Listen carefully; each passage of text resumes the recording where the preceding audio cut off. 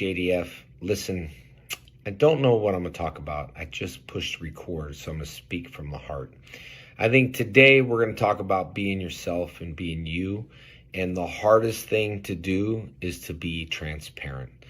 I think, for me at least, I was always stuck in this world way back in the days, growing up as a kid, of not saying no or being the yes man. But you know what transparency is all about? Is getting down to the bottom of the problem. If you have an issue with someone, honestly, the best thing to do is just go and talk to that person, confront that person, not confrontation. There's a difference. Just confront, be transparent, and ask them, hey, instead of all the gossiping and all of this and all of that, is there an issue that we're having, or is there a problem? And then you can work it out. So sometimes I think people aren't transparent. And I know we all have to wear a mask in life. I know that. I get it, because you can't say how's your day going? You're going to be like, my day's crap. How's your day? I get it. We all have a mask. But at least being transparent and being a man of your word. Those two things, I think, will make you the toughest, biggest, baddest man or woman on the planet. Is because, number one, you can't buy trust. You can't buy your word. If you break it, it's broken. No one's going to believe in you. No one's going to trust you. So that has to be built from the beginning. If you say something, you got to do it. Just don't say it because it's getting you out of a situation. If you say it, then do it. That's your word, right? It's gold. It's priceless. You can't pay for that back. Also, it's not for sale, right? So being a man of your word, and then also just being transparent. Sometimes you got to say no. Don't just be the yes man. I used to be out there and say, oh, I'll do this. Yes, I can do this. Yes, I can do this. Yes, I can do that. The only problem is I said yes, and I'm not going to let people down. So that's where my issue was back then. So I learned just now to be you, but also be transparent, be a man or a woman of your word. If you say something, then do it. And if you don't, then you need to own up. You need to step up and be responsible. There's no one better that I respect than someone stepping up and saying, you know what? I own that. That was my mistake. I apologize for that. What can I do to make it better? Sometimes we got to own up to our mistakes, and there's a lot of people that don't do it. So that's what I think we're talking about, is being a man of your word, being transparent, and just own up on your own BS. You know what I mean? All right. That's all that's on my heart. Have a good day. Not much advice I'd want to give you, because it's the pain that drives your success. It's the stumbles that make you get back up. These lessons can't be taught. It's the experience one has to learn. Sometimes people say life isn't fair, but it's all how you look at it. There are lessons I could teach you, but you're the only one that must make the choices. Sometimes we lose the battle, but you must win the war. Wounds hurt, but now they're battle scars. I had to let you fall because God picked you back up. Life isn't a race, it's a marathon. Your longevity will tell your legacy. Good job, Jay. Fall. It's been a while since I rode. I'm sure at times everyone has moped. But this ain't me. I don't want to go back to where I was. All I could do is pray and hope, shake it off. But when I do, my mind says, nope. How do I deal with this? How do I even cope? I don't want to slide, but it is a slippery slope.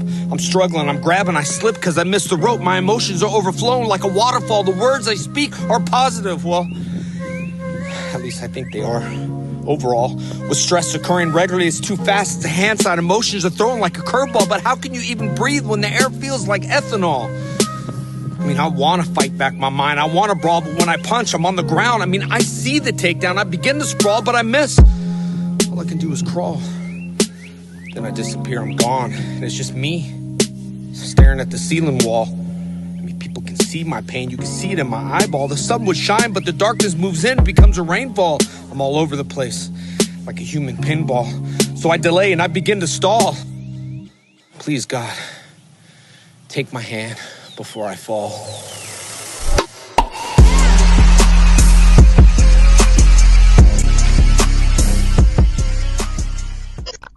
How do the people you want opportunities with see your value? You see how I'm sitting right here and everybody you just named is sitting right here with me. My partners are sitting right here. Everywhere I go, my partners are with me. If I'm in Dubai, if I'm in Africa, if I'm in Morocco, if I'm in Ghana, you there with me. Because I'm a rep this set. You got to show your partners how valuable you are. That's right. Do you just do what's required or do you go above and beyond? Right. I want to go above and beyond. I never ran from anything because I never had nobody to go to. I've always had that where I'm going. Home to get me. All right. Ain't nobody there. Right. You know what I'm saying? Like, so I've always been. Get it. Uh-oh. How's y'all doing? And let there be light. How y'all doing? How y'all doing? Hold on. What's going on? Let's go. The moment y'all been waiting for.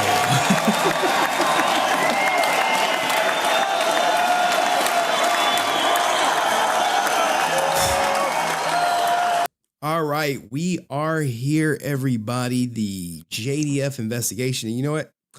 Since a lot of y'all been rocking with me for so long, I'm gonna even hit y'all with some new stuff.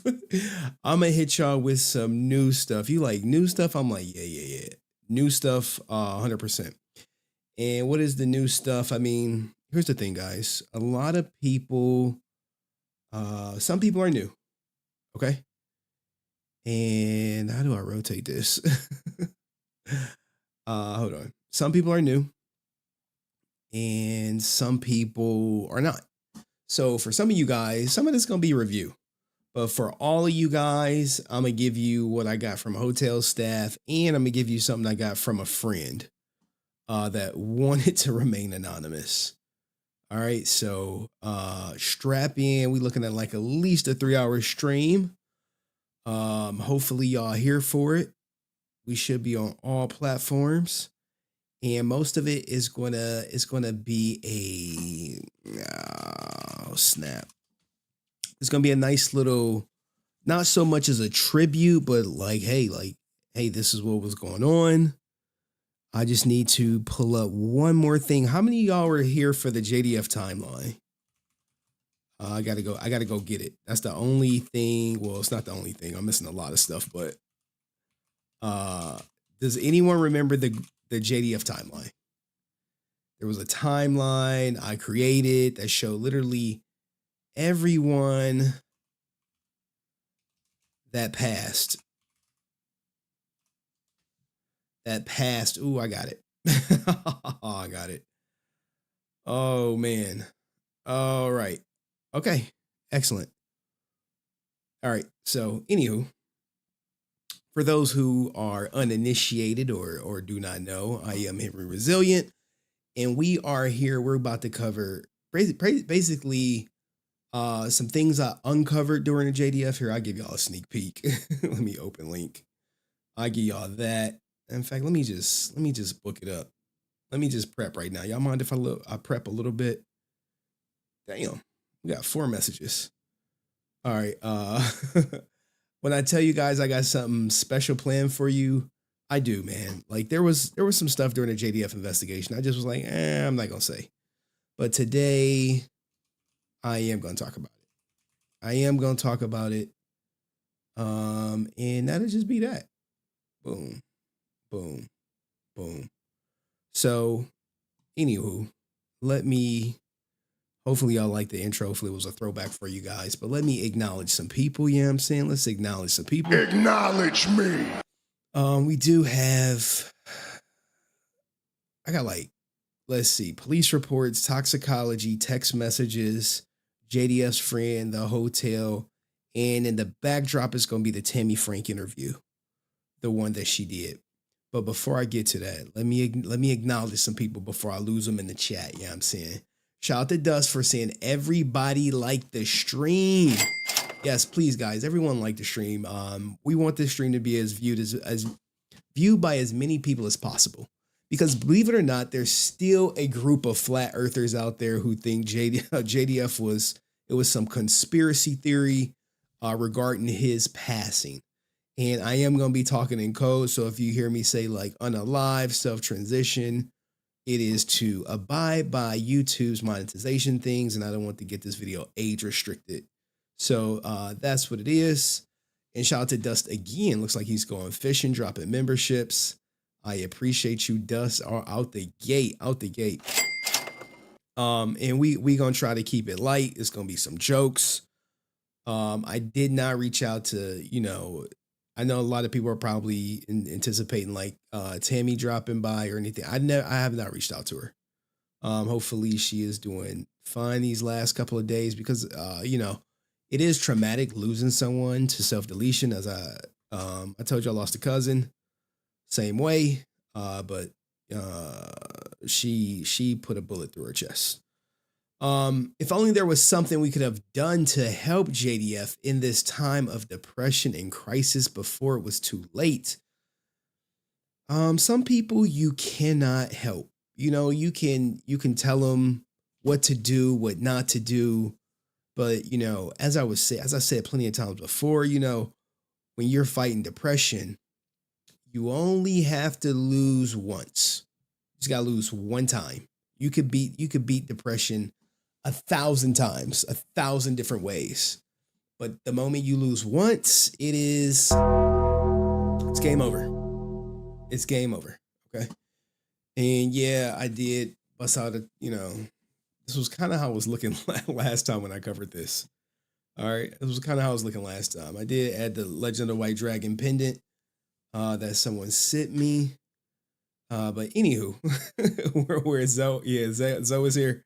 I know we have a couple lovely ladies who wanted me to dress up again. I'm like, all right.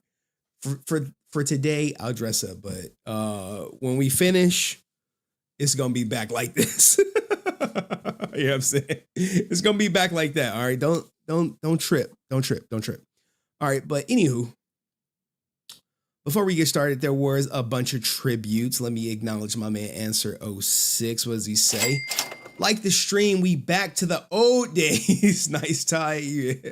Well, thank you, man. This is one of the few ties my daughter has not destroyed yet. All right, so we could start it with a couple tributes. I did see a couple people posting on his anniversary, and I will play some of them. I'll play some of them right now. This is probably gonna be, we're gonna try to keep it light.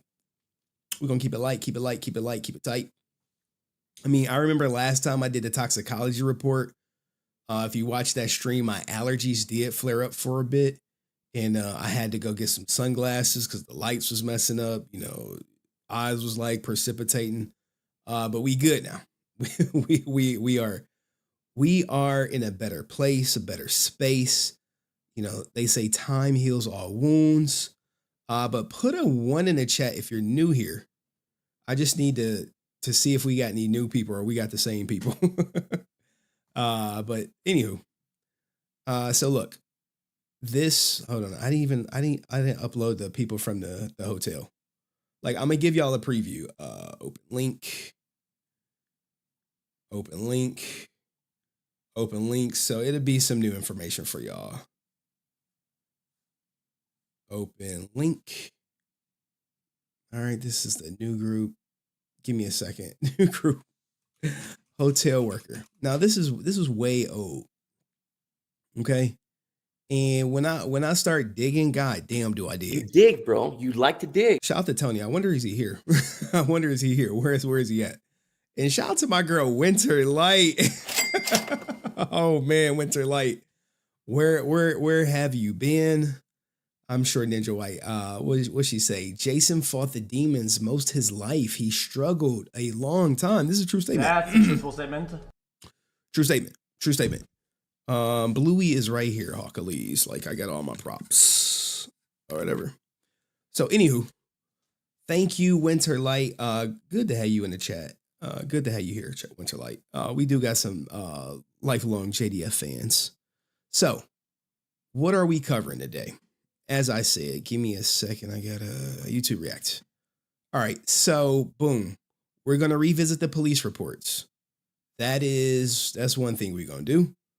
We gonna go through the toxicology report. Now, one thing about this toxicology report, anyone could request it, and this is the one that was sent to me. As you notice, it looks way different than the last one, because I did request it as soon as he passed, and by the time someone had sent me the toxicology report, I got it for myself. It came in the mail. I was like, "Hey guys, I got it, but we're gonna go with the one I have." Dang, this is gonna come up. If you guys do not know who this is Steve Carroll. All right. We're going to go through the text messages. We're going to go through the text messages pretty much of his last days. We also are going to go through the timeline. Man, this timeline was forever growing. Forever growing. And if you see something in red, that is a death. Okay? That is a death. Only thing I did not prep is God dog on whatchamacallit. His death certificate. But this is the friend who was like, hey, I don't believe. Ish, Tammie say. And here is, this is, take this shit with a grain of salt. Okay? This is the hotel worker. People probably didn't know that, hey, you got in touch with the people at the hotel? Damn straight I did. So that is some of the stuff we gonna do, but let's get to some people had some tributes, you know what I'm saying? And let's acknowledge the tributes and shout out to Kanye South. Oh God. So much for the do not bid campaign. Yeah, I see a lot of people lost out big. I see a lot of people lost out big on the do not bid. But there were some winners. Jason Font definitely won because he did not join the ridiculous do not bid campaign. So sometimes when you keep your mouth shut, you win. Okay? Keep your mouth shut, you win. But let's get to some tributes that people posted for JDF. Thank you, Kanye West South. We have this one. And I think one of the biggest revelations from the investigation, if you guys don't remember, was Erik actually self-transitioned as well. I know it was reported that he died of like heart disease or something like that, but people may not want to believe that he did, but he actually self-transitioned, similar way that his brother did, similar way that pretty much all the members in his life, all the important members. All right, take 3. We have Amy Jo Johnson here at Amazing Comic-Con. There we are. Cut. Scene. Now, this is Amy Jo. Now, she did have like one of the most viral reactions to his passing. Do not worry. I'm not playing it tonight. This is not here to make you sad. Okay. You have Catherine Sutherland giving a message. It's your very... Now, we're not about to play 22 minutes of her live stream, but I'll let it rock for a little bit. I don't know what's going on here. I always say I'm going to do a live, and then I jump on, and I'm like, oh, goodness, I'm so sorry. You have to look at this mess.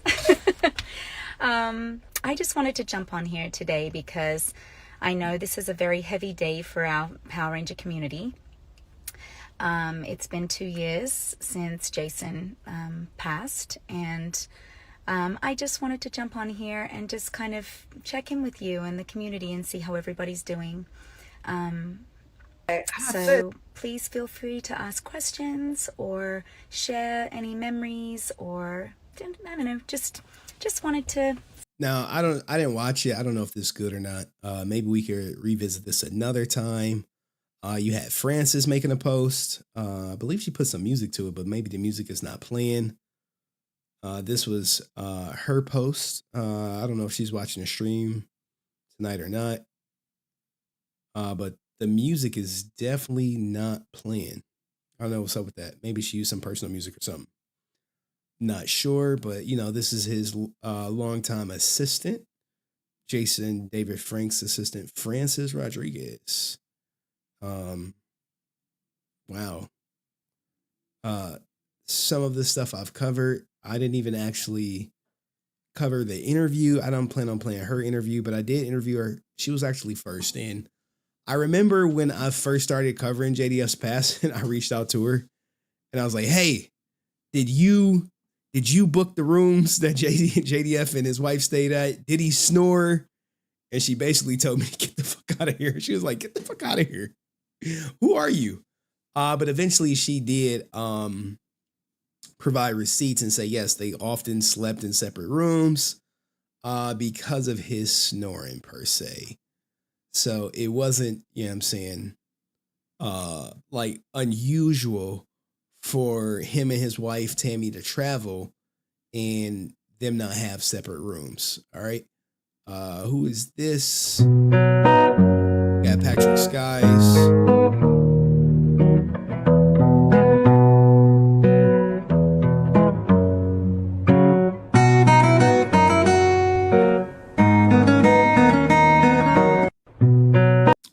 Nice tribute. I thought of you today, but it was nothing new. I thought of you yesterday and will tomorrow too. I think of you in silence and make no outward show, for what is meant to lose you, only those who love you know. Remembering you is easy. I do it every day. It's the heartache of losing you that will never go away. I miss you dearly, my brother, JDFFN, 1119, each and every day. All right. Shout out to Patrick Skye. I was actually talking to him not too long ago. I'm sure he has a big announcement he wants to make. Deoxy, met him out in Australia. Rest in peace. Shout out to Deoxy. Mike, who actually came on the show before also. 2 years already, and we still talking about how much of an impact you left on not just your fans, but the world. That's true. It was an honor and pleasure to work alongside you and learn from you. I always said when I blow up, I'm running my business just like you did. Thank you, JDF. Hashtag Power Rangers. Shout out to Mike. Your boy Aaron. I miss you, my friend, partner forever. I am beyond grateful to you. So many wonderful memories and accomplishments. I will always honor you guys. If you don't know who Aaron is. You keep talking over me. Then I can't answer, and why am I here then? This is the one Tammie posted.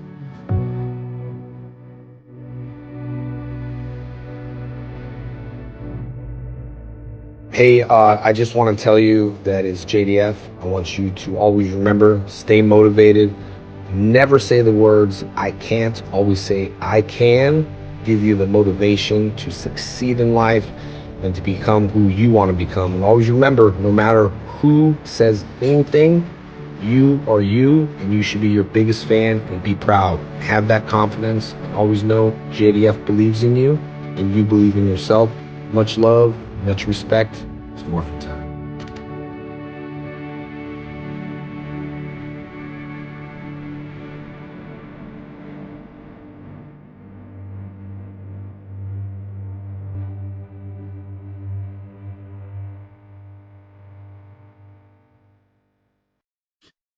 She writes, we miss you beyond words. Today is the 2nd anniversary of my husband's passing, and I honestly just can't believe it. You realize grief never truly leaves. My purpose is to honor him by not being silent with his truth and struggles. Thank you all for your beautiful videos you have sent us. He is so loved, forever change. RIP JDF. And this is true, guys. I mean, I remember when we first started this, she was catching a lot of hate. You can arguably say something from me, I'm saying. But it is what it is. Jason Pham, who's actually his birthday today. Never forgotten. True. And who is this? Oh, this is actually a good one.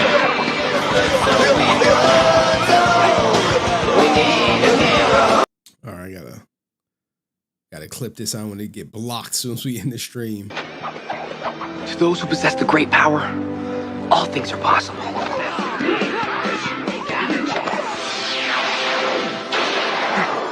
Listen, I mean, the Power Rangers are a team. No one's more or less important than anyone. Red Lightning Turbo Power!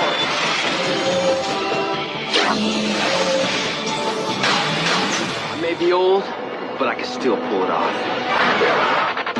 Dino Thunder! Power up!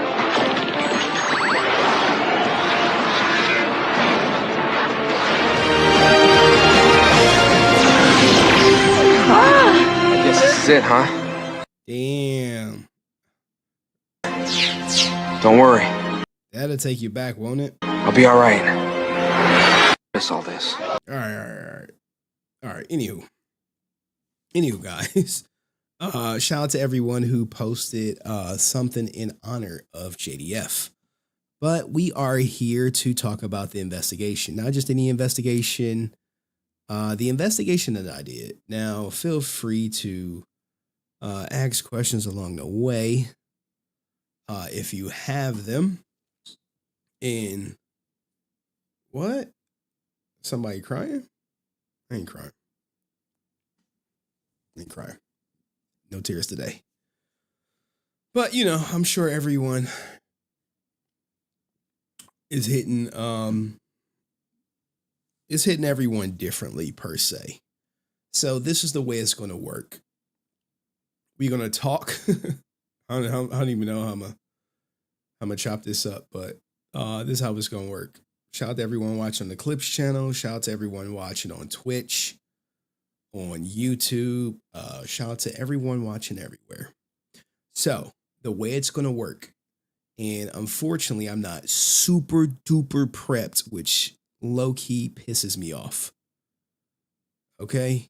It pisses me off just a little that I'm not super duper prepped. So, do me a favor, like the stream. The way this is going to work, it's going to be some of Tammie's interview. It's going to be a lot of Tammie's interview, and we're going to stop the interview periodically and reach into some of the facts. Now, if you want me to cover, look, I'll give y'all some juice right away.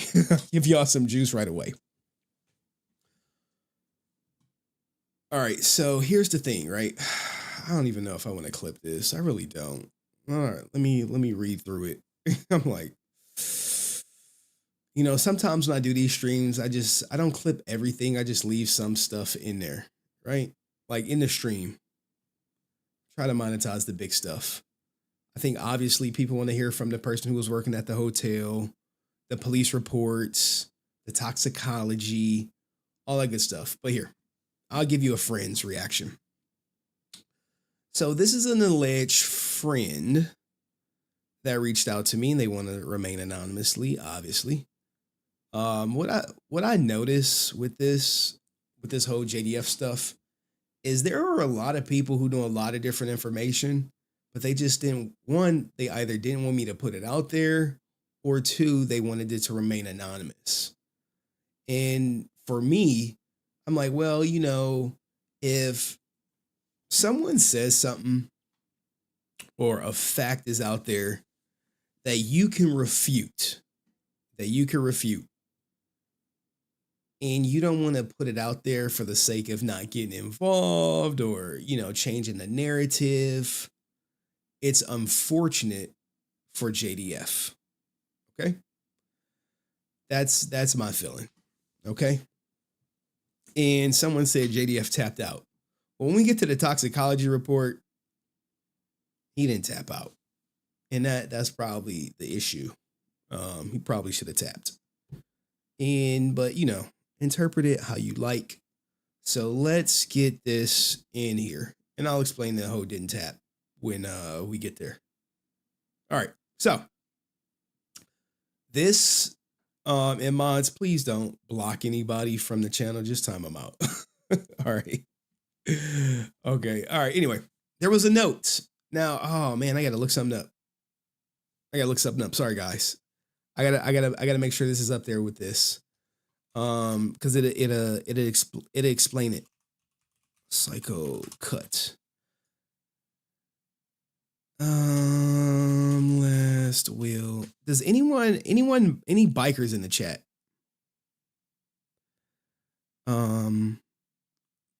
Motorcycle cut.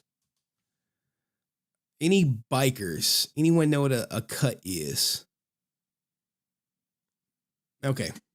All right. So allegedly, I just gotta say allegedly, and this was confirmed. Let me just go to this friend. We're gonna hit y'all with the juice right out the gate. So,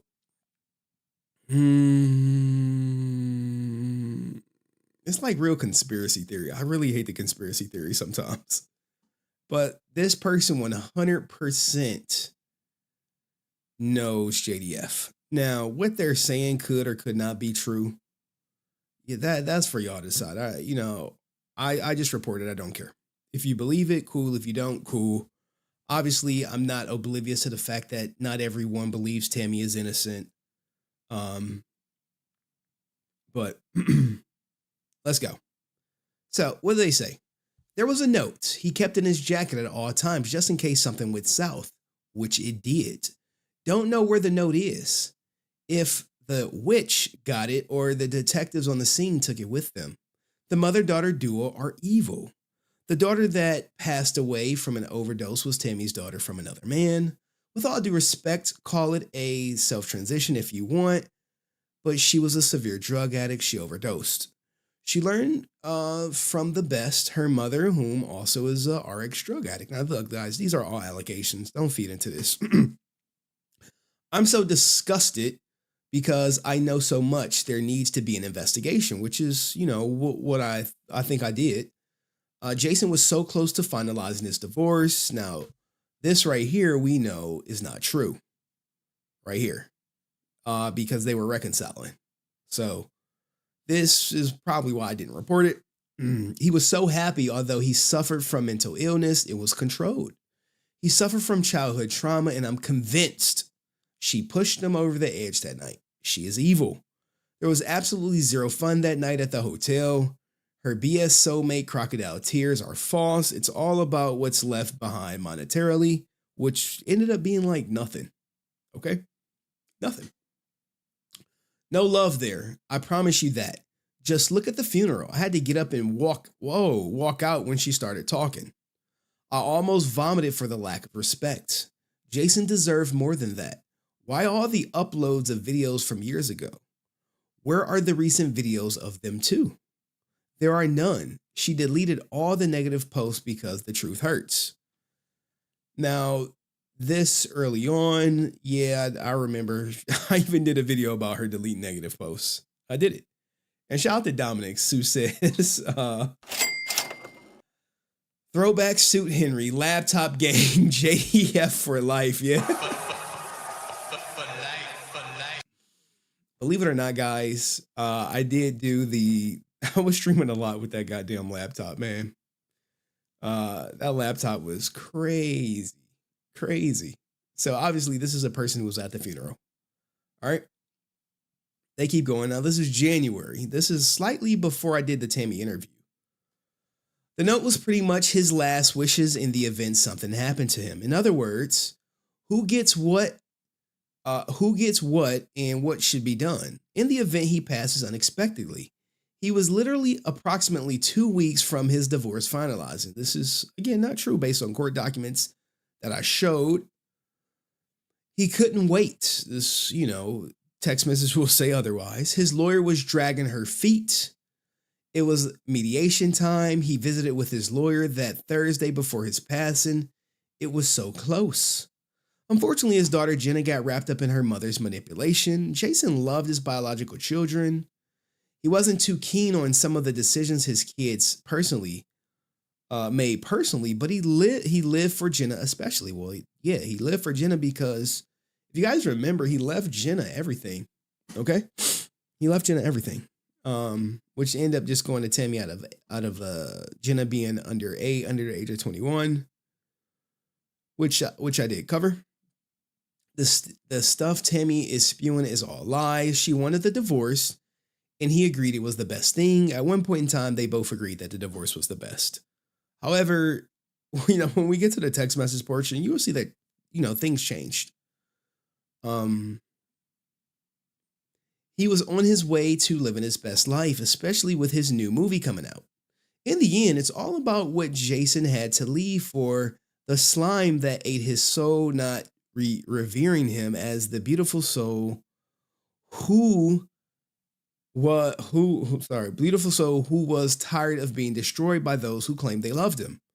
Money is the root of all evil, as Cicely Tyson once said. You will never see a U-Haul behind a hearse. Instead, they are rummaging to find the bag of millions they thought Jason had. What does Tammie do to support herself? Not a damn thing. The money tree is died out. They're scrounging like piranhas to see what they can get. Purely disgusting. So, like I said, this is obviously not a fan of Tammie, but it's riddled with, allegations and things that have been proven false or I've proven to be false. So, by the way, Jason wanted to be cremated and he wanted Tupac music to be played at his funeral, but instead they played the same country song over and over and over again with some dated photos and videos. Couldn't even respect his wishes in the end. If she was his soulmate, she would have known and followed through on his wishes. Lastly, nice to hear from you, Henry. I've definitely been keeping up with the streams, and I respect you for not taking sides, especially when the information provided you is 100% not correct. I sit in sorrow for Jason and hate that his mental health got the best of him. Tony is a liar. Jason really couldn't tolerate him in the end. A couple of your guests are full of ish. Tammie seems to think that Jason lived with me and my husband during the end of days. This is eons away from the truth. They seem to think that Jason had millions in cash that is out there somewhere. Jason was a workhorse and his money vanished before he could make it. Just look at the budgets and lifestyle habits he had to support. He was Gumby, yanked in every direction. He was literally broke. Anyway, I could go on and on from what I know about Jason. Left some open wounds before departing, and everyone is running around clueless. As I sit in awe and hear such confessions of who Jason was and what he wanted in life, let's just say he tried to keep the peace with everyone, and in the end became too overwhelming. I didn't catch the last night's stream and plan on catching it in the morning. I'll be in touch. All right. Now, this is obviously from some person who was, chat crash. Okay, guys. When chat crashes, you gotta let me know. All right. If you don't let me know, I'm not going to see it. All right. Sorry. It's YouTube. Sorry if anyone was chatting that I missed. But it looks like it wasn't too much. It wasn't too much that I missed. Sorry. Cool. We back. Now, what do you guys think of this? See Francis in the chat. I don't think I ever show Francis these messages. But y'all can, the people close to Jason can, try to play detective and I don't know, figure out who this person is. I think obviously it's a woman, obviously someone who's married. So I don't know if that narrows it down or just makes it impossible to find. But anywho, she like, yeah, you didn't show me. All right. Hey, look, man, sometimes, damn. She like, I know. Okay. Well, it's out there now. It's out there. Okay. So anywho, let's get into this as, some people saw this interview, some people didn't. Okay. This is officially the beginning of the JDF investigation. We are going to start with the interview of Tammie Frank. And what I'm going to do is I'm going to interject little facts here and there to kind of provide just a piece more context to what she is saying. All right, so the backstory behind this interview is it was just supposed to be a sound test, and it turned out to be an interview, and it was actually her idea. This was 100% Tammie's idea for me to release this raw interview, which I actually think is probably the best interview, unscripted, speaking from the cuff, and it should have a lot more views. I've seen videos where people like, this is Jason's last word with more views, but it is what it is. Some people have seen it. but I'm about to fully break this thing down for you with everything I know about JDF. It's so numb, bro. All right, give me a second. Make sure good. Tupac. All right, for the real interview, I'm gonna need you to look a little bit more. Of course, bro. Now, you see me saying for the real interview, I'm gonna need you to look a little bit more conservative, okay? At this point, Tammie has sent me probably hundreds of text messages that took me probably days to go through, okay? Days to go through. And this was just supposed to be like a 5-minute, hey, let's go through this. And then once we start flowing, it just I didn't stop. I promise. Conservative. All right, we are live, and this is exactly how it will go. 1 second. All right, so we are here with the widow of Jason David Frank. This is Tammie Frank. And how have you been dealing with all this after the passing of your husband? Not good, obviously. It's been a real struggle. I've got bags in my eyes, but it's really crazy. I feel like it's not true, but I know it's hard for me to understand that he's really not coming home. It's just, it's just in my head. It's just not really good, really sad, and I've been depressed and stuff. Okay, and how have you been coping with that? Drinking. I have been drinking. I never was a heavy drinker. Even Jenna has never saw me drink. Well, when she was little, me and Jason would drink, but he was sober for like 10 years. And I didn't drink either. So, that I know of, okay, that I was never aware of anything like that. But so I started drinking this summer, like in August, because I was really, depressed and wanted to get him off my mind, basically, because he was not contacting me.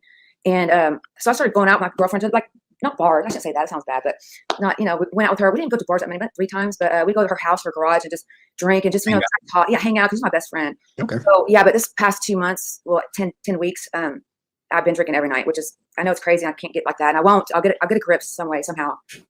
Okay. So let's just take it back to the beginning. Did you ever watch Power Rangers prior to meeting your husband? No, I'm the same age. He always said he had an older wife. I'm 3 months older, so 3 months no, older. I can't. No. And where did you and Jason first meet? We met at City Streets. It was like a tri-level bar. There's country in the bottom, huge. Then there was like hip hop, and there's some other dance. Maybe I don't know if it's house or something, but I would go to hip hop. I like to dance. Oh, you like to dance? I like to dance. Yes. Ironically, I'm pretty sure the last bar they went to was one of these hip hop. Like you ever went to a place where they got different music on each level? I'm pretty sure it was similar, but it was definitely country there. Right. So when I walked down with my girlfriend, it was funny because he came up to me. Well, I was walking down. He looked at me, him and Todd, actually, weird. And Todd Carroll.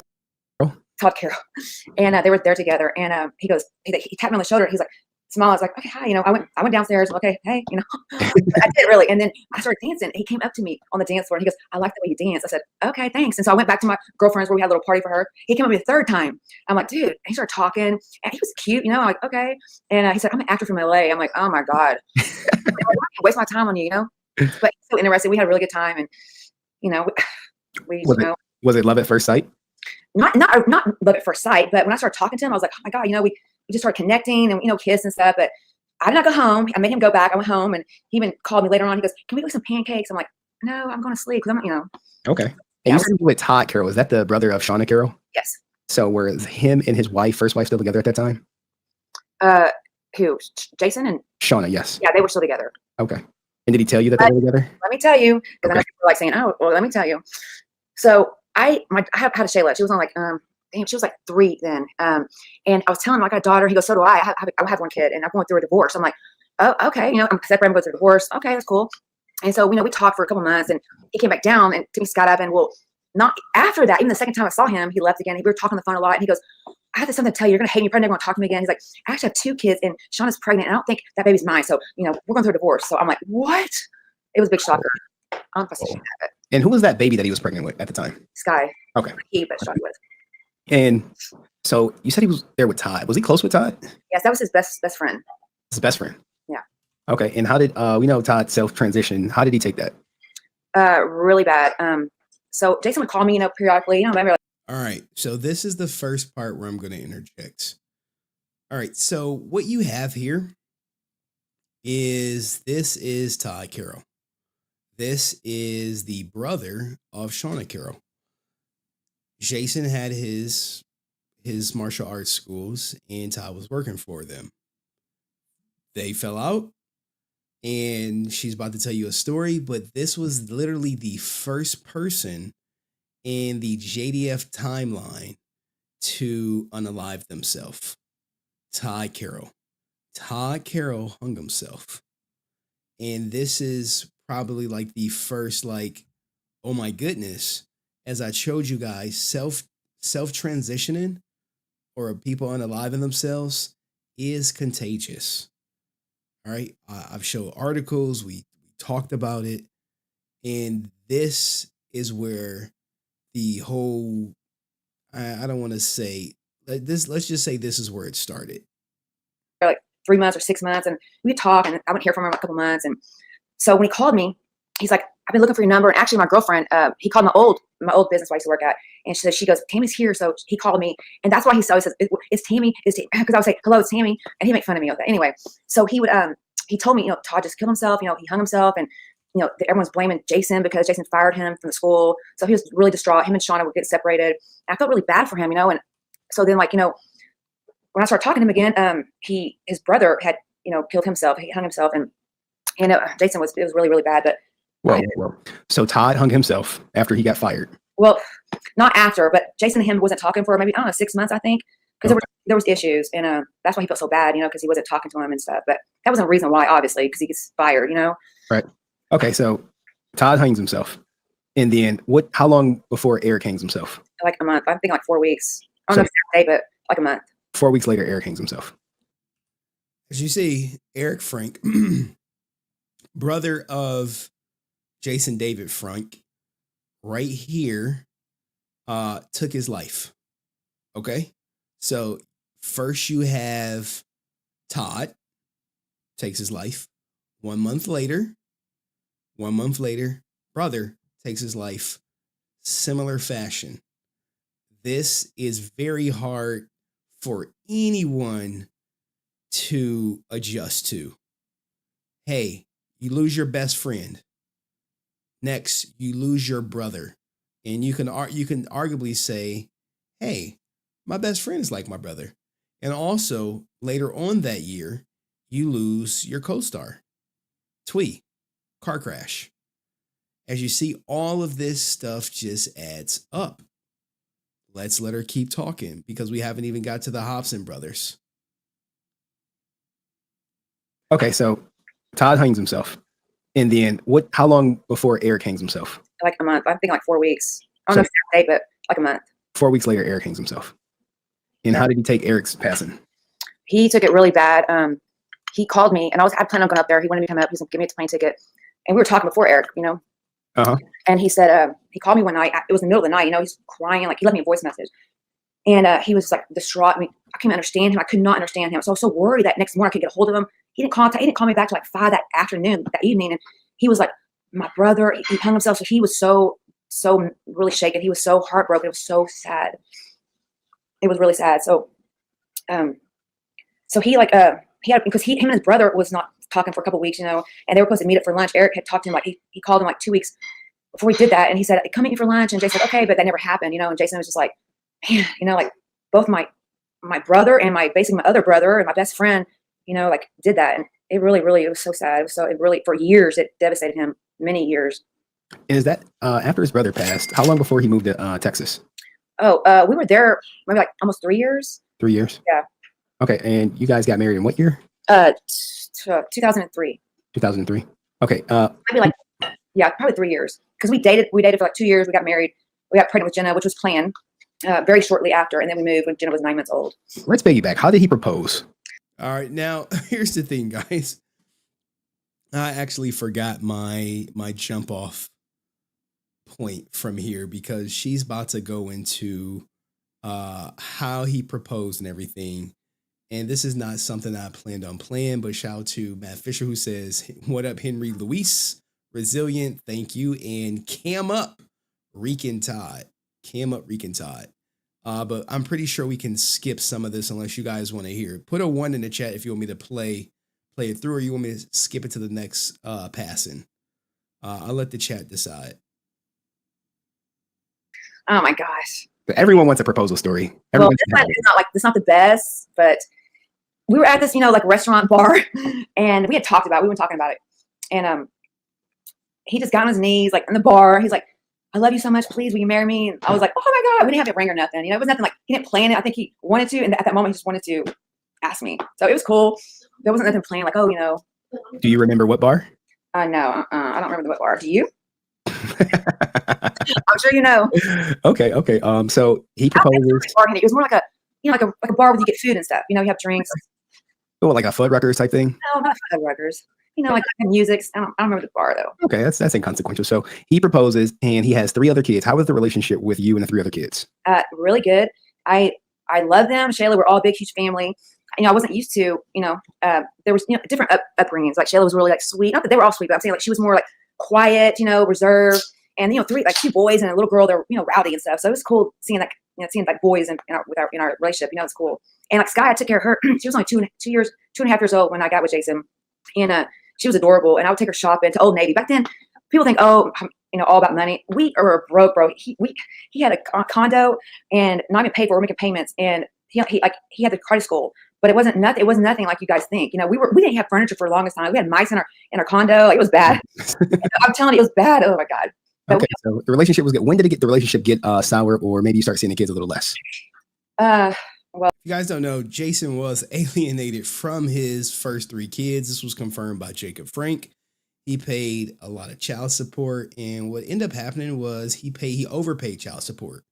So for 6 months, he didn't have to pay child support, and when that child support dried up, next thing you know, Shauna was homeless, and Skye, I believe, was in like a children's home or something to that effect. Well, she actually, in the divorce decree, she was supposed to live in, close in Valencia so they can, split the kids.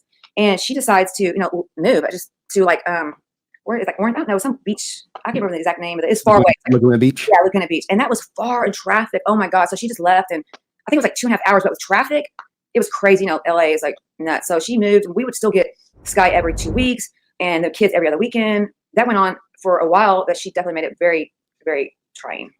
Okay. And did Jason ever talk about her calling the police on him when he went to go get the kids? Any of that? Yeah, he did. I don't remember what year, because my memory's so bad, but he did. But he was when he went down to California to see her, get the kids, and she wouldn't let him. I don't remember why exactly, but that was a long time ago, many years ago. Okay. And you mentioned that you helped build the karate schools, and the schools wasn't nothing as grandiose as probably that they are now. Right. What was your role in the karate schools? Sure. So my background was like collection managers, like office managers. I did like all that, office stuff. And so when I got with him, he's so sweet. Okay. He was so sweet. See, I'm like, I can collect money from businesses, I'm like, come on, you got to pay this. So this was like, a residential business. So it was like, he had some in-house clients that he let go for, like, they didn't pay for like 6 months, almost a year. He felt bad for them because one guy was going through divorce, and I was like, oh my God. So I got all those collections down, but they loved me. That's cool. Everyone loved me back then. So that was my part, doing like the billing and calling people and, new students, signing up, doing sales and all that, filing and all that. Okay. So when did you like get interested in martial arts? Because I saw on the website you were one of the instructors. Right. So I did right off the bat, like I did try, karate and stuff, and I actually got my blue belt. All right, I'll keep it rocking. But it just wasn't for me. I could never do the katas. You have to think a lot. It's just a lot. So he got into boxing with Stan Ward, I think, in Los Angeles. I think it's Stan Ward. And so he got really into boxing. So that, like, I love boxing. So me and him, he taught me all about boxing. I didn't get into Muay Thai many years after when we went to, Texas. Okay. And how was the Muay Thai training? I think I saw a video of you guys in Thailand or something. Yeah. He actually he trained with Master Toddy like many years ago in Las Vegas.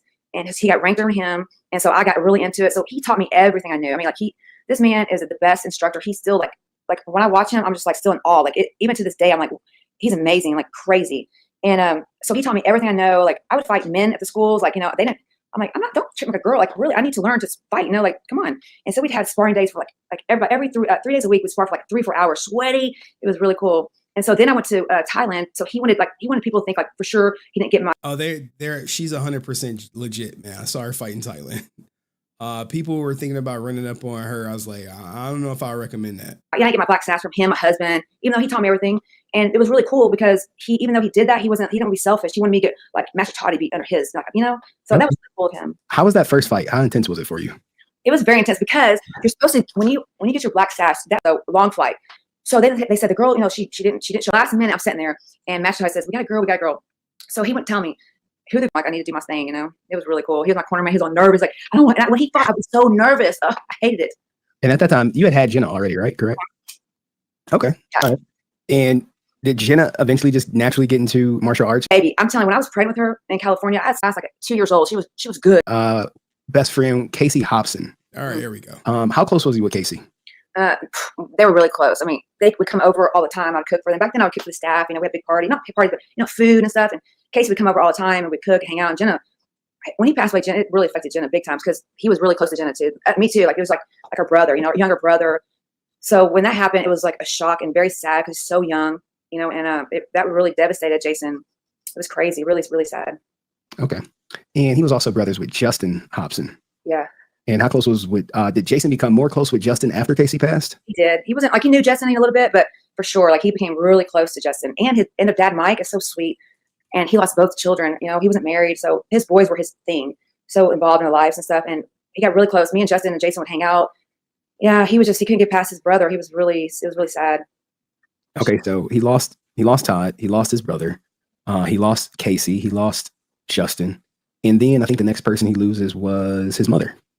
All right, so let's talk a little bit about Justin and Casey Hobson, okay?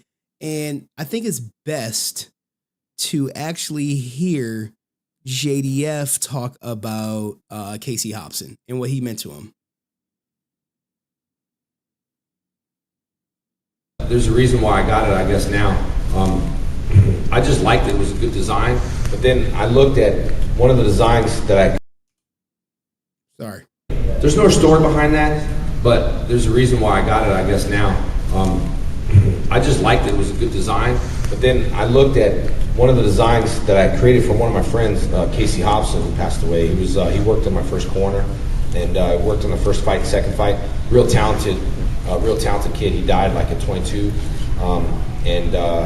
But he had, I guess I designed a shirt with his name is Casey the Hand Grenade Hobson. So now I kind of dedicate that tattoo to him since he's passed away and stuff. But I got it way before he passed away. But I'm saying on his walkout shirts, I just realized I had a hand grenade with wings, and I just realized that. So I looked at that and I was like, wow. But Casey was a really good, talented kid, man. He was good. He just had something wrong with his brain. I guess brain hemorrhage or something. Real good fighter. And no, it was an overdose. It was an overdose on Xanax, similar to Shayla. And this is what happens when, people have these unexpected passings. Not too many people want to come out and say, hey, they died of this. Naturally, when someone passes, the first thing everyone says, well, how'd they pass? That's it. The first question. Sorry for your loss, but what happened? And the story that was, he had a brain hemorrhage. But that was far from the truth. He was a good friend too. He was all tatted up. He also did tattoos. He tattooed himself. But I went to his brother, Justin, now, who a real good friend of mine. He lost his brother and I lost my brother, so we're kind of there together for each other. And his family's a great family. His dad and all that stuff. His dad raised him, so Casey was like his son. It was hard to lose his son because I relate to my mom and dad. When I lost my brother, they were devastated and all that. So I was devastated when I lost my brother. But when I went to Casey's funeral, it kind of felt like I kind of relived, my brother's funeral and put a lot of things behind me. It kind of made me stronger because at my brother's funeral, I wasn't all there. It was like, how are you supposed to, me and my brother were really close and all that stuff. I really couldn't even talk about it back then, but I think that this whole thing was like a healing process. And when I used to talk to Casey about it, I used to say, hey, talk about my brother and get all choked up. He's like, man, I can help you. And I'm thinking, you can't help me, dude. There's no help for this. I need psychological help or something because it's been 9 years. And every time I think of it, I'm really bad. But he used to tell me he helped me, and then I realized that, that he did help me because, he passed away and he changed my life and changed a lot of people's life and stuff. And I couldn't step foot on a funeral place for 9 years. So if you're paying attention, he's saying Justin, the brother of Casey, is helping him. After my brother passed away. In fact, the first time I ever stepped foot on a funeral thing was in the stupid. And they're bonding because they both lost their brothers. The cheap movie Fall Guy I did it was dumb, but the movie, and it was a funeral thing, and I was devastated on the funeral. I was like, and it's funny because in that movie where Jake was supposed to die or whatever, those were real tears. I was thinking of my brother. I was devastated. People, some say, he sucks as an actor. You weren't even really crying. I was like, man, I was crying. I was messed up 2 months after that film. I was like, so I can say it's fake. It was real. It was a stupid movie, yes, but the emotions were true. The emotions were there.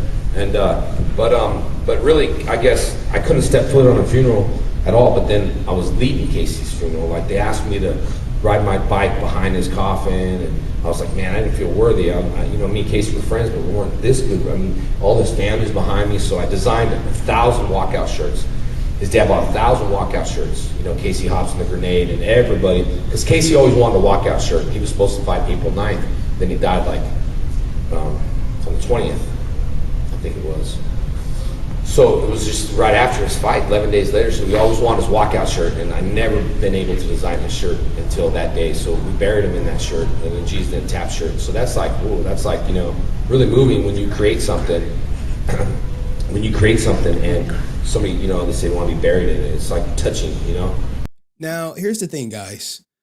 It's unfortunate that, you know, you bond with someone over their brother passing, and then literally shortly after, the person you talking about, or that you just bonded with, then they go, right here, and it's another tribute video. Almost a year later, what happened was the brother couldn't take the grief. The brother couldn't take the grief of losing his brother, and unfortunately, he put a bullet through his head. And you know, I don't want to play the music, but you know, this is just like a tribute to JDF's friend, who not only did he lose his best friend, as you see, like he's lost. Now we're at 4 best friends that JDF has lost. And as he would lose these friends, he would get tattoos to remind himself of them. Now, on one end, that is, hey, that's admirable. You got something to remind you of, you know, a person you love, the person who meant something to you. But on the other end, it's also like a reminder of how you lost them, right? So if you're battling, you know, ideas of self-transitioning, and you have all these walking reminders of people who self-transitioned, then it may be a little bit hard for you to shake. And like I said, self-transitioning is contagious. And how was he after that? Did he drink after that? Or, you know, when did the drinking come into play? God's honest truth, I didn't ever see him drink ever until once I started talking to him again. He told me he was drinking this for the past 4 months, like wine at night. So I was like, wow, you know, like that's not like him. So I never knew that he drank ever. Okay. But when you experience that's a lot of loss. Yeah, it is. It's a lot of loss. And then the next loss was Shayla. Now, before we get to Shayla, you know, when Jason lost his mom and his brother, he would post about them almost every year on their anniversary, on the anniversary of their passing. And I covered some of it. And then I believe the year before he passed, he didn't post about his brother. And I was like, well, that is odd. But, you know, it's Mama Frank.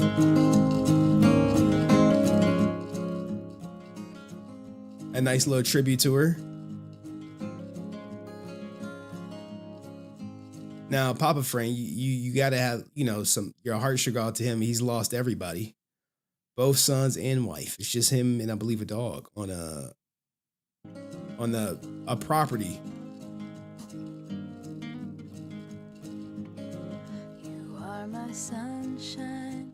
So, I mean, I don't know. Like you look at this loss and you say, well, God damn, man, how are you holding up? Like, brother, it ain't easy when you look at the list of people he lost right here. And I believe he didn't go to Tweed's funeral, as you heard him say, hey, it's hard for me to go to funerals. It's hard. So 10 years later, he goes to Casey Hobson's funeral. Him and Justin become good friends. And we didn't even touch on Steve LaValle. Hold on. Here was a message to his mom. Thinking about you, and we made you a little video to make you smile, all right? Don't cry. I know how you are. We just want to make you smile. Love you.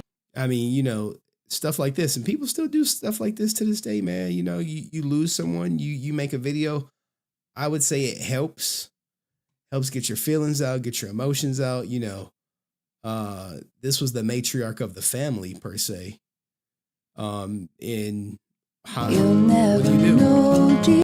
What do you do when you lose, you know, someone you love so much?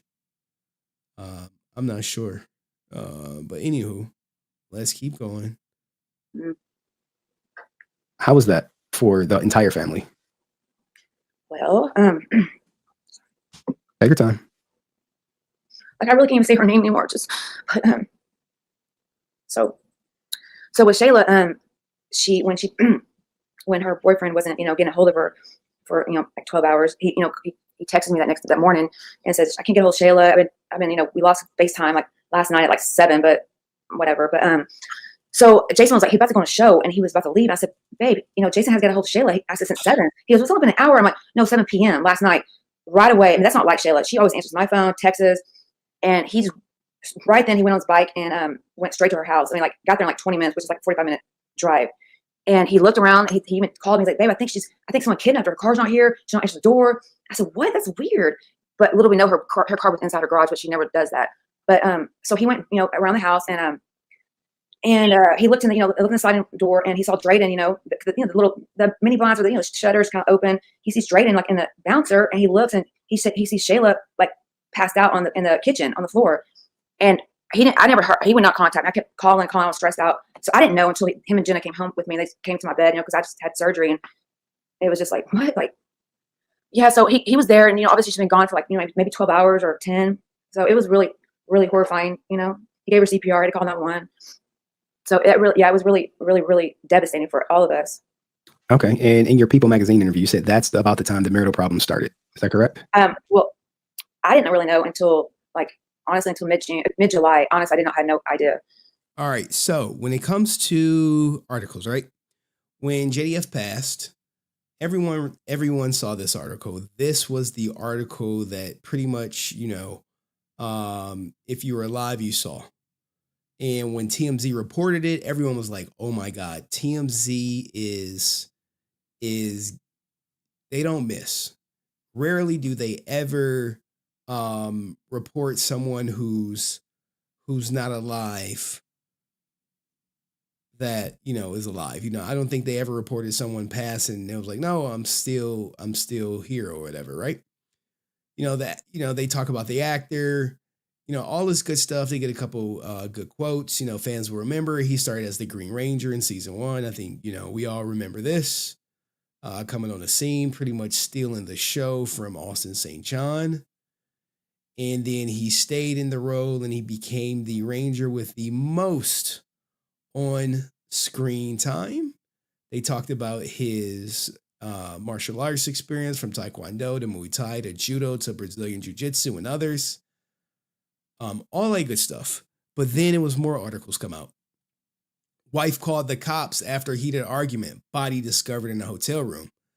This was the article that maybe people start looking at Tammie a little different.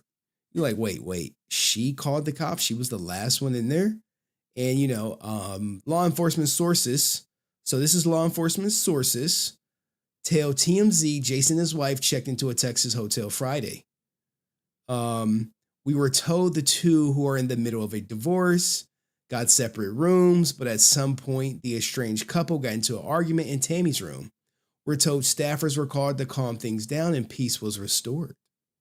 Okay, so our law enforcement sources say at some point, either late Friday night or early Saturday morning, the two got into another argument and Jason locked Tammie out of his room. Our sources say Tammie was apparently concerned for his safety and called the cops around 5 a.m.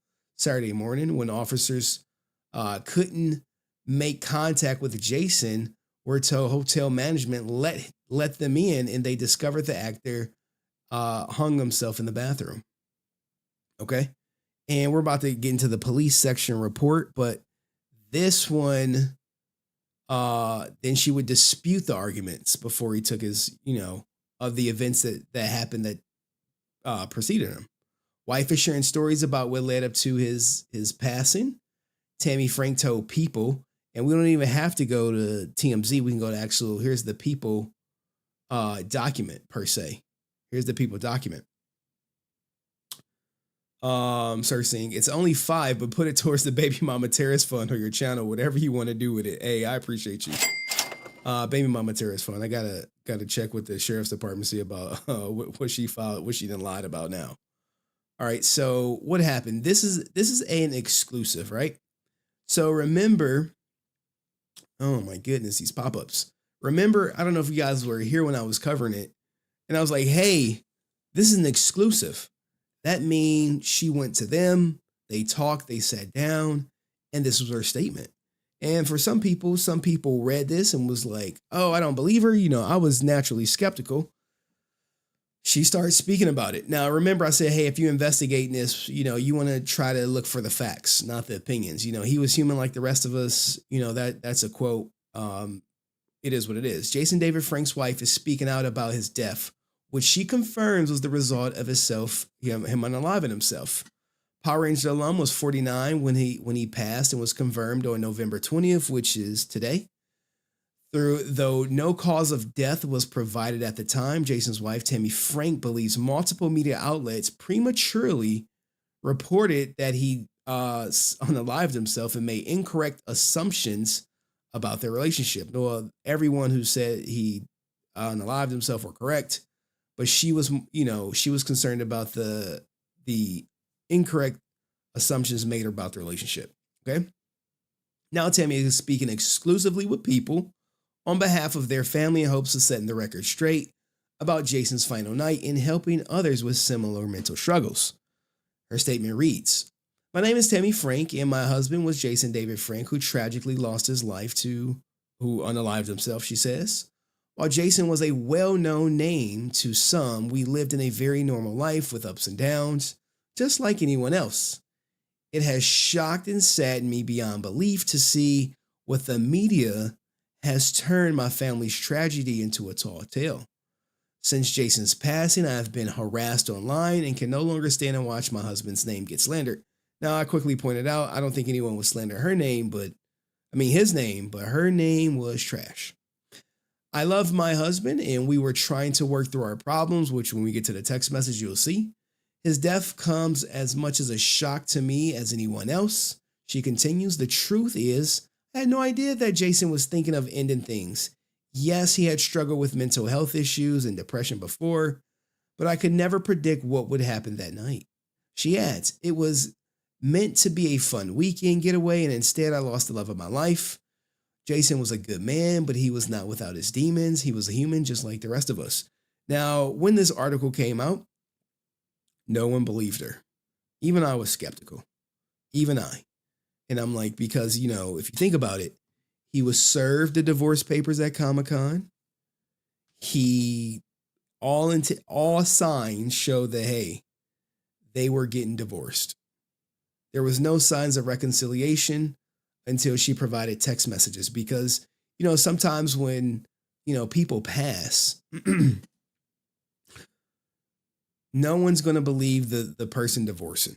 If you reverse the roles and let's just say Tammie passed, everyone will be looking at Jason real suspect. They'd be like, Ninja, what you do? We know she was about to divorce you and she was gunning for everything. And all of a sudden someone rung the bell on her. She rung the bell on herself. People would have been looking at him crazy. The article continues. Tammie recalls what happened on the evening of November 19th, shortly after reconciling our relationship.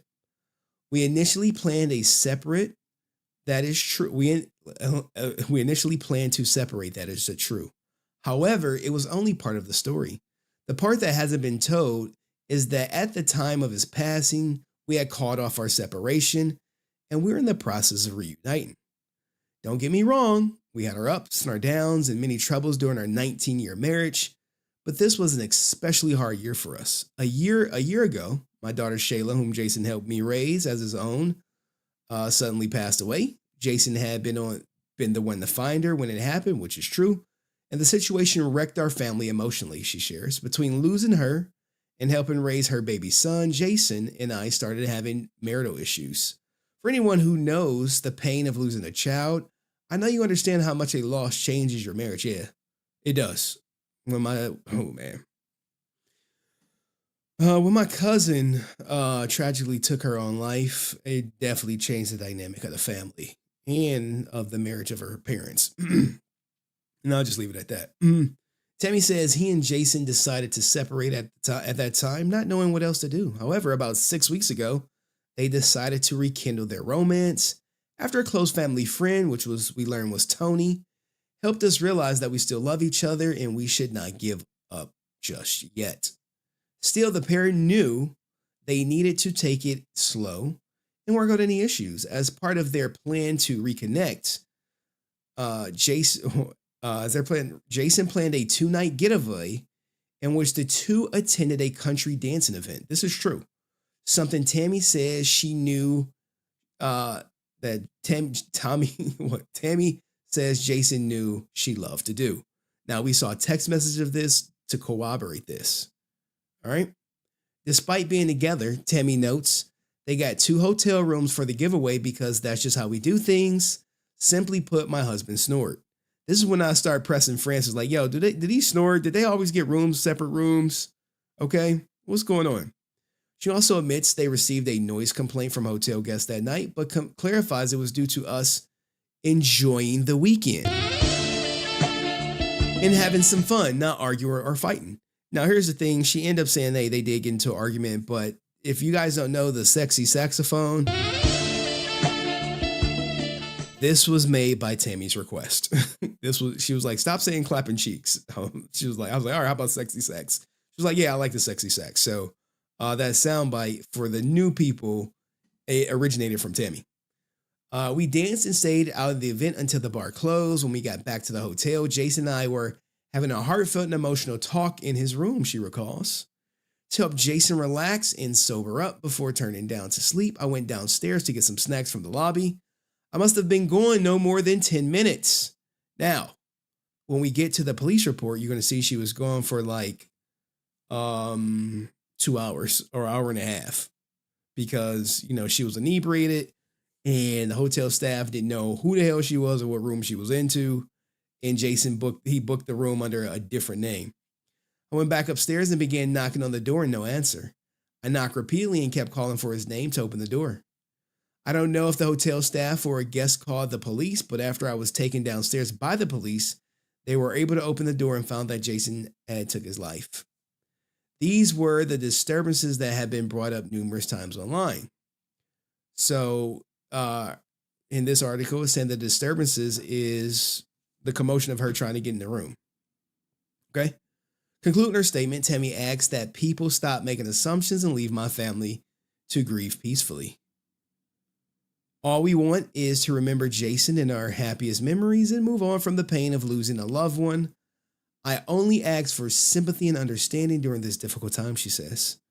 To all the fans and supporters of Jason and our family, thank you for your kind words and wishes.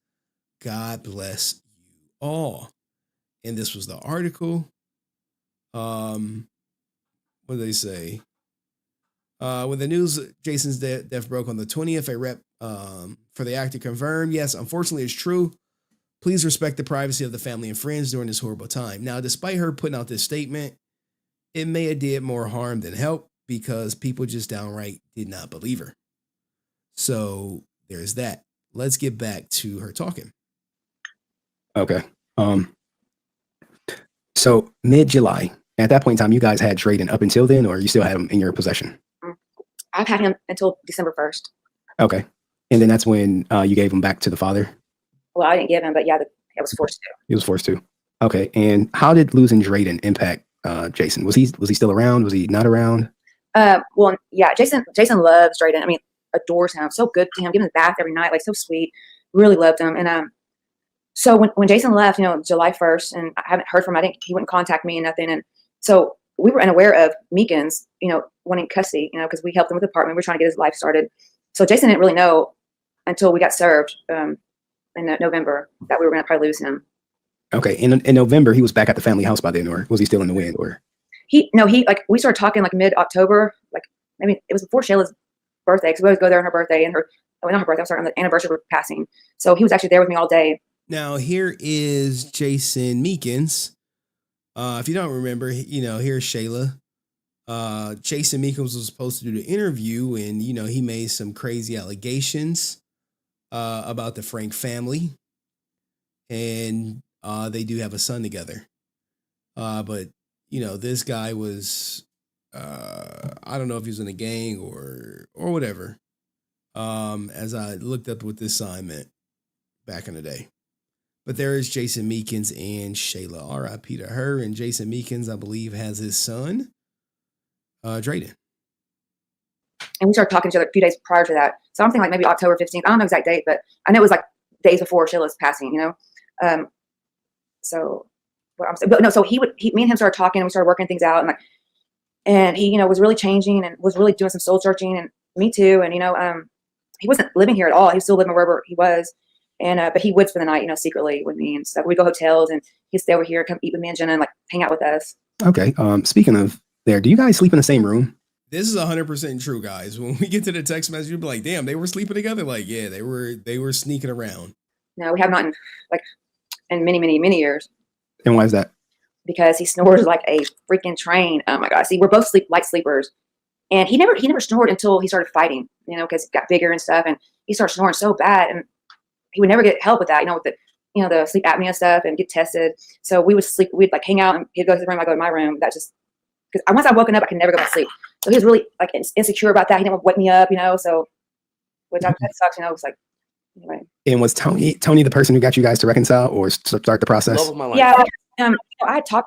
I reached out to Jason through many sources, every place. Guys, Tony is classic. You shouldn't be investigating too much. I can get his texts. I've asked people to contact him through message and Instagram, through phones, through Tony. I was talking to Tony pretty much all summer, here and there.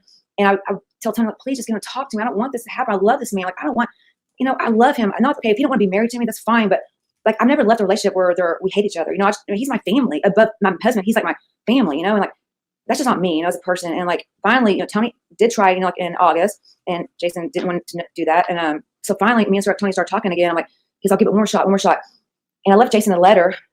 I wrote him a lot of letters this summer, and I'm glad he didn't read some of them, because I was mad, of course, hurt and mad. He just left. But this letter, because he came and got his stuff, and I left a letter in there saying, please, just talk to me, come on.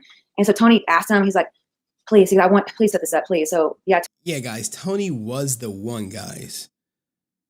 Tony. And he crashed the stream to have probably one of the best interactions on Facebook. We'll watch a little bit of this. Can you hear me? Can you give me a thumbs up? You tell me. She said you. Hold on one second. I hear two voices. Am I good? Okay. So what's going on, bro? You tell me. She said you told her that. What did she say? That you told her about? All I know is this. Number one, I hear from Tammie that my name is being dragged through this. What is going on?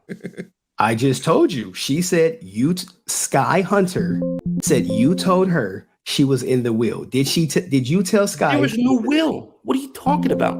Okay, so you're telling me that Skye. Did you collect Skye's? I collected address? Skye's social. Okay. Her phone number. Okay. Her information for whatever was. Now the sound bites that we have is right here. This is where. Now I told him not to bring his goddamn kid on stream. If you guys don't remember, I was like, "Hey, get your goddamn kid off stream." Now I had to blur her face in post, but he just wouldn't listen. Tammie, love of my life. Do I love Jenna? Love of my life. Do I love Skye? Love of my life. Y'all remember this? This is gold. The same way I can see. All right, I'll give an example. You're right. Sure, certain people you fall out with, and then you get back into the fold. Okay. Correct. So, for example, I'll give an example. This is the guy who told me you shouldn't be investigating too much. Live, literally live, not just live. He told me it privately. Some things have to be kept private. And then he told me I shouldn't be investigating too much. I was like, uh-oh. I must be on to something. Example. Do I love Tammie? Love of my life. Do I love Jenna? Love of my life. Certain things have to be kept private. A lot of people, this blew up. This blew up because when he messaged me initially, I'm like, bro, look, man, I'm just going what's publicly available. I'm not like doing anything illegal per se. I'm not like rummaging through people's trash or, you know, staking out or reporting anything, let's say salacious, which is there's some things, salacious things in my email that I'm just like, I ain't reporting that. You know, things like that. I'm just doing my thing. Let me see if I can find the investigating. You shouldn't be investigating too much. Where he said it, I was like, you shouldn't. All right, and let's see, investigating too much. You got to be in this transcript right here. Wait, here you go, right here. He came in hot. Like this is like beginning of the interview. Thing is that you shouldn't be investigating too much. Sometimes certain things have to be kept private. Well, I was like, what? I was like, what? Hey, yo, what the fuck? I'm like, what is he hiding? I'm like, what is going on? Bro, am I getting too close or what's going on? What I'm saying is that you shouldn't be investigating too much. Sometimes certain things have to be kept private. Well, everything I shared is public information. There's nothing. No, of course, but again, there's a difference between private information or public information and what you should be just overextending. Look, I'm perplexed. I'm legitimately perplexed. I'm like, what do you like, bro? What are you getting at? But that was Tony, guys. Shout out to Tony, man. Hope he's doing well. Hope his father's doing well. Tony like was a go between me and Jason. Okay. Let's go back to the divorce filing. What made you guys file for divorce, or you filed for divorce? Right. Well, July, Jason just was done. He's turned his phone off. He didn't even contact Jenna only through Instagram. Like just turned his phone off. He thought it was getting hacked and all this crazy stuff was happening. And I wasn't aware of this. I thought he was gonna be like, he's take a break or whatever, and like he would talk to me again. I never think it was gonna be drawn onto this long process. And then I found out, he had like he did had a little affair, and the girl did send a bunch of us, my daughter and me and his assistants, and posting stuff. So that's when I had my awareness of what happened. Yeah, JDF did have an affair. And as a result of the affair, the mistress literally was out here, no lie, messaging people. Not just, it ain't open up. What's going on? All right, here we go. There we go. So here is the message from the mistress, okay? So the mistress literally sent everyone the same message into Jenna, but they were overcoming this, right? Even Jason felt remorseful, and behind the scenes, the lady may have had some leverage over him, okay? She says, Jenna, one thing, and listen to me carefully, since I see Nicole still commenting on your page like a snake. Nicole plays the I am so Christian card so well, but so am, what the hell? Nicole plays the I am so Christian card so well, but the only time she gets on her knees is to drop neck for your father. She is a nun in one of your dad's 304s.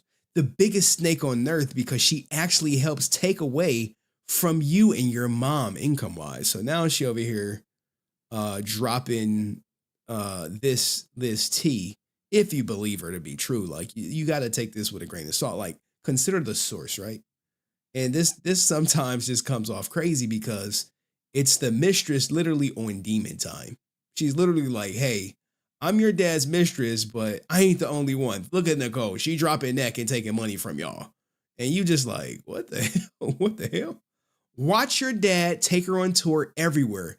Gives her access to his money while he complains to give your mom anything after he is the one that effed up. Jenna, remit this message to your dad since he blocked me like a coward. Like, what the fuck? Hey, yo, what the fuck? What? Like, hey, your dad blocked me. Please send your dad this message on my behalf. Oh my God. Anywho, have a man, stop running your mouth about me. This is your first and last warning before I blast your butt online. I am sure the media would love to hear and it's cut off.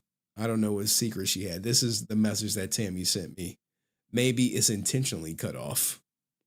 I really don't know. But this is proof. And like Tammie was very open about everything. Like I said, she sent me hundreds of messages. And I just was just slowly going through them. So now it gives this video more context, more oomph. Okay.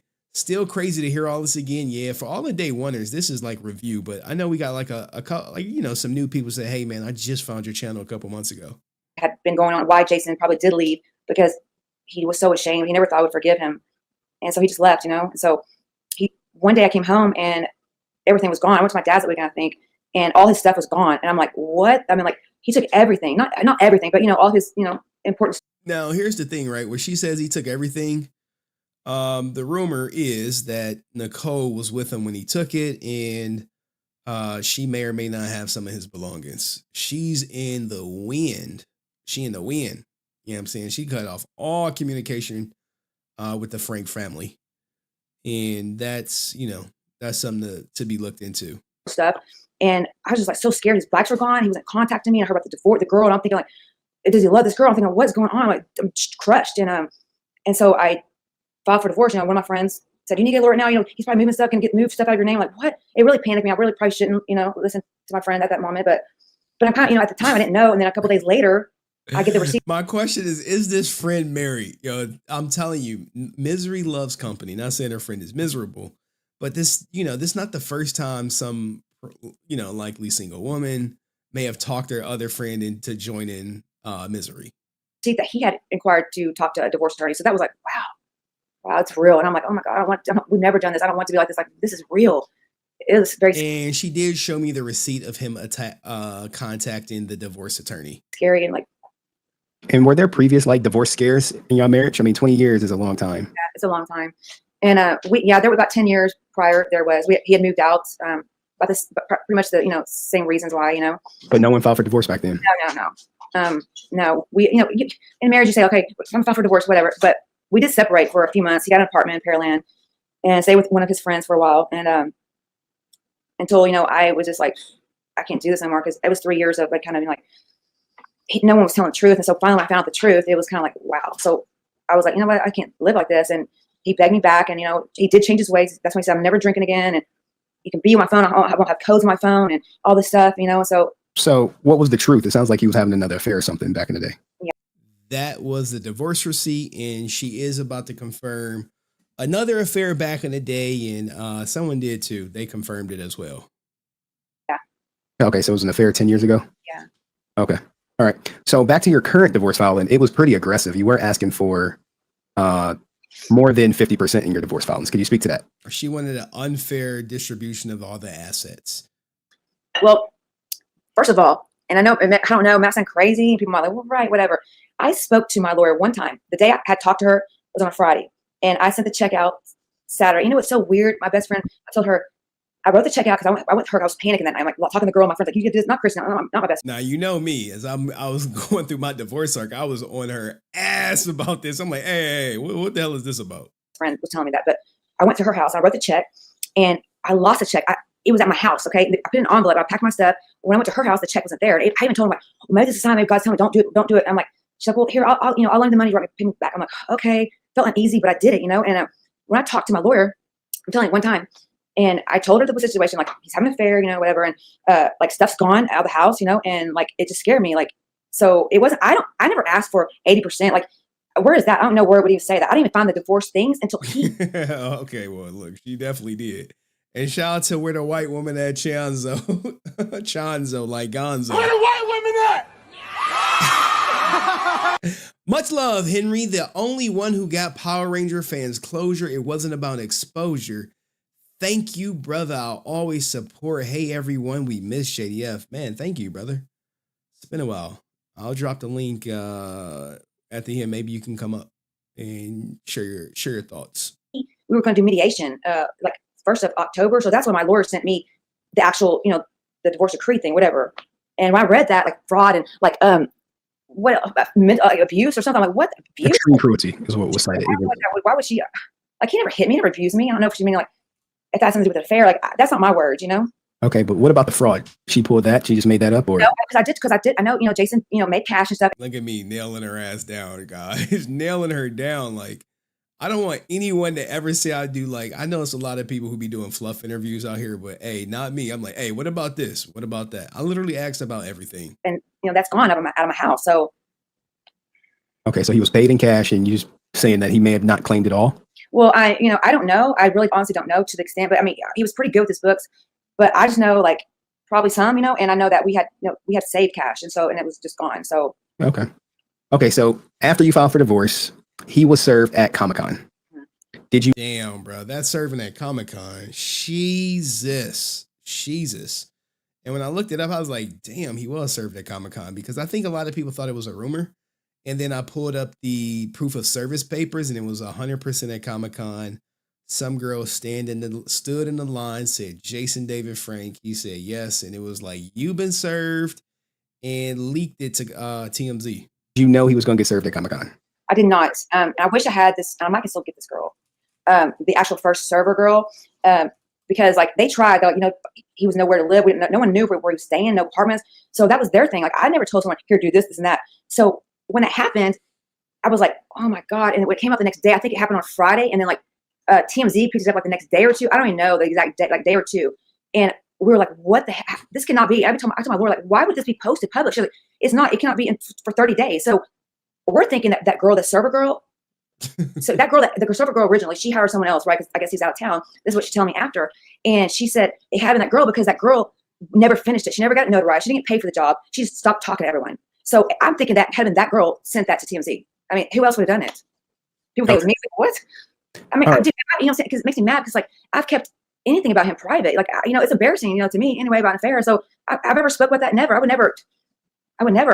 Hey man, people be playing dirty. I wonder how much they sold the court docs to him for, because I looked it up, and like the time that they posted to the time that they filed was damn near within 24 hours. I was like, yeah, boy, somebody leaked it to TMZ. I don't know.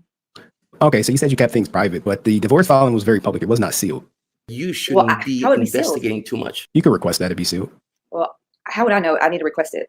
It's my first divorce. Like I'm like clueless when it comes to attorneys and stuff. Hey, I know about that first divorce. You like. So after he got served at Comic-Con, did you reach out to him to try to contact him? Yes, I did. I talked to Pham a couple times, but I text Pham and I said, please have Jason talk to me. I did not know this was going to happen. Please, I don't want it to end like this. Please talk to me. And he said, he would. I think we lost you. How? Hello? Hello. I see you. Where are you? Okay. All right. Keep going. Okay. So. Go back to you trying to contact him. Yeah, I text Pham and I said, please, please relay this to Jason, because I was desperate. I needed someone to actually say this to him, hear this. I'm like, and I left him a message, and he said, I'll give it to Jason. Yeah, so she did text Pham, and here is the message. Hey, Pham, I know everything's that's going on. Jason told me last week I have no communication with him. I don't know who to turn to, so I apologize for asking you to tell Jason something for me. You are my last hope. I love Jason. I can't picture life. Like they use a lot of text to talk. It's like they just be like blah, blah, blah, blah, blah, blah. And that like they both did. So you literally like when looking at these text messages, you gotta like try to figure out what they saying. I don't want a divorce. I know I filed me. What the hell? I know I filed me. He was served. I honestly did not know they were going to his event. He is a very hard man to track down. I know he heard a lawyer. He's not contacting me whatsoever. He's talked to me once this whole thing time. So if you could just relay a message I knew I had a big heart and the past 4 years and 2 want to work this out. I don't want a divorce. I love you. I can't get past this with help. And I guess that's just want to know. I do got part 2 of the message. God damn it. Why does it keep going over here? Part 2 of the message. Like, Jesus. Is this voice note that Pham leaves, probably saying, hey, I'll get the message to you. And then she leaves a 1 minute and 16 second one. which I think I do have. Maybe it is. No, I don't have it. But she wants him to call, doesn't love me, then I respect that. Then we will move forward. You're just the only person I know that knows everything. He told me, I'm sorry to involve you. I just don't know who else to turn to. I mean, she was desperate. She wanted her husband back. She like, baby, come back. And I asked him, did you give it to Jason? He's like, I did, but that's far. I can't make him call you or nothing. But so I'm like, he never did. Did he know you were going to file for divorce? Who, Vaunt? No, Jason. We had talked about that, like right in July. Like he had told Jenna, tell your mom to file for divorce. Like he just was like, that was a word, that was a word. And I'm pretty sure Jenna, I know he would ask Jenna this summer, what's going on with your mom? And they were best friends, him and Jenna. So I'm sure that probably was something that she might have told him. Okay. All right. And I saw the prenup, and it was looking like you were getting $1,500 a month for 5 years and a $20,000 car. Did he make any changes to that to give you more or give you less? No. But see, like, it's crazy because you're like, oh, okay. Yeah, well, the prenup. I mean, it looked like some legal Zoom shit. Like whatever my name is on is mine. Whatever your name on is yours. $1,500 a month for like 5 years max, depending on marriage, in a car. Well, okay, his retirement that's on the prenup. I'm the beneficiary of that. I'm the beneficiary. So, and the house, the karate school, like he made me partners even after the prenup. After we got married, me and him became partners. Then we actually sold the school to Randy, and we're all three on that contract. So that's like that. The prenup is it's invalid because I became partners at Rising Sun, and the condo, we sold that. We bought a house and we upgraded another house, and so I don't know how that could even be like a problem. It's not a problem. Now here's the thing. When they were going through this, he literally wrote out everything for the divorce. Okay, this is a handwritten note. Now all this stuff was provided to me by Tammie. She's like, look, man, I have nothing to hide. Here's everything. Okay, so we don't need to go through all of this. But here we go right here. Prime America count retirement. He was keeping his whole retirement. And it was something in the prenup that said that too. Sam owns 49%. She owned 25.5. Jason owned 20.5. This is after they separated. No perks yet. Maybe 2 cars. Like this is him just like literally jotting down. Separate account JDF for PL only. Keep NTC account. Add Sam. Agree not to touch any money. Only sign checks. Sam pays. Alimony, $2,000 a month for 5 years. Like, hey, here's $120,000. Separate car insurance. He's going to keep Jenna on his car note. What? He's going to keep Jenna on his car insurance and pay the car note. Keep in mind, she will be getting $33,000 tax free. 2 cars, trucks, Mercedes to be sold. This is literally everything. NDA on Tammie, now and forever. NDA on Jason. This was literally his notes. Tammie keeps all and everything in the house, all furniture, personal belongings. Jason keep all his personal belongings, including cars, bikes, jewelry, everything. Unfortunately, all the jewelry I think most of it was still missing. House, also take extra $100K from the house. Safe out of my 50% cut. Sale out of my 50% cut. This was everything that Jason had came up with. Okay, so let's go back to you guys reconciling. And you reconciled, and how was the reconciliation process? Well, it was very slow. Even though me and him are crazy about each other, we wanted to just move back in, but he just don't want people to think we're crazy, and he really wanted to change, because he really was ashamed. He was really ashamed and embarrassed that that he did this to me during this time with Shayla. And, with Drayden, and he just wanted to live with me, Shayla, and Jenna and Drayden. He wanted to be a family. He just made one bad choice, and it haunted him in a really bad way. It just was never going to be let up. So he felt really pressured. He felt ashamed. It hurt that he knew he'd hurt me so much, So when we started talking again, it was like, we just know that we need to be with it. It's like drawing, when I hug him, we feel that like this energy, like, I don't know. It's just, we knew we belonged with each other. We're soulmates, twin flames. And like, we wanted to speed it up, when we call the divorce off, move back in with each other. And at first we're like, no, what, let's finish the divorce. Cause I want him to know I'm not here for money. And I was going to take way less than anything. Okay. Like I was getting really screwed. Okay. But I didn't care. I wanted him to know 100%. I didn't care if he dropped it Drayden. I wanted him to know I'm here with you because I love you. And it was. And this is true, guy. I mean, I'll say this. I do have a voice message from her where she talks about like, hey, I'll take less. I'll sign whatever you want to sign. I think she was like at her wit's end, ready to just throw in the towel. And let's play that message right here. This will be my last text because I know you don't want me to be texting you and calling you. So it's not even out of anger. I just want to tell you that I do love you very much. And I do not want any harm for any of you. I want you to be happy and find peace in your mind and your soul. I really do. I want you to be free from drugs and just want you happy. Yeah, I really do.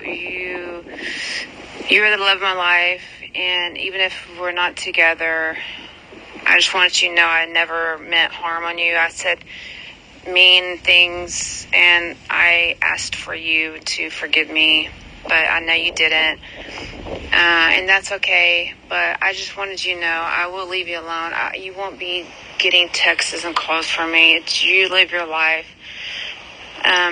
Okay, but I just needed to tell you that I don't wish harm on you, and I hope we can be friends. I want you to be there for Jenna and Drayden. And that's all I wanted to say, okay? And just try to get your stuff together, and I'll do whatever you want. I'll sign any paperwork. I don't even care. It's not even about money, dude, or anything. Thanks for being there and helping me out with everything, and I really appreciate it. But I'll leave you alone, okay? And I do pray for you, Jason. I really do. All right, so that was her message to him. That was actually sent in September. September.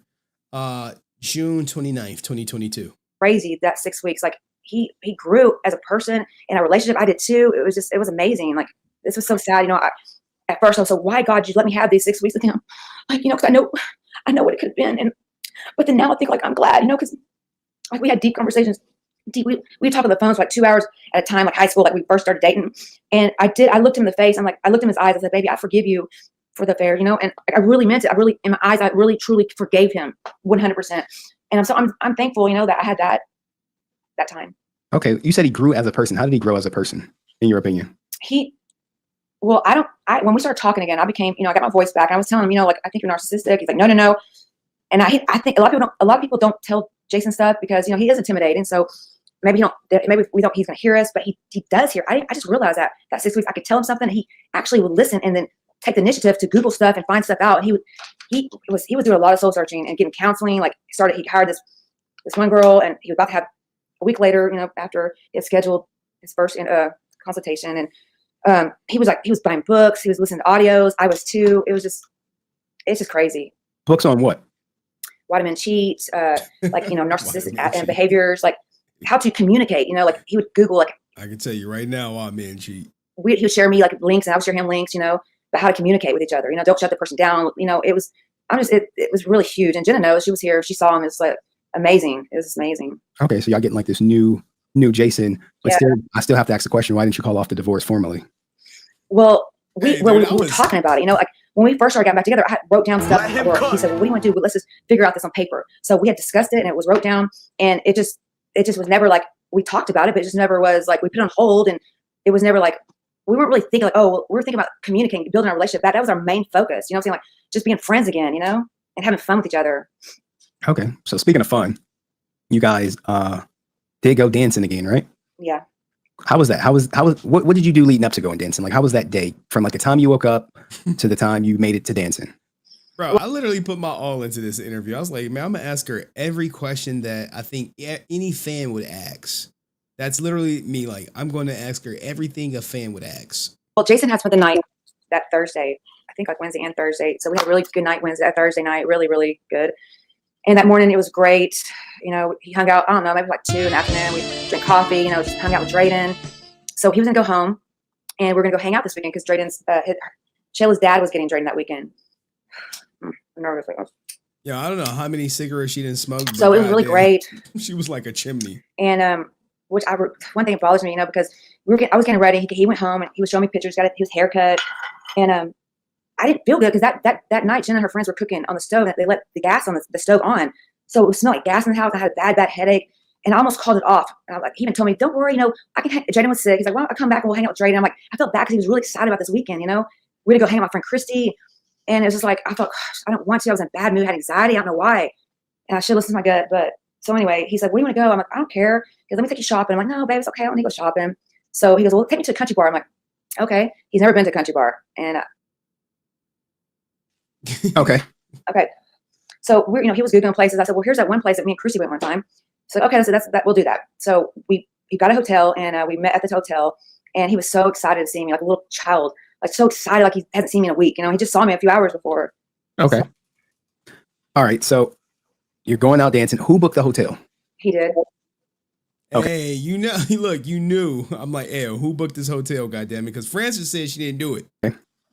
So you guys, which I was supposed to do first, but I was too stressed out. I should have done it that night, but he did. Okay. So he books the hotel. Going out dancing. You guys go out the hotel. He was drinking that night, correct? Yes. And you said you had fun. Go ahead. We both were. You both were drinking? Yeah. And Skye mentioned Ambien being involved. How long had he been on Ambien? We both have been on Ambien. We would take, back in the day when Tylenol PM came out, we'd take Tylenol PM.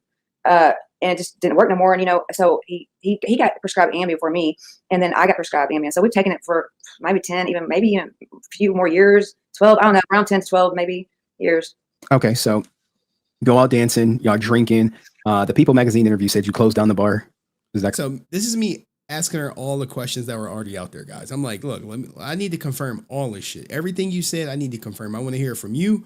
I want to hear from a third party. And then when we get to the toxicology report, you're going to see that he had alcohol in his system. Correct? Yes.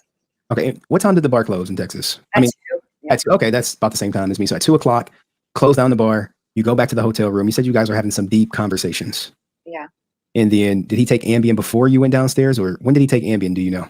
So we were talking maybe like an hour. I don't know. I was sobering up. Like for real. And he did have too much to drink because he when we drink, before, and we're not alcoholics or nothing, but when we were young drinking, like he would dance. We do hip hop and stuff, and he don't want to dance like that. But that night, I realized that he had right before the bar closed that he had a little too much because he did get out there and dance with me hip hop. I'm like, but it was fun. It kind of reminded me of the old days. He's like, "Y'all got me lose my mind up in here." Some DMX. Yeah, I love that. So he did that, and so I don't know. So when we got back to the hotel, he looked like, had definitely need to sober up. Like, I'm like, I thought he was going to sleep. I'm like, babe, we talked. And a couple weeks before he passed, he started talking to me about, some trauma in his childhood and stuff that he's never confronted or nothing, which was really, hurtful. He was getting it out in the open. And I thought it was good for him, like to actually, get help with that. But, it started making him realize stuff, and stuff come back and all this. He just had a lot of, he was really broken, which is sad. He was really a broken person. And he just was broken. And so we had a lot of deep conversations, and he did take Ambien. I don't know how many he took. Honestly, I just think it was, maybe like 4 or 5. I don't really know. Honestly, I couldn't. If I like to take guys, Ambien and alcohol will increase thoughts of like self deletion. So if you're on Ambien, guys, never mix it with alcohol. Never, ever, ever, ever in your wildest dreams. Don't try to I'm gonna just have a glass of wine, because you might accidentally ring the bell on yourself. But I see people still like, nah, she a gold digger. It really is no gold. Just to be honest with you guys. I couldn't tell. I'm thinking maybe 4, 5, 6 at most, because he's grabbed a few. I don't know. I can't tell you. Okay.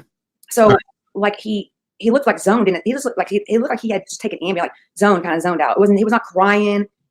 He just looked kind of like he needs to go sleep. He needs to go sleep. So then about 30 minutes after he took it, I wanted to sleep because I wanted to sleep with him. He was so insecure about snoring. So I'm like, I want to make sure I fall asleep before him because I want to lay with him. I want to sleep with him, right? Because he's like my baby. And so about 30 minutes after, I'm like, baby, you took your Ambien. I'm gonna take mine. He's like, okay. So I took mine, and and probably about, maybe 20, 30 minutes after I took mine, I was like, babe, I'm gonna get some snacks, So you went to go get snacks 20 minutes after you took yours? I don't know exactly timing. Oh, okay. Maybe 20, 30 max, probably 20, because it does hit you really quick. And we didn't eat no food. She was gone for an hour. All day and drinking. So probably about 20, maybe, yeah. And what was he drinking at the club? Vodka. Vodka. Okay. So he's drinking vodka, comes back to the room, takes some Ambien. Middle of the night, you go down after you take your Ambien to get snacks. Yeah. Okay. Here's the thing, guys. When I was asking these questions about the drinking, I'm like, JDF said he stopped drinking. So I was like, hey, well, what's up with this alcohol? Were y'all drinking at the bar or not? And what happened after you obtained the snacks? Well, I found out now that I could not I didn't have my key, I guess. And I told a girl downstairs that I need to get my key. And I just found this out like recently. And she said, well, what's your name? And I told her, and I said, what's your husband's name? I told her Jason Frank or Jason David Frank.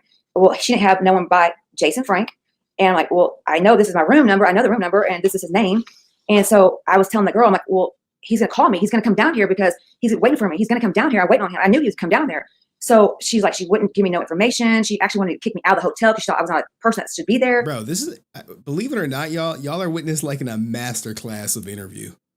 Look at me. I ain't showing no emotion. I'm just letting her talk. So finally I come back. I'm begging her, please, come, let me back in. So finally she walks up there and she lets me in because she would make sure Jason knows me. Because they said it was under David Frank. I never would have ever thought that. I even asked him his alias would be someone else that he's always used from hotels, but it wasn't that. And like, it was David, or David Frank. And so like she let me in and I thought he'd be sleeping on the bed, he wasn't. The bathroom was locked. And so I guess she called her manager and they said, well, call the cops, call security. And so she waited. That was another like 20, 30 minutes. And like, so I wasn't aware of this, because I drank, and the Ambien kind of makes you have like amnesia. You don't really remember. And I should have been asleep, after that, like right then you need to go to sleep. You can't fight it because you don't remember. And so when they were telling me this, I'm like, what the hell, And so they waited that long, and then they got the security people, and they had to go back downstairs to get the master key. This is true. Then, like they tell me, your husband's gone. I'm like, no. I really, I swear on my life, on Drayden's life, or Shayla's grave, like I thought I had the wrong room. I really, really did. Like I thought I was banging on the wrong door, or I had the wrong room number. Honestly, I swear, I thought I had the wrong room. Like no. I see it's a lot of Tammie hating the chat. Goddamn. Oh, but it was him. Like it was him. I mean, this interview, guys, was early February. And yeah, the front desk people thought she was out of it, which, later y'all gonna see she was. And like, they take me downstairs and like put me in this office, whatever. And they want to see my phone. And I gave them my phone. Like I gave my password. Here's unlocked. And they found that note, in his jacket, and said, well, why didn't you tell me you're getting divorced? I'm like, why would I have to tell you that I'm to get divorced? No, that's my husband for 20 years. I've been with this man for 23. And like, why would I even think to have to tell you that? And so they took my phone, and then they gave it back to me like a couple days after, because they downloaded all my stuff, and they ruled me out, any suspects. And that cop said, man, you love that man. I know that, with all your pictures and your texts and stuff. But he was gone, he was gone. So what'd you do that night after he was gone? Did you go home? Did you get in the room? 1 second, Henry? Sure. All right. Now when she leave, I believe this part got to her, man. You have to think about this. I'm asking her some very tough question. You could damn near say I'm interrogating her, if you will. So I'm interrogating her, and she's just giving all these answers, and she reliving it. All right. And let's go. I see at least 3 people like, nah, man. People don't believe what she say. I mean, that's on y'all. Hey, if you don't believe her, hey, have at it. Just 1 second. I believe her. For the most part, I do. What's up, Henry? Hey, Jenna. How are you? Now look, what's up, Jenna? This was when Jenna was back there, guys. Now there's a part where Jenna and Tammie just kicked Skye's back in for all the lies and BS. And I'm gonna skip that, but we gonna let her come back and say something. Maybe let's create a poll. Do you believe Tammie? Let's see what y'all got. Do y'all believe Tammie or not? I'll put the poll out. You. I sent you a message on Instagram. Dude, I deleted Instagram. It's too much right now. Oh, some people are plotting on you. Really? Yes. What? Probably ask you an uncomfortable question at a Comic-Con. Ask what? I have no idea. It's in a crazy group on Facebook. Flat that people sent me screenshots from. Damn. Well, it's just too much drama, bro. Yeah. Yeah, honestly, I wish everybody the best, Okay. They do put me on spot. I don't really care. Sorry, my makeup's off. Sorry. I just have face. Sorry. Now, when she come back, she is sniffling a lot. And people said, hey, she went and powder in her nose. Right. So after, go ahead. So after, where did you end up sleeping that night? Did you go home? Did you sleep in another room? Like that night, that during the night. No, the cops kept me there for hours. Like I'm still like, what? When they put down, I'm like, no. I'm thinking like, what? Like it wasn't sinking in. Like it wasn't sinking in, and I was there, so like I don't know. They brought me. I told them, please let me see my husband. Please, I need to see him. The detective said, no, you can't. You don't want to. And so I didn't have my phone, right? Because they took my phone, so I didn't have no one to come get me, and I couldn't drive. And he's like, you need someone. So I told them to contact my friend, her number, and she came and got me. And I told him. He told me, the detective says, well, I said, well, can I? When the coroners get there, I want to see him. I want to say goodbye and not see him. And he's like, okay, that will happen. And then he came and got me like 6 or something. I don't know, 6:30. I don't know exactly, but he said, I said, well, where can I go see him? He's like, he's already gone. They took him. Like, I was so mad, and like, I just couldn't believe it. So my friend came and they let me go back in the hotel room to gather my stuff. And that was like, I don't know, 7:38. I don't remember. And so she drove me home to this house, and then I had to tell Jenny. How did Jenna take it? You probably don't need to be here, babe.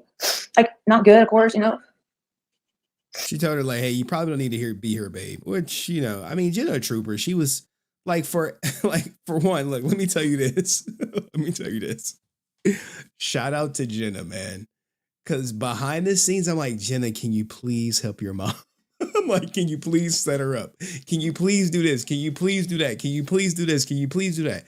Now, for me, I never asked Jenna for an interview or anything like that. I mean, it just, I don't know why I never did. It was no hate, but like behind the scenes, Jenna was like, all these interviews were literally possible for Jenna. And then it was some other people who helped like later down the line when Tammie started getting herself together. Like, anyway, how many people you can imagine, telling your daughter that her dad is gone. Is And did the cops tell you how it happened, or? Yes. They said it was from a toilet. Did they divulge that? A what? They said he hung himself using a toilet. Now, there were so many rumors of how he hung himself. We got the toxicology report coming up, but I wanted to get this. This was probably before I got the toxicology report. I'm willing to bet, yeah. A toilet? Yeah, that's what was reported. From a police report? No, I didn't get the police report. I think it was some website. No, that's false. Because I talked to the actual detective that was there that talked to me that night. He was really sweet with me. And he met me to get my phone back. And he told me, I didn't even have the guts because I thought it'd be a different way, even though, but I asked him like last month, what part it was a shower, so what part? So it was not the toilet.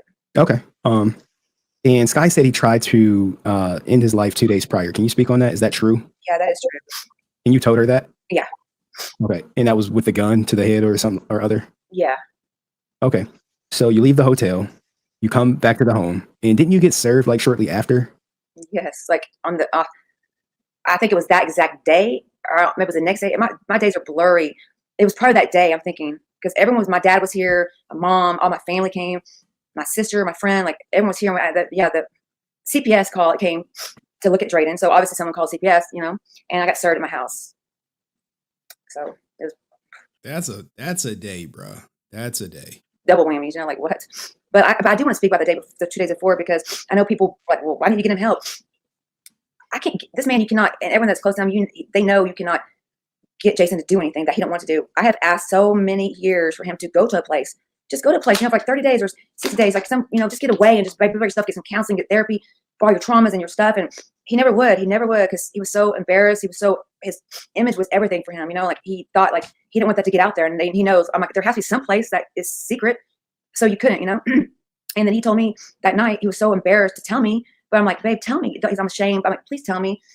When he told me about the night 2 days before, I'm like, babe, you got to get help. But I have texted the prison. I'm like, you got to get help. I mean, you need help, please.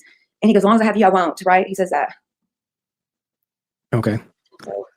Thank you for shedding light on that situation. So after you get home, you get served. Do you notify his other kids? Now, look, I don't want to get into the other kids stuff because, like they literally about to kick Skye back in. We'll skip to the 1 hour and 14 and then wrap this segment up because, long story short, they notified Skye and everyone agreed Jacob shouldn't be at the funeral. Jacob agreed. The grandmother agreed. And then Skye went out to be like, she didn't even invite Hunter and Jacob, like make it like some big thing. I was fucking mad, I need to go through that and look. I need to watch that video before we do the next one. Okay, so she was mad. Like Tammie was trying to call into the show one night, and when I saw it, I was like, "Nah, I know you probably lit right now." Skye was just lying through her teeth. Let me talk to you first, and then see where you at. Then we could bring you in and come kind of like look out for it. Like as much as I love a good crash out, I'm like, yeah, your husband just died. You watching Skye tell a bunch of lies. I know she's lying, but it ain't the time for you to call in. It ain't the time. Everyone's villainizing you anyway. This would be a bad look for you to call in. Like I think later down the line, she realized I was right. We've covered the divorce. We've covered the funeral. We've covered reconciliation. How do you feel about the people who say you must have said something to him to set him off? Me included at first. Me too. I alluded to, but I never said you did. I said it's possible. It's like normally I didn't care about what people said before. Like, I wasn't on Instagram that much, like I never looked at other people's Instagram, say nothing. Like, but it that's why I needed to do this interview, because it kills my soul. Because I'm thinking like, it really bothers me like deep in my heart, because I'm thinking like, really, like, how could someone think I would ever say something that would make Jason want to hurt himself? Like, I've done nothing but help this man many times all these years. Like, it's just like, it's so sad that people can say that about you, Henry. Okay. No, it really is. It's like, I was kicking that back in, bro. I was like, hey man, what the hell is this? She deleting comments. She asking for 80% of all the assets. I was like, man, something don't feel right. She was the last person that was with him. Two people going to a hotel room, one come out arguing, the TMZ reports. I was like, something ain't right, man. I was skeptical as hell. I was low-key the leader of the flat earthers for like a couple weeks or whatever. It was like, this Henry guy, he's cooking right here. They were loving my ass. Even Alicia was like, yeah, Henry's speaking the truth. And then like she provided me with the text messages, and then more stuff started coming out. I was like, all right, man, y'all on y'all own. I was going through a divorce and I'm just pissed off. And like, she said something. I know. But you said you saved him plenty of times. Yes, plenty. From taking his life. And everyone around him can say this. Even Tony can say this. There was a bunch of people who hit me up privately. It was like, yeah, man, we all saved him once or twice. Francis included. Yes. And you also, it's also rumored that he was bipolar and suffered from, was it ADD? Yeah. Is that correct? That's correct. Did he take any medication for being bipolar or ADD? Yeah, he did. Should I say the medicine? Now, the crazy thing is, like, this is me asking these questions before we get the toxicology report that confirms he did take medication for his bipolar disorder. I mean, you don't have to if you don't want to. Okay. All right. That was me blocking out some stuff that wasn't about JDF. Right. So that night, is it possible he was on his bipolar medication and Ambien and drinking alcohol? Oh, yeah, for sure. For sure. And did you see the video where I said basically how Ambien amps up suicide or self-deletion thoughts? Damn. I know, that's insane. That's crazy. Were you or him aware of that? No, not at all. And you've been taking it for years, at least 10 years. But like he told me that 2 days before, he did say I can't drink wine and take Ambien. But it didn't dawn on me, that not because I never ever see with my husband, like you have to. So he knew when he would drink wine and take Ambien, he would be like ready to, he would have some crazy thoughts. Understand, like he had thoughts like that, but I never would have ever thought he would do that with me in the room or by me or near me or like that's why I didn't think it was him, because he wasn't in his right mind, obviously, because I could have found him, hanging. Like he wasn't thinking clearly. That's what I'm saying. Like there's no way he would have done that to me. Do you think it was planned or premeditated? No, I don't. 100% no, because we were having a great weekend. We were getting along so great. He just was suffering so bad this past year with all the craziness and stuff, and I mean a lot of crazy stuff, and even like before you have like before, yeah, stuff, of course, like notes and pictures. Like you would tell us kind of more like. Yeah, I'm pretty sure a lot of people are still suspicious of his death, man. It's okay. Some people will never believe that he took his life, and you just got to live with that, and that's just how people are going to be. It's like a cry for help. Like I never thought it would really, really do this. Like never, ever. Okay, so it came to you as a genuine shock. Is that a fair statement? Yes, shock. I mean, I could even now. I'm thinking like, wow. I mean, I know he wasn't in his right mind. He wouldn't have. That's why I told Jenna, like, he didn't mean it, man. He didn't mean this. Like, he could take it back. He totally would. But Yeah. All right. What is your most memorable moment of your husband? All right, I think that's it, man. I look, guys. Hopefully that provides a little bit more context to the whole JDF Tammie Frank interview. but we're actually about to add more context to his passing. You know, you can say this is defending Tammie or whatever you want. We're about to look at the text messages, toxicology, police reports. We're about to look at the whole shebang. It's probably going to take me an hour to cover that. And then I'll drop the link. We do have a special guest coming up at around 11 o'clock. And then, you know, y'all can share your thoughts only on the JDF investigation. You know, whether you believe Tammie or not, if you want to share that, cool. But, you know, try to stay on topic. But what do you guys think of Tammie's first interview? Do you believe her? Do you not? Did, you know, now looking back at it 2 years later, do you believe her more or believe her less? Let me know in the comment section. I'll see you in the next video. Peace. All right, that's a clip. Jesus, man. Man, oh, man, oh, man. Oh, man. Oh, all right. We got through the tough part. Now, what do you guys want to see next? Police reports, toxicology, police reports or toxicology? Because the text messages we have when it comes to text messages, we have them reconciling, like, we have the reconciliation. We have his final days. We have the failed attempt. And we literally have his final night. What do y'all want to see? Toxicology? Let's see. How many people believe her? Okay, 66% of y'all believe her. So I would say the majority. Damn, toxicology. Okay, I want toxicology. Not police reports? Damn. All right, I gotta stop slouching in this chair. It's so easy to slouch. I need to sit up. Give me a second. Jason David. What am I doing? Jason David Frank. I need a picture. Normally I would run a palette cleanse, but I just don't got time, guys. I don't got time. I don't have the time to run the palette cleanse per se. Okay. You guys said y'all want toxicology, which is fine. We could do toxicology. All right. Oh man, someone said final days. No, that wasn't an option. Cayenne pepper was not an option. Thank you, Rottweiler. I like the stream from you, everybody. About 110,000 people up in this bitch. We're doing Kaisen Nat numbers tonight. Now, here's the thing, right? If the stream goes extremely well, I'm prepared to keep it going. I was like, hey, I might not come in tomorrow. Oh no. Okay, toxicology. All right, let's go. It's like hard to get the clip mode. As you guys know, Jason David Frank took his life, and when he did, there was a lot of questions about what was in his system. How did he really go? And as a result of that, today I did request the toxicology report that we're going to look at and examine to see exactly what happened the night JDF passed.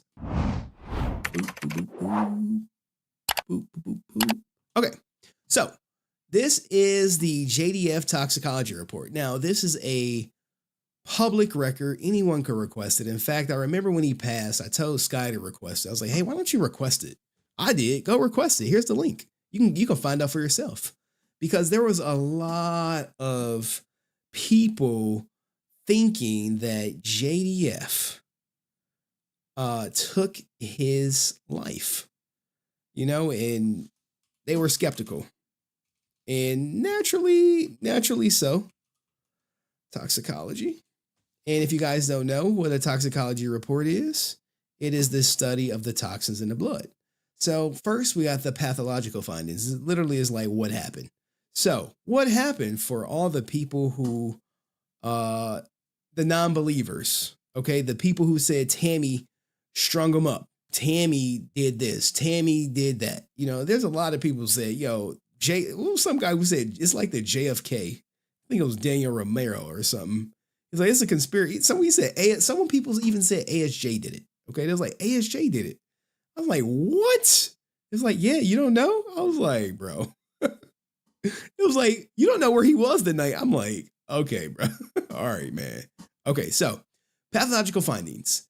Jason David Frank was found hanging by a power cord of a hairdryer in the bathroom of a hotel room per the investigative information. He had a circumferential ligature furrow around his neck, which is basically like you tying a shoestring around the neck. Okay?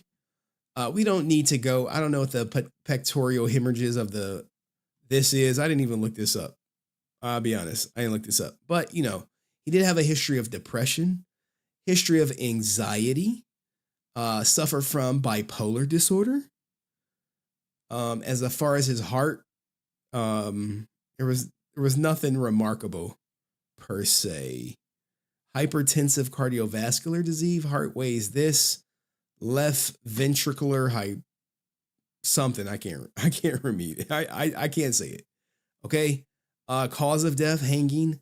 Manner of death, he unalived himself. Okay. So for all the people saying, no, I mean, not now, when you get into this, that, oh, he didn't do it or whatever, it was someone else. Now you're like, bro, well, who else was in on the take? The medical examiner too? This is mostly for the flat earthers out there. Like, nah, man, he didn't do it. I'm like, well, who did it? Aliens. They like, bro.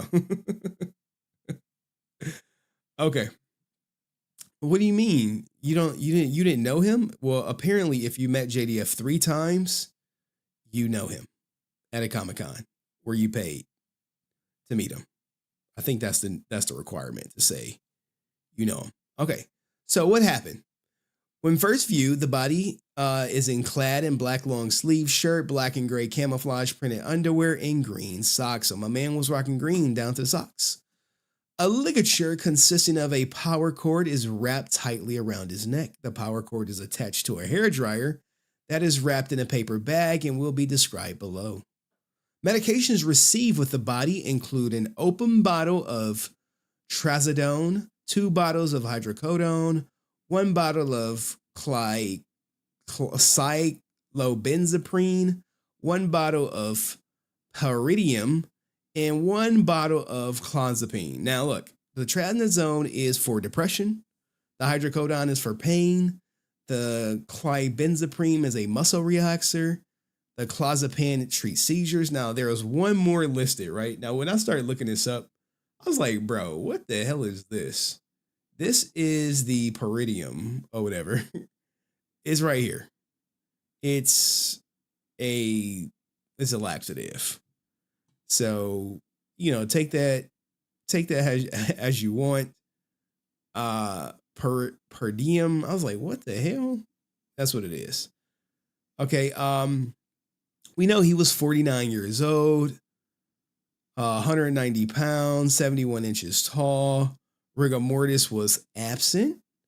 It was good preservation in his body. So, you know, no rigor mortis, no embalming. The body is cold and subsequent to refrigeration, you know, things like that. I'm not going to get into some of the other stuff. The evidence of injury was hanging. Okay. Hanging. And this is a public document that all you guys can request. A ligature consisting of a power cord attached to a hairdryer labeled Andes 1875 watts is tightly wrapped around the neck. A piece of tape is placed on the interior aspect of the cord, cut through and removed from the neck. The diameter of the nose is 5 inches and created by a single loop adjacent to the plug. The power cord is previously cut. All that good stuff. Now look. Remember when I said, hey, JDF did not tap out? Okay. Some people said, well, he did tap out when he gave up. Remember, tapping out is surrendering, right? Like, my interpretation when I say he didn't tap out is because there are no scratches or contusions around the neck or upper chest. In my mind, if he had second thoughts, you would naturally go grab the cord or whatever. But that didn't happen. Now, you know, that's just my theory. Let's get through it. The furrows around his neck, the highest point, like I'm not going to get into this. It's just, look, imagine a cord around his neck and there are no scratches or contusions on the neck or upper chest. You know, he did not try to stop it. Now, if for all you Tammie people did it, if he truly didn't want to do it and she just roped him up, you know, naturally you're going to grab at that stuff. And then, you know, I've heard literally every theory. She hoisted him up, wrapped it around his neck and left. And I just was like, yo, Tammie is all of like 100 pounds. All of 100 pounds. You mean to tell me 100-pound Tammie is about to lift up 190-pound Jason? Come on. Come on. I don't think 100-pound Tammie is deadlifting, pause, no pun intended, Jason. Okay. So next, see evidence of injury. The hyoid bone and cartridges are intact. The lumen of the larynx is not obstructed. Soft tissues and pervertebral fascia are unremarkable. Anytime you see something unremarkable, is literally nothing to note about it. There's nothing to note about it. But what it is to note is the 15 pills in his stomach. Okay? Small brown tablets with no markings or labels. Now, someone said these were, I think, perk 30s, perk 20s, there was some type of pain pill, right? Now, when you take 15 pain pills, this will destroy your insides. This is going to ring the bell on you. So I know I had to talk to a couple people that were upset that, you know, he chose to, you know, put a tie around his neck. But I'm like, it wasn't just a tie around his neck. You could say these small tablets were insurance. Was, hey, tonight he was going to end his life no matter what. It's really tough to, you know, to talk about. So for the toxicology, femoral blood, erotic blood, urine, liver, brain, unknown pills in stomach, and vitreous humor are submitted. Now your femoral blood is going to be from your femoral artery per se. Hopefully you know it. Okay. Now let's get to the toxicology. This is the part where everyone is going to be like, what was in his blood? Well, let's see. Tammie reported alcohol. So he did have a blood concentration of 0.076, which is roughly 7%. Caffeine, some 7-aminoclonazepam, which is, you know, benzos for the seizures. Benzo something, which is a metabolite of nose candy and alcohol. Some pain medicine, more anti-seizure medicine, Ambien, and Viagra. Creatine, this is Viagra too. This is just Viagra. All right, so for all y'all wondering, like, hey, what was in his system? Alcohol, pain meds, seizure medication, Ambien, nose candy, Viagra. All right, there we go. Now look, they go in to break it down. So, you know, you see the blood and you see his results, right? So we're going to look at his results and, you know, you can be able to tell, you know, where his results stand in typical use. Like, you know, was he an alcoholic? The answer is no. Like, it's unfortunate that, you know, he passed with this stuff in his system, but when you look at these levels, you're going to realize that they're all pretty low. There's no like elevated number of what is normally in a person's system. And I'm not like trying to, you know, like give him bail or anything. I'm just reporting it as it is. And you'll actually see them say it. Okay. So the chlornazepine is a benzo, is linked to muscle relaxant properties, and they start giving you the concentration. Okay. They'll start giving you the concentration. All right. And let's see, 7, 53 nanograms per milliliter is the one I missed. And he had a steady state plasma concentration at a daily dose of 6 milligrams, or about 29 to 75. So his clozapine level is it's not elevated per se. And shout out to Angel Pest, who says, goddamn, that's a deadly convo the doctors would be gasping at. I mean, let's look, man, because it's a horrible combination for sure. Horrible combination. Nothing good is going to come of it, but when you look at the concentrations, you will see. So benzo, whatever, cocaine degradation, they use blood. JDF had a concentration of 1,000. The average blood in concentration, the average benzo concentration in 906 impaired drivers is 1260, right? So he was, you could say, slightly impaired or whatever, because it's not quite 1260, but it is at 1,000. It is at 1,000, okay? Benzo blood concentration in patients admitted to an emergency room for nose candy related addiction complaints were 1280 or higher, right? So he was not about to be hospitalized. He's about 280 nanograms liters below. Just point this out. Benzo concentration in plasma following the oral administration of a 2-day. So if he was on the nose candy for 2 days, over 6 days, he would average 4,900. So to me, this definitely looks like, hey, let's have some fun. If it was at 7,900, it would have been death. But it was at 1,000 nanograms per milliliter. You kind of see this is coming from the doctor, what this is all about. Like, I'm just, it is what it is. Okay.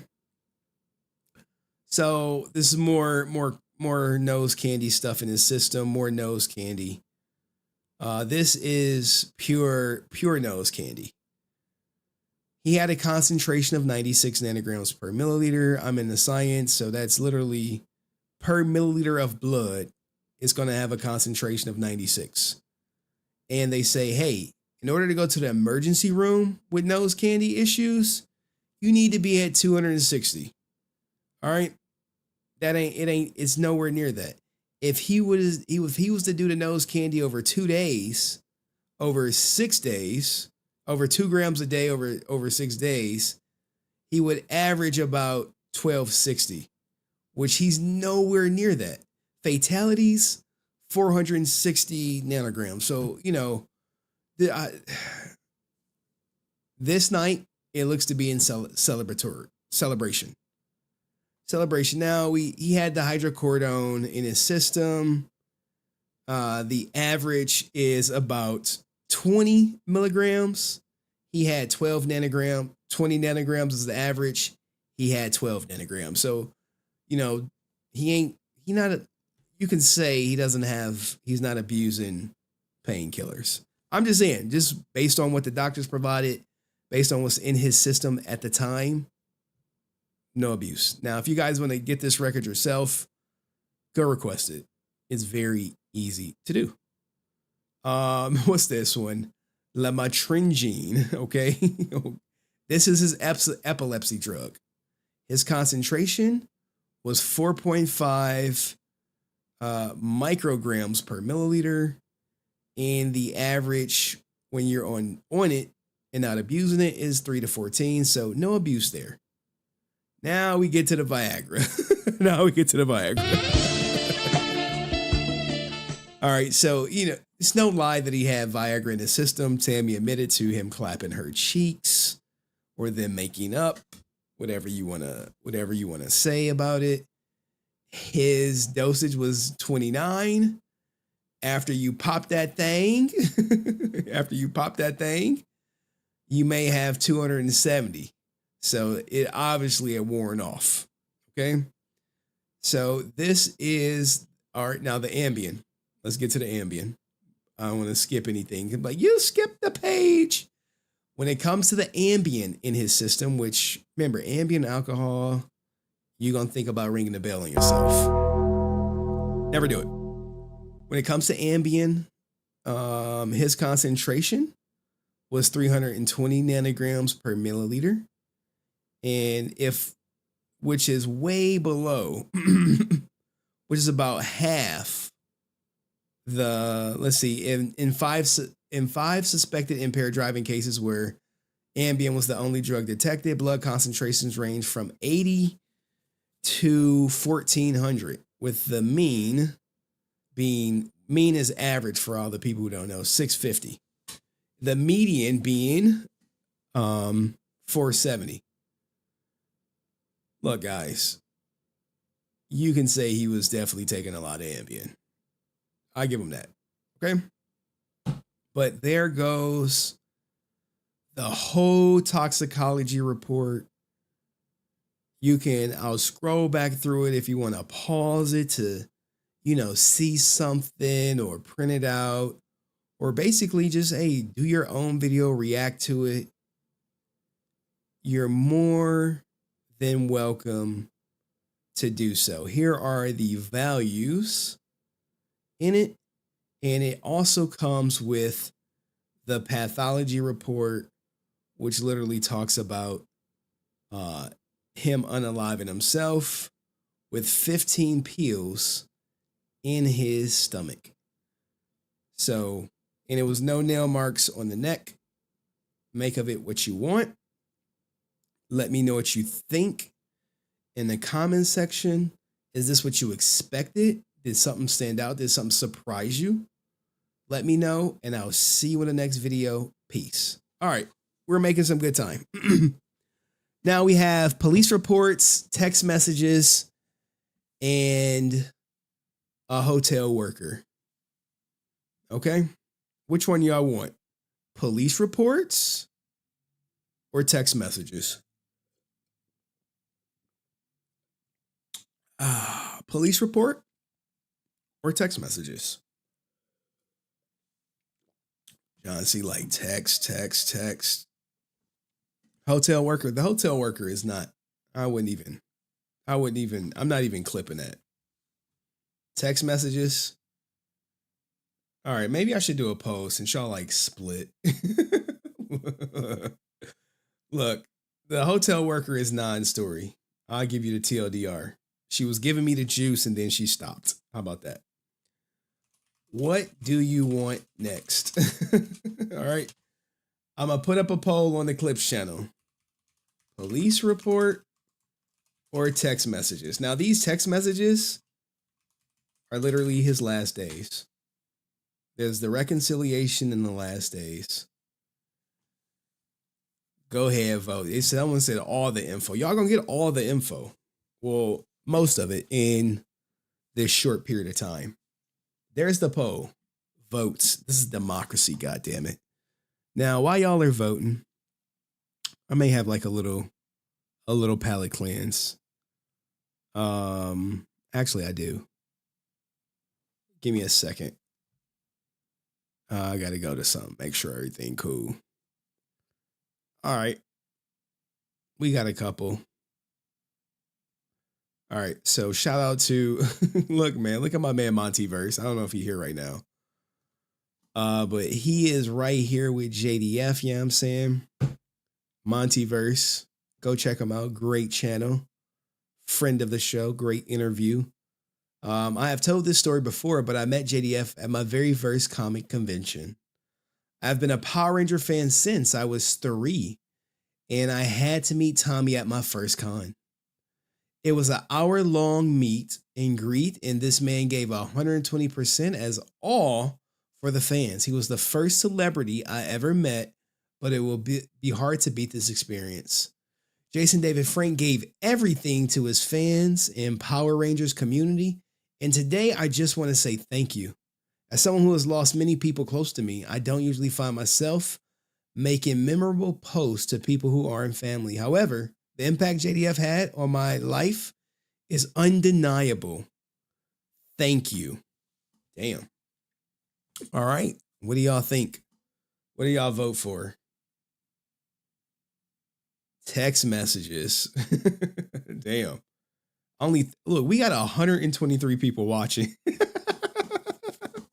How many ninja watchers is like, I am not voting. I'm just here for the show. Look about that, right? Think about this, guys. Oh, man. 123 people watching. 31 people voted. 31. Damn. Hey, I appreciate y'all watching, though. Hopefully y'all get them ads and don't skip them. And agree, Monty's cool. Yeah, Monty is cool. He a real one. He a real one out here. What was this? Men's mental health is important, and we men need to hold each other up. In spite of what society pushes, women need to hold each other accountable. Bro, women would never hold each other accountable. What the hell? Like, what? What? What did he say? Oh, man. Women hold each other accountable. Okay. All right, man. Let's keep hope alive. All right. So text messages it is. Whew. All right. We churning out. We churning out. Text messages, police reports, then hotel worker. Based Henry. Look, man. We want to do. We mean to lie to you guys? We mean to lie? I ain't gonna lie. I never lie. Hell. Brent, like, you lied.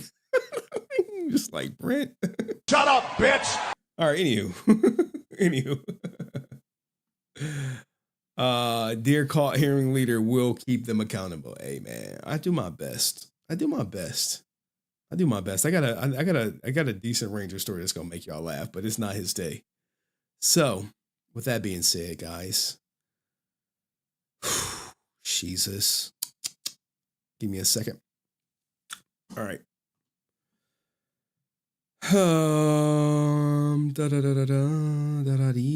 Jason David Frank's last days. How about last text? All right, cool. We moving along. Do me a favor. 37 of y'all, 120 people, 37 y'all like interacting. Shout out to all my ninja. Shout out to all the plank watchers watching. Appreciate y'all. Okay. All right. Y'all ready? Got to get the clip ready. Jason David Frank passed away 2 years ago, November 19th, 2022. And today we'll be looking at the text messages leading up to his final day.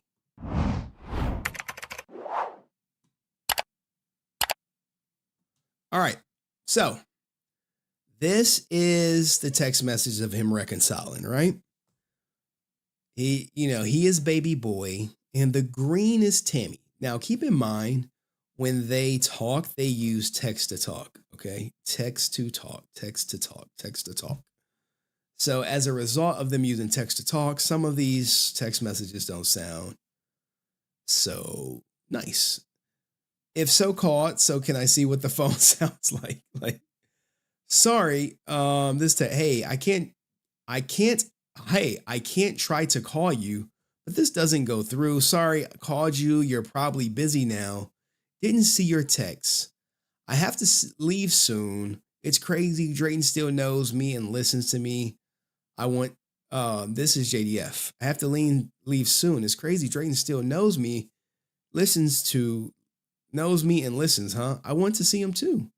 Still have it on my screensaver. So this is his screen, and this is October 29th. Okay. So think about this. No one knows within 20 days he's going to be gone. No one knows. I don't even think he knows. Okay. Whoo, you got email? Lord, so tired. Got in 3 a.m., woke up at 9. Need a few days to catch up sleep. I had a cut hair too. Tammie responds, good morning. We just woke up. I could have slept all day, lol. Hope you made it. Also, thank you for those sweet texts. And I really enjoyed us communicating and talking. It's really nice. Can you talk? If so, call. I can see what this phone sounds like. He got a new phone. Okay, he got a new phone. He goes to a convention. He meets Gus. He sends her some pictures like, hey, look who I met. That's crazy. Dang, I met most of them. He's cool. To me, any of to bring Drayton so cute, you will be okay. That's because 100 keep fighting till he can't fight no more. You get emails. So I'm guessing he's emailing her. But this is that text to talk stuff, man. This is him showing off the haircut. Okay. Hey, just woke up. Sorry. Looks so handsome. I got a lot of stuff sent to the lady yesterday, and these emails you sent me, they did not go through. I don't know why, but I did not. And yes, I think we should cancel our lawyers and say we withdraw the divorce. So this is the proof of, hey, we're withdrawing the divorce. And both of us, then we go to, that message got cut off. Now look, guys, this is Tammie. No lie, this is Tammie. Now what? We should get this done somehow and save money. We can go somewhere else. I'll figure it out. Happy about Drayton. I will help as long as I have to have fun and no stress. Do not say I sent this. I'll be hose. Did you get Meekins' text? You must today send everything you have. Don't forget, they will get on this tomorrow. That's number one thing today. They were trying to adopt Drayton. Okay? They're trying to adopt Drayton. Let me know ASAP. Phone will be off. It's crazy at this con. Fan base is growing. Don't know why, but later we can clean up this stupid rumor on TMZ. It's annoying to hear all the time. Now, the stupid rumor on TMZ was the divorce. That was the stupid rumor. That was this headline right here that they were trying to clear up. And, you know, hey, TMZ reported it. You like, what the hell's going on? What the hell's going on? They were trying to clear up the TMZ stuff.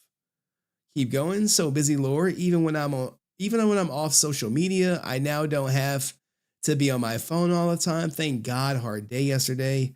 How you had fun. I know hard not to think about us, but guess we have to. Still lacking sleep, Lord. Tell her I said, what up, dude?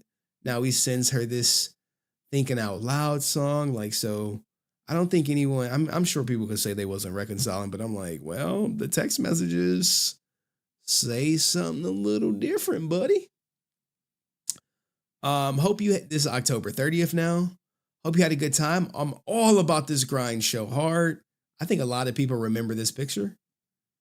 It was posted on his Instagram. That's a packed out arena. God damn.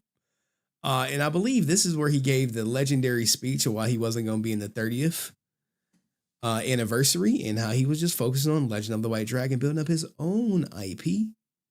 He sent a little GIF. Me at this point during the week, you like, oh man, he's meeting, this dude is Mario Lopez, and then to the wife backstage in the green room, your boyfriend. Ha ha ha. Still looks young, but old body parts, LOL.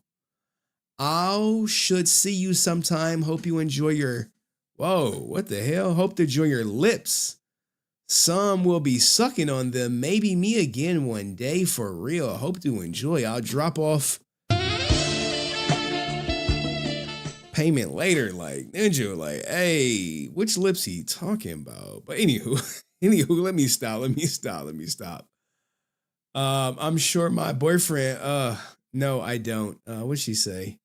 I'm sure my boyfriend, no, I don't think he's cute.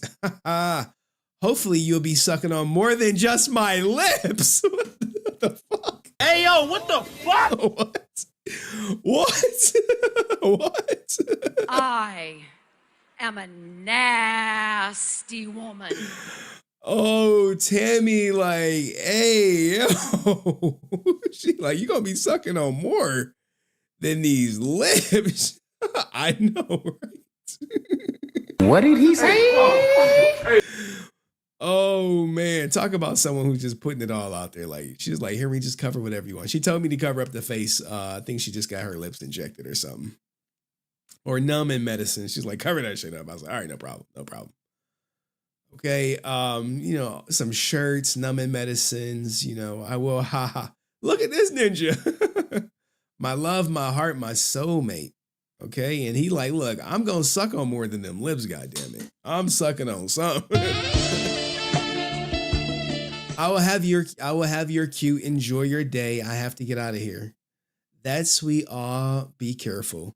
So look, I mean, like, you're not sending these messages or you're not making up. Come on now. I know people gonna say, no, you don't know. Good night, Tammie. I will try to help with Jason's case and we'll work out the details to save money on an attorney. All this makes me a little down, but I must stay strong. I need to catch up on sleep. Night. Okay, get some rest, night. I know makes you feel the same way. I hope the song becomes literally for us. I know you're sleeping, just thinking of you. This is, the next day. Like they are doing it. Now we're getting in November. If you put me first, number one in your life, besides God, I will support you back up to defend you to my last breath. I'm safe, sucks so emotions. When we see each other one day, let's just have fun. One day, Lord Knight. I need a counselor. If you know anyone, I will look tomorrow night. We don't know any counseling. Do you want to try the one that blank? I think I blocked out the personal name. I was like, I ain't trying to be, I think a friend of theirs use. Did nurse, if we get together, we could look up some virginities when I need grief counseling desperately. Like this is that text to talk stuff.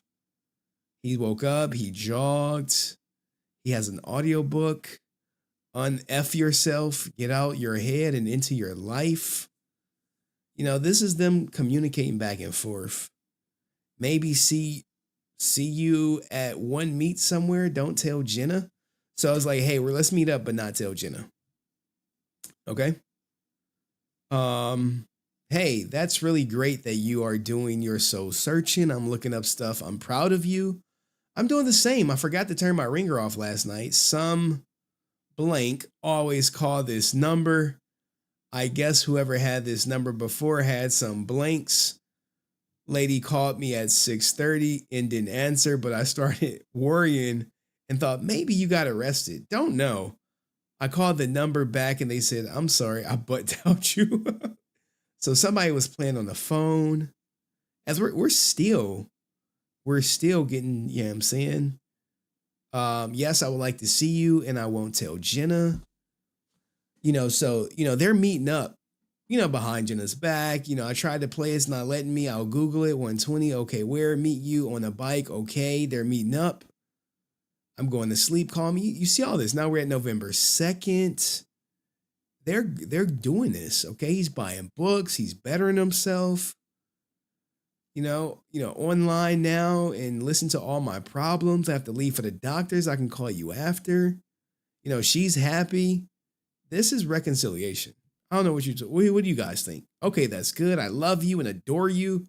Can you talk without Jenna listening? Can you talk? I'm in the shower. Can you give me some time? We got a new date, November 3rd. They're progressing. He's still bettering himself. He has an appointment with someone to get him some help. All this good stuff. Hope you slept good. I did. How about you?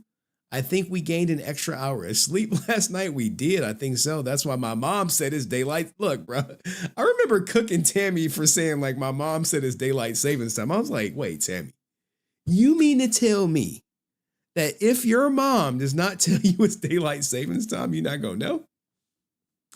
Why are they hiding it from Jenna? I don't know. I have no idea. I never asked that question, in all honesty. More stuff, more therapy. I just don't want to let my family down if we get back and team up again. We still down for True Tuesday? Just fun like we talked about. See what happens. Yes, we're still on, and yes, we do team up again, and don't say you're sorry. You're going to be upset with the move in time. Like, I don't know, maybe not to like tell Jenna we getting back together and then, for some strange reason it don't work out. You think that? I don't know. Amen. He's sending her pictures. I think people remember this.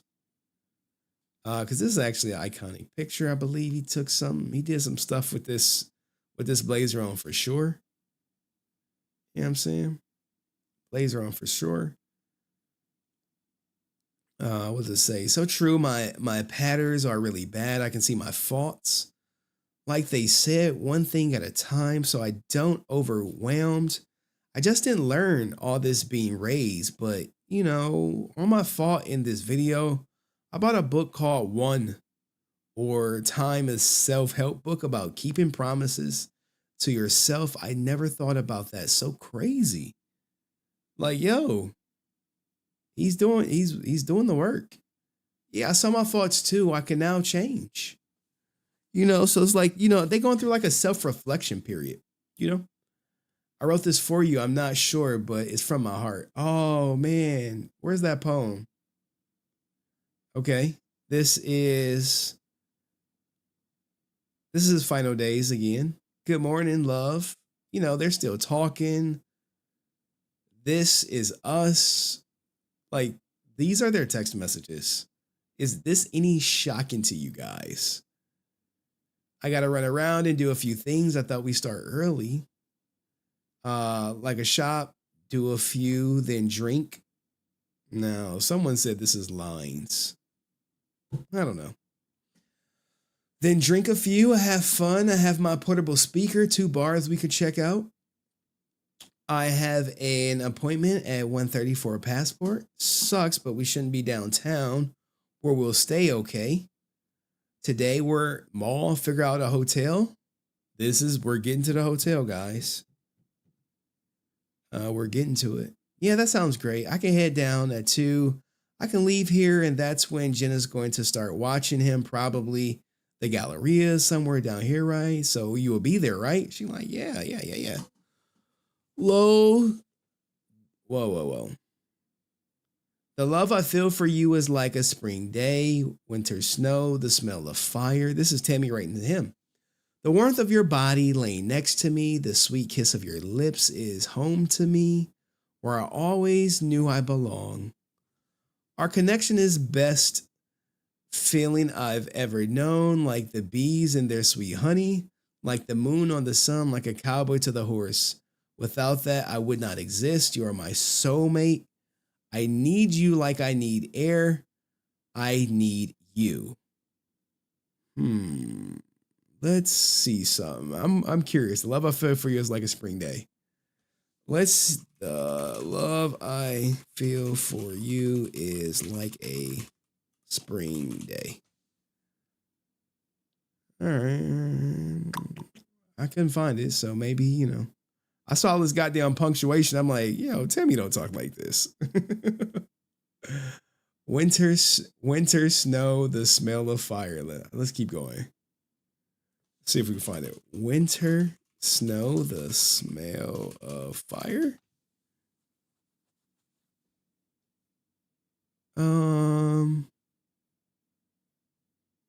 Images.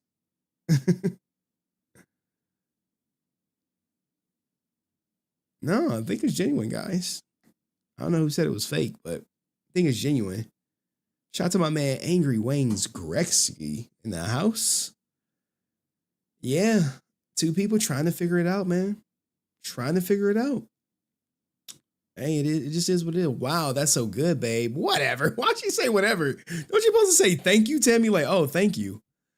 Beautiful. No one has ever done that before, my love. This is sweet, and it's kind of bitter. Like it's like we're watching the Titanic, and we know how this ends. Beautiful.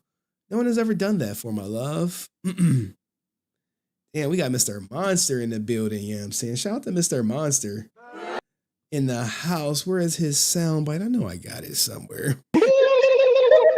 He says, R.I.P. I miss him so much. He didn't have to do it, but maybe he thought there was no going back after a certain point. He's still my hero, man. Yeah, man.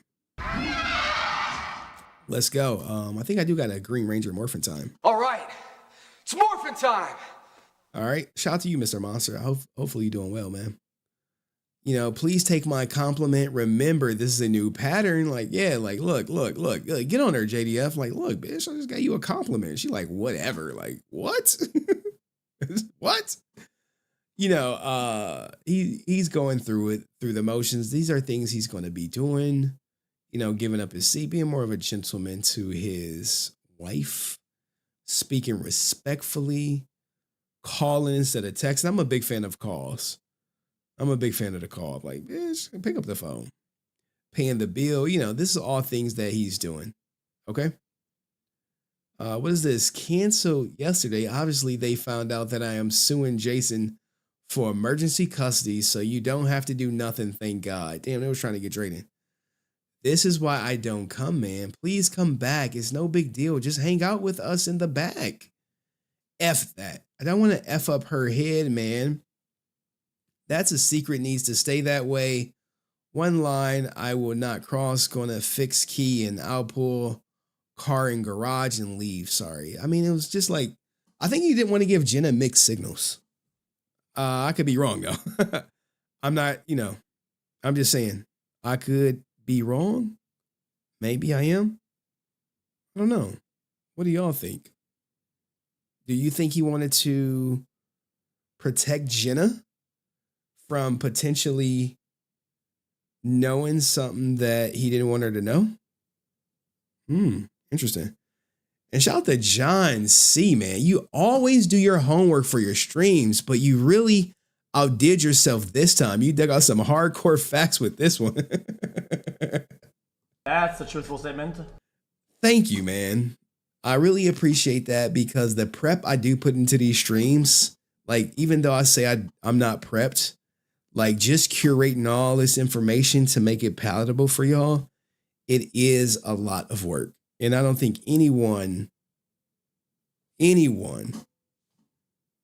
the Power Ranger community quite does it like me live.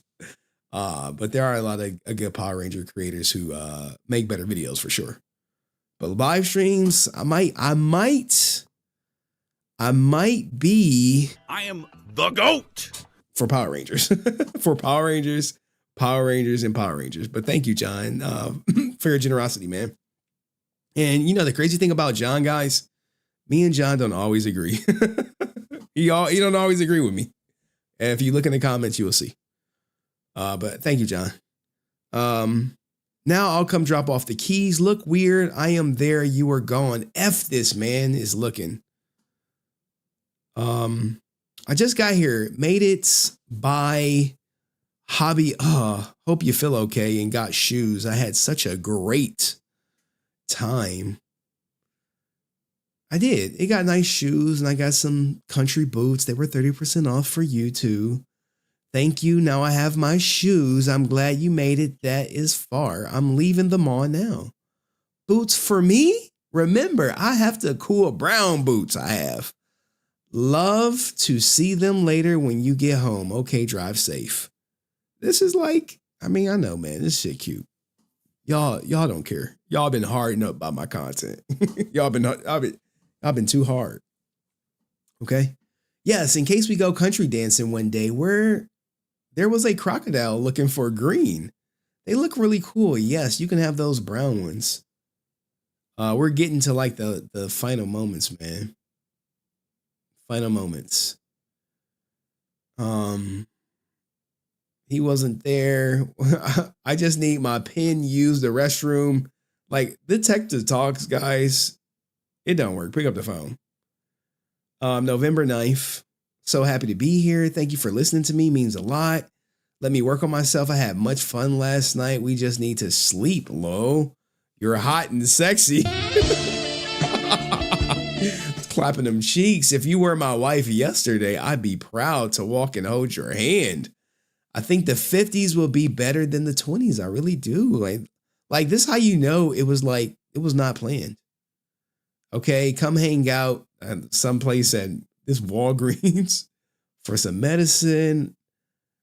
Traffic sucks. I have my spy stuff. I think you start getting paranoid at some point. I'm still at Walgreens. Man, I miss you so much. You're my heart. Something I should have told you here is that I'm sorry that you did not feel loved and that I did not make you feel special because I was effed up. This is Tammie. But if you give me another chance, I will show you how much I love you. I won't be scared to put my feelings back on the table. Thank you for everything. The past 2 days were wonderful. I know I'm crying, but it's okay. I do probably adore you. Okay, now we fast forward to the 16th. This is the day where he tried to make an attempt. And then we get his final day coming up. Tonight was a rough night. Thank you for allowing me to explode. So hot, need life. Firecracker is hot. I love everything about tonight. Soulmate. This is like, yeah. This is, you know, hey, she happy. Like, look. Thanks for allowing me to explode, my ninja. For exploding. What did he say? So hot, need life. She was hot. I'm just saying, bro. Just found it. Thank you. And then he just didn't have a good night. Not a good night. Wine and pills don't mix. Remember, wine and Ambien don't mix. Because that was the thing. Wine and pills don't mix. I got so mad that the house is empty, I did something bad. But he will understand. Hey, what do you do that's bad? Sorry, I had a bad night. I've been up since 4:30. Didn't sleep. Don't judge me, okay? Just got mad. And it's expensive art. I'm not going to get mad. What did you do? But I'm keeping it. Wrote a poem for my collective, waiting for the cops. But they never showed up. If they did, it would have been bad. That stupid song, I'm helpless. Okay? All right, there we go. We got him.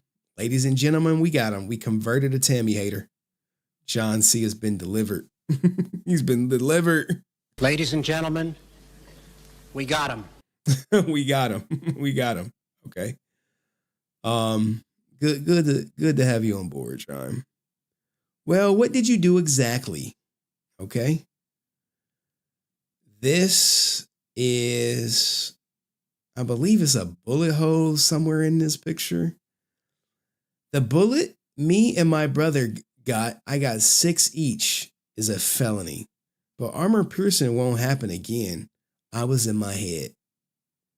Babe, how'd you get that messed up and so angry to discharge your firearm? And he wrote a poem, but it's really hard to read, guys. But there's the bullet hole right there. Right there. Look, I got y'all too.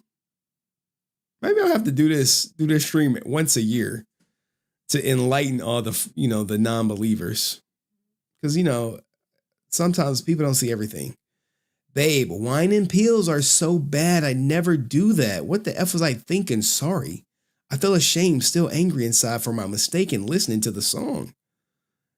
Aw, baby, I'm sorry. It's okay. And now we're getting to the final days. Brace yourself. This is going to be a little difficult. Because you're about to see it. Okay?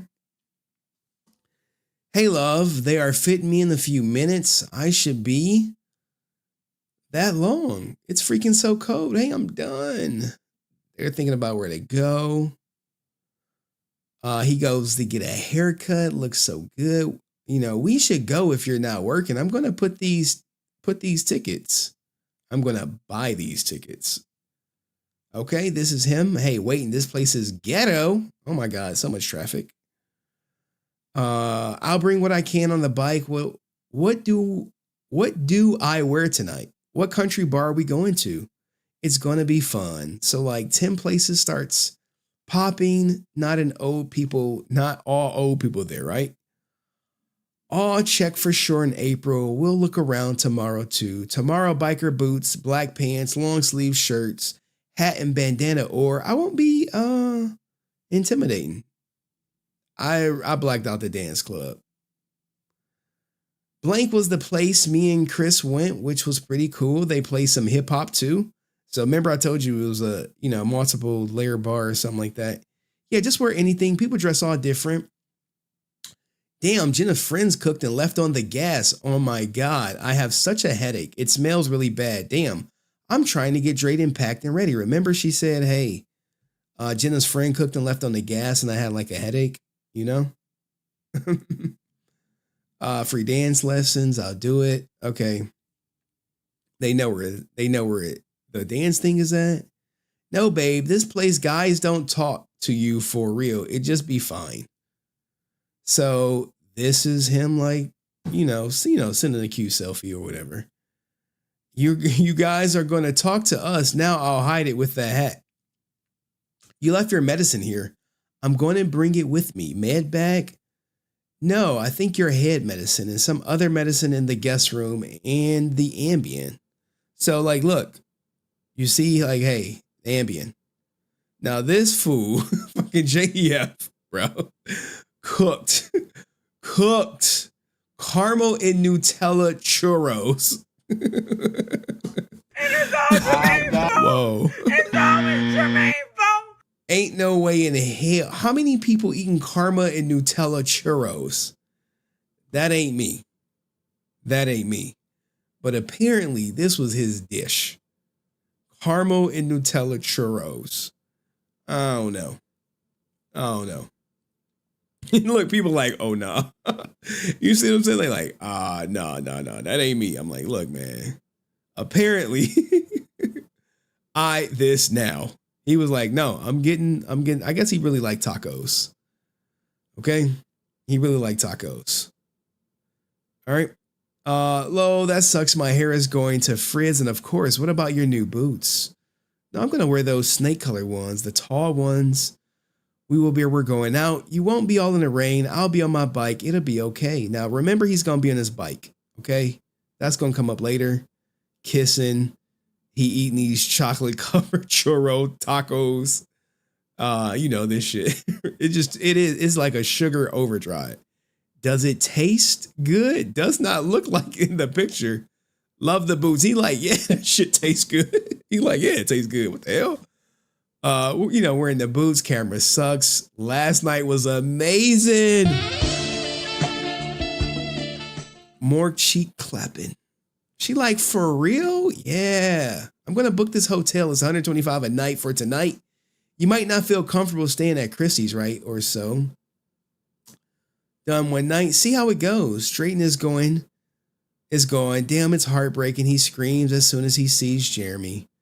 Like, what the F? He's crying hysterically like, what the F? I cannot find a hotel. They're booked up. I don't know. Kind of stressed out. Even dress packed and everything. Jason booked the hotel. So that night, it wasn't Tammie. It wasn't Francis. Jason booked it. Sent her the address. Says, please don't forget my meds. She says, I got you. He's like, I'm leaving now. I'll be 50 out to drive slow, just in time. Tonight, we talk about nothing. Just cool-ish. This is final night. Okay, about to leave in 5 to 10 minutes. Yes, you're right. He has his dancing boots. Boots can't get wet. Just cool stuff. Oh my God, I'm leaving. Glad you made it. There goes his final message to Tammie before that night. And now you guys have seen all of their messages leading up to his final moment. So right then and there, glad you made it. Let me know what you think about JDF's text messages leading up to his, untimely demise. How do you feel about Tammie? But they were going dancing that night. He had on his dancing shoes. She was all dressed up. JDF booked the hotel. And he was eating them nasty ass Nutella covered churros. But hey, let me know what y'all think. I'll see you in the next video. Peace. All right, police reports, and then I'll drop the link to the people that's waiting to come up. My special guest, I'm sorry, but we got to do the police reports, and then we'll go. What is a haiku in the comments, bro? Oh, the poem. God damn, haiku take me back to like elementary. The 3 syllables, 5 words. Bro. All right, we're at the police report. So this is literally low key. Yo, whoa, what is this?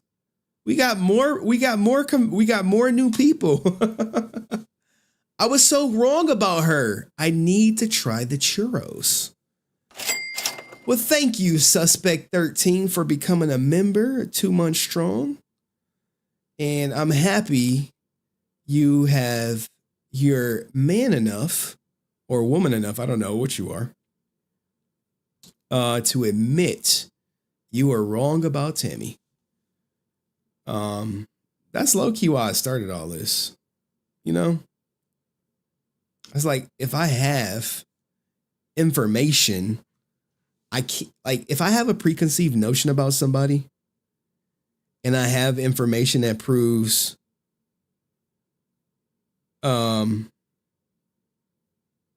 otherwise, then I gotta run with it, right? So if I'm like, man, Tammie must have said something, but then I get undeniable proof that, hey, they were reconciling, they called off the divorce, I would be disingenuous, a liar, whatever you wanna call it, to not run that information, you know? And shout out to Strife, who's stealing my views, is the truth teller. Yeah. That's a truthful statement. Okay. On to the police reports. Okay. All right, give me a second. This is low. Let me drink some water. I need to steal some of Strife's views. For real. I might have to start covering Cobra Kai, man. This Power Ranger views ain't doing it for me. Okay. Your haiku has been posted. I don't know. Where'd you post it? In the chat? In Discord? Do me a favor, guys. Anywho.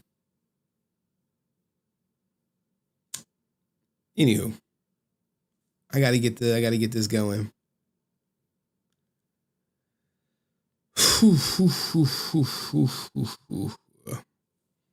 All right, now this is going to be a little tough. And then I'm going to drop the link.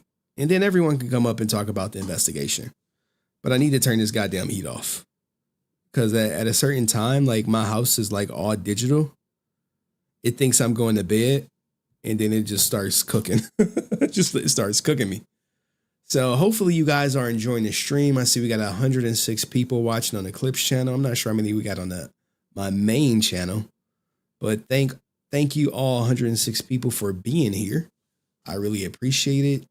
Tammie probably appreciates it as more people are getting awoken, because obviously this is new for some people like John C., Andrew Hager, Suspect 13. Like, if this is new to you, and you know, just put a 1 in the chat if you learned something new tonight. 1 if you learned something new tonight. Only the new people. Now I know we probably got more like ninja watchers than chatters, which is fine because I don't get paid per chat. I get paid per view. So there is that. Okay, Strife learning something new. All right, I appreciate you, Strife. Angry Wayne Gretzky, bro. Angry Wayne Gretzky, bro. You've been here from. Damn, we got Angry Wayne Gretzky from XQC, and he stayed for the Power Ranger content. All right. We definitely didn't have the info. Now, y'all want me to black pill y'all real quick? Look, Wayne Gretzky, like, yeah. Like, yeah. I love that, man. You know what? I love when I convert an XQC fan to the new stuff. Now, here's the thing. Let me black pill y'all real quick. Give me a second. I'm about to black pill all the people who put ones in the chat. And don't feel bad. All right, we got 28 watching on the main channel. Salute to y'all. Would it surprise you? I'll tell you what the goofy ass magistrate was talking about me about. Would it surprise you if I'm like, Ninja, I'm over here fighting to keep my rights as a father. You talking about would it surprise me if? Would it surprise you all if I told you all of this information is on my Clips channel? Now, here's the thing, right? The problem with it on being on my main channel, I'm sorry, it's all on my main channel. Like, the police report is right here. The text messages are in here as well. The text messages are in here as well. The other text messages are in here as well. The exclusive interview is in here as well. It's all on the toxicology report is in here as well. What the hell happened? Let me explain something to you. In YouTube, Dust Drop, he probably ninja watching. Dust is probably watching. In YouTube, the problem was I was doing Power Rangers, but my XQC content was taken off, right? So XQC was taken off. I could not mess up my XQC algorithm because I was making money on this, boy. I got money. I was making bank covering XQC.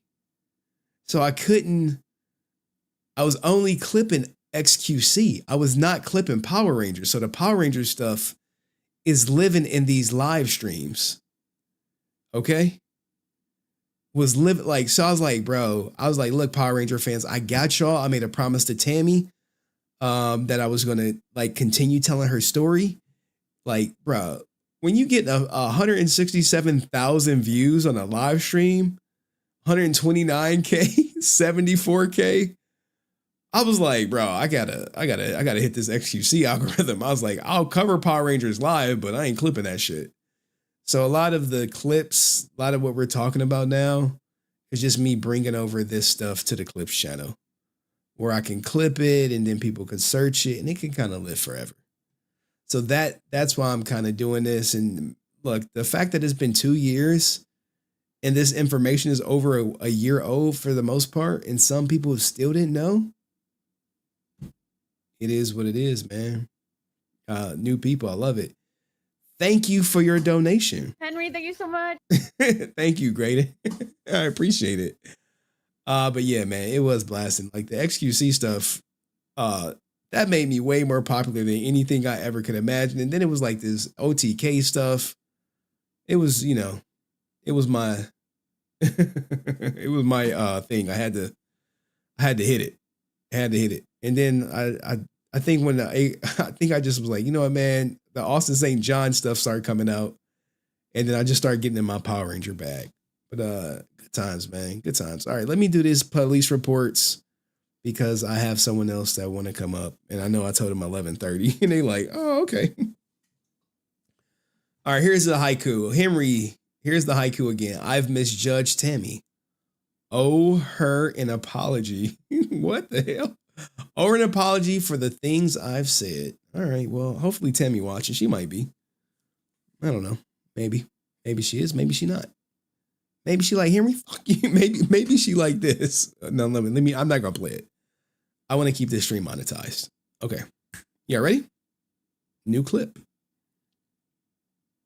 So as we continue this death investigation into JDF's death, the most important or a crucial piece of evidence that came forward that was provided to me, which is now, I believe, perhaps sealed, is the police reports regarding JDF's last night. What did the police collect, detectives and all? All right, so now we have come to literally the final stage in the investigation that kind of puts a seal on it, right? because with these police reports, it should, answer more questions than anything per se. But you never know. There are some people out there. So this is from Fort Bend County Sheriff. You can request it, but you probably won't get it. I'll just say that. So this is the narrative report by a sergeant. I blocked out names. I mean, these guys are all public servants. So I technically didn't have to block out names, but as you know, we do have some crazed fans, and I wouldn't want any crazed fans harassing literally officers of the law per se. So what does it say? On November 19th, around 5:11 in the morning, deputies were dispatched to the hotel in reference to check a welfare that resulted in a death investigation. Upon arrivals, deputies learned a female subject was observed, that's Tammie, sitting outside of room 324 and appeared to be intoxicated. Deputies learned that the female's husband was inside and she was not able to make entry into the hotel room. Deputies assisted the female, made contact with staff members who assisted opening the door for the female. Deputies entered the hotel room and observed a male subject hanging from the shower and was obviously deceased beyond care. Deputies summoned community EMS to assist the female, who became visibly upset and was also believed to be on site on some type of medication, as well as an unknown amount of alcohol. Now, for this, we're actually going to get what she said about the police reports. So now we have, this is police report number 2. Now, all these come from, this is a deputy. Now, when you write these reports, they all come from someone who was there. Everyone there has to write a report. So, he says, look, on November 19th, 5:34 hours, he was dispatched as backup to room 324. Okay. Upon my arrival at 5:35, he met with the deputies on the second floor, and they were escorting Tammie to room 324 on the third floor.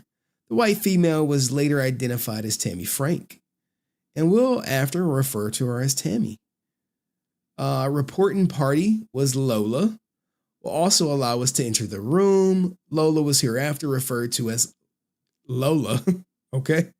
Lola let deputy and myself into the room. Upon entering the room, Deputy Blank said that the bathroom door was locked. I knocked on the door of the bathroom, announced myself. I got no response. I asked Lola if she had a key to the bathroom. Lola stated she would be right back. While we waited for Lola to return with the key, I held the door open and kept my eye on Tammie. Tammie appeared to be under the influence, like you see right here, of some type of drug. Large amounts of pills were observed inside the room. Lola returned with the key. And unlocked the door. Upon entering the bathroom door, I observed a white male slumped on the ground, straddling the shower door rail. The white male was later identified as Jason Frank and will hereafter be referred to as Jason. I observed Jason not moving. I also observed lividity in Jason's hands and thighs. Also observed drool hanging from Jason's mouth. I informed the other deputy that Jason was gone and told him about the lividity. Deputy pointed out that he had put something around his neck. I observed a blow dryer cord wrapped around Jason's neck and the other end being tied to the top of the shower door rail. I returned to my patrol car to get my camera, began taking pictures. Took multiple of Jason and lividity in his hand and thigh. I took photos of the pills and medications were spread out the room. I took photos of the large amounts of cash. I took photos of the thermostat, which says 74 degrees. I took a photo of the empty blow dryer bag and tissue in the bathroom. Okay. I then spoke to Lola and asked to tell me what happened. Lola stated she saw Tammie sitting, walking around the hotel. Lola stated Tammie appeared to be out of it under the influence of something. Lola stated she asked Tammie multiple times if she had a room in the hotel. Lola stated that Tammie told me she was meeting her husband here. Lola stated she observed Tammie walk outside and began climbing onto a motorcycle that was parked outside the door. Lola stated she stopped Tammie to prevent her from driving. She stated she eventually called the police after she called her manager and informed about the situation. So the whole narrative that TMZ said where Tammie called the police is not true. You see, Lola is over here admitting it. Lola stated her manager told her to call the police. Lola stated the police eventually arrived on location, helping Tammie find her room and her husband. Asked Lola what time Tammie checked in. Lola stated Jason and Tammie checked in on 11/18, room 215 at 10:24. I mean, what was that? 9:24. Sorry, military time. Hours in room 324. Whoa. So they were in rooms 215 and 324. Lola stated Jason and Tammie were supposed to check out the next day at noon. Lola mentioned she had received a noise complaint. Here we go. A noise complaint from 322 about the noise coming from 424. That's so odd. Did he mean 324? I think he meant 324. Lola stated that she got the complaint about 2:47 or 3 o'clock in the morning. Lola stated she made a phone call to 424. The male answered the phone and informed the situation. Lola stated the male stated he had the wrong room. She had the wrong room. Oh, okay. Now it's making sense. So the complaint was from their room at 3 o'clock in the morning. They heard noise coming from inside, but did not knock on the door. Lola stated she went back to the lobby, called 324 a second time, but did not answer. I asked Lola if she had access to security footage. Lola stated no, but her general manager did. Lola gave me the general manager's card, which I gave to the deputy. I would love to see this footage. I would love to see it.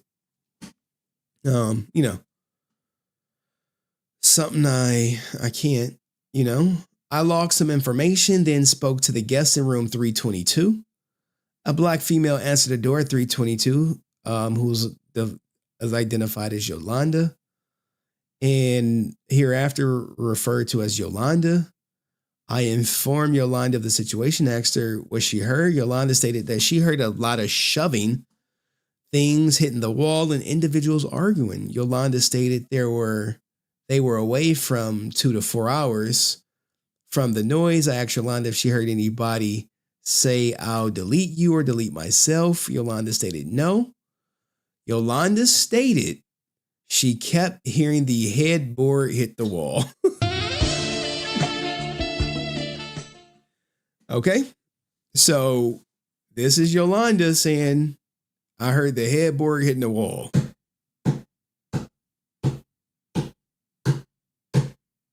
Y'all know the sounds.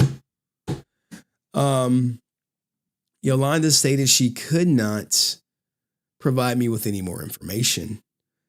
During the investigation, body camera died. I gave my body camera to deputy before leaving the room to get some fresh air outside.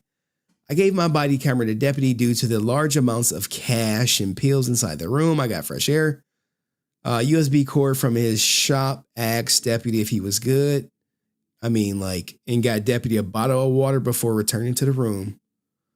This is this report. We got 2 more.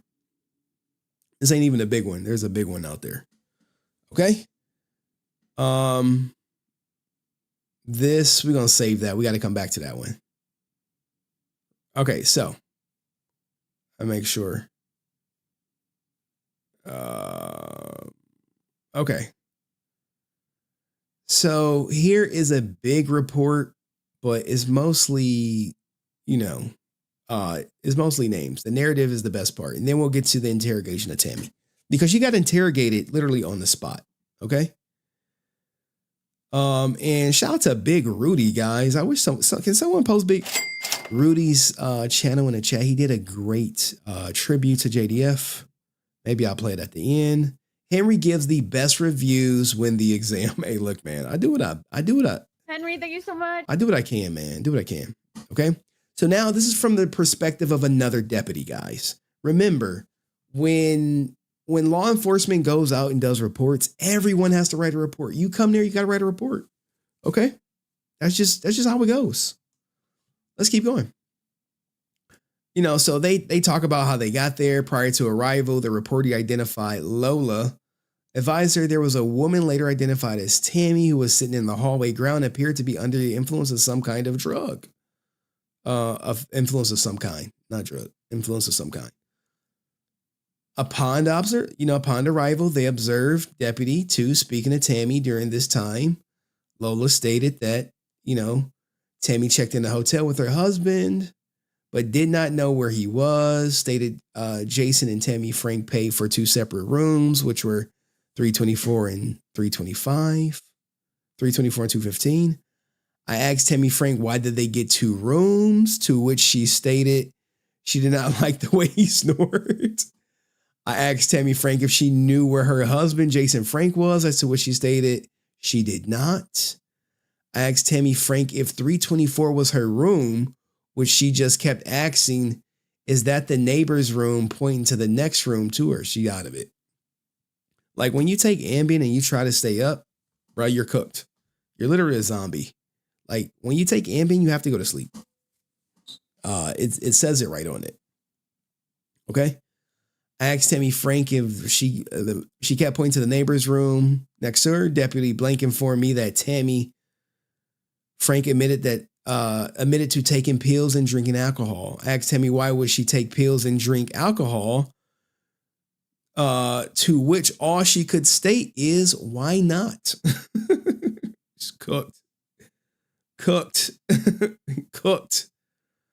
Due to the state Tammie Frank was in, I informed Lola and the deputy that I would attempt to conduct a check of welfare at Jason's room in 215. Now, what you guys going to realize, they went to the wrong room. He was not in 215. He was in 324, the original room, which is unfortunate because, I don't know, maybe they could have saved him. They show up 324. You think about it yourself. After several attempts at room 215, I received no answer. Then I returned to where room 324 was located and advised them he was not answering. Lola stated he did not leave because his motorcycle was still in the parking lot. I informed Lola that I needed her assistance in opening room 215 so we can make sure Jason was not injured or hurt. Upon entering the room, Jason David Frank was not on location. The room looked to be undisturbed, which means they were all in 324. We all then made our location back to 324 to check Jason David Frank. Due to Tammie Frank losing her key, Lola was able to open the door for us. Upon entering the room, we did not locate Jason David Frank until we checked the restroom door and found it to be locked. So remember, they got there. They got there relatively quick. I want to say they got there at 5:35. They spent some time lollygagging with 215. Then they go to 324. I informed the deputies on scene I believe Jason Frank was in there. Lola went downstairs to get the key. During this time, we walked the room and observed a large amount of cash and the desk jewelry pills scattered throughout. Upon Lola's returning and opening the door, I saw Jason David Frank's reflection through the mirror. As it appeared he was sitting slouched over in the shower area. I immediately called for EMS to make location, but upon entering the restroom, I observed lividity in the hands and legs of Jason Frank. I disregarded EMS and called an obvious DOA. So I appreciate you, John C. John C is a believer now. John C all in. I appreciate it, man. I know we disagreed in the past, but I appreciate you letting this fact speak for itself, or a third party per se. Deputy started taking digital photos of the scene and contacted the sergeant. Tammie Frank was sitting in the door, attempting to come into the room to see what was going on, but deputy prevented her from entering. I informed the deputy at this time Tammie Frank would be detained and to take her downstairs. Due to Tammie Frank's emotional state and asking if Jason was gone, I had EMS dispatch again for her. While on location, Community EMS Medic 93 made location to room 324 and confirmed JDF being DOA. He was able to retrieve information to Lola about a possible disturbance. Lola stated at 2:47 hours, the room next door identified as 322, which currently housed a female, Yolanda, complained about a noise in 324. Lola stated she called up to the room and informed Jason about the noise, and he stated it was not them and hung up the phone. Goddamn. She received more calls and decided to walk up and check it out. Lola stated she did not hear any physical attack occurring, but did hear loud yelling and screaming going on. So there's someone saying they heard screaming. Stated Jason Frank and Tammie Frank checked in at 9:24 hours and were supposed to check out the next day. Deputy was able to make contact with Yolanda, who stated she heard loud banging against the wall and yelling. I was able to locate several medications inside the room prescribed to Jason. The following medications were identified as trazodone, clozapine, hydrocodone, which were several periods scattered around, which were identified, which, these were all found in the system. Shortly after, Detective Blank and Investigator Blank made location. While on location, Investigator Blank was able to locate more pills inside a bag of Jason's. These pills were identified. Cyclobenzaprine, steroids, and more hydrocodone was located inside the bag as well. Investigator Blank was able to locate some nose candy, which was wrapped up in a tissue. Tammie Frank had later admitted to taking them both. Okay. We're going to hear from Tammie about what she had to say about the admitting to taking a nose candy. The cash on location was counted and documented inside Jason Frank's wallet. There were 20 $100 bills and 5 50s. There was another 20 $100 bills and 50 $20 bills wrapped in a rubber band bundle located on the small table. There were 7 $100 bills and 6 $20 bills located on a large desk. The total amount of money was $6,070. So, he had money. I remained on location until the medical examiner advised. Investigator took several cell phones along with the nose candy and alcohol. Medical examiner took custody of all the prescriptions. I took custody of Jason Frank's driver's license and will be returned to the state. It was later discovered that Jason and Tammie were going through a divorce, but was trying to work it out. It was decided that the cash and jewelry would be left with Tammie prior to leaving the location. We had a responsible friend identified, make location that she does not drive and be left alone. Okay. And now let's get to the big report. So what do you guys think so far? Yeah, I did post the DMs from the mistress. Okay. Now this is the interrogation of Tammie. Now, keep in mind, she admitted to drinking alcohol and doing nose candy. So really, you got to take this with a grain of salt. Narrative. I asked Tammie if she had taken any medications. She stated no, then advised she took trazodone, 300 milligrams. Tammie stated she also consumed alcoholic beverages while taking trazodone. I asked Tammie, was she diagnosed with mental illness? She stated she was diagnosed with insomnia. Deputy arrived on location. I was speaking with Tammie. Tammie stated she and Jason had separate rooms because Jason snored. Tammie said the two rooms were 324 and 215. No contact was made at 324. And I escorted Tammie down to 215 to attempt to make contact if Jason was inside. Damn, the room. But meanwhile, he was definitely inside. I don't know if he was expired by now or expiring. There was no answer at 215. Lola advised that we needed to conduct a welfare check for Jason. Lola opened 215 with the master key and Deputy Blank entered the room. Myself, Deputy Sanchez, and Tammie return back to room 324. You see how it works? They get on scene. They're at 324. No one knows JDF is in the bathroom. No one knows what he's done. She's zooted because, she's been drinking, taking medication. She said she was on some nose candy too. This is like the perfect storm, per se. Tammie was asked to remain outside while we conducted a welfare check on room 324. Upon entering the room, to the left, bathroom door was closed and locked. Clothing, cash, and narcotics was observed to be scattered about the room. Lola used the master key to unlock the bathroom door. Upon entering the bathroom, Jason was observed to be unresponsive. With a wire cord from a blow dryer around his neck, Jason was kneeling with the blow dryer cord hanging from the shower rail. So I think they had like a sliding door, maybe. Like you have to think like what would be able to support his weight. It wouldn't be like a twist. You know what I'm saying? You put your weight on that, it's just gonna come down. So it had to be like something stationary. Okay. Jason was kneeling.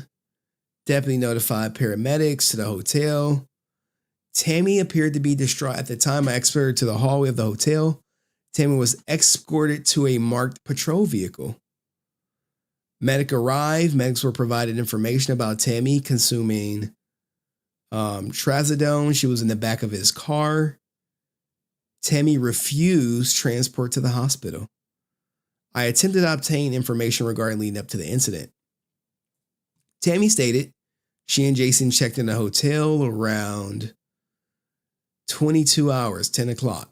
Tammie stated she and Jason went out to the place in Texas to dance. She stated that they returned back to the hotel room around 2:45, where the arguing that was reported. Then the arguing turned into cheeks getting clapped. That's a crazy transition. Crazy transition. You know that I hate you too. All right, let's bang. I mean, I don't know. Tammie said the argument involved jealousy. Issues about Tammie dancing with other men at the bar. Tammie said that she did not remember leaving the room 324. Damn, she not even remembered leaving room 324, possibly being due to intoxicated. I asked Tammie how was Jason's mood the last few days. She stated Jason was in a good mood and everything seemed to be going fine. Tammie did state Jason brought up some traumatic experience he had from a child, but she did not go into any details about what those traumatic experiences were. Tammie stated Jason was diagnosed with bipolar disorder and depression. Tammie stated Jason was prescribed medications, but unknown if he was taking medications as required. Tammie stated she did not know if Jason had been previously admitted to a mental health facility. Tammie stated Jason had previously seen a psychiatrist, but was unsure the date of his last visit to the psychiatrist. Tammie stated Jason had a history of self-deletion thoughts. Tammie stated she did not know if Jason previously attempted deletion, but she did say that I'm sure he tried before. Tammie was not able to provide more information and fell asleep in the backseat of the vehicle. My body camera died. Tammie was handed over to the deputy. I remained on scene for security. And there you have it. Now, as far as what Tammie had to say, let's hear her out. Like, hey, trying to reprimand her if she did something or anything. Who else? Any questions for Tammie? Hold on, guys. Because we had the police reports and Tammie did conduct a full interview regarding the police reports. And I just have to find the freaking tab that it's on. Because I asked, look, guys, and I did the same thing I'm doing now.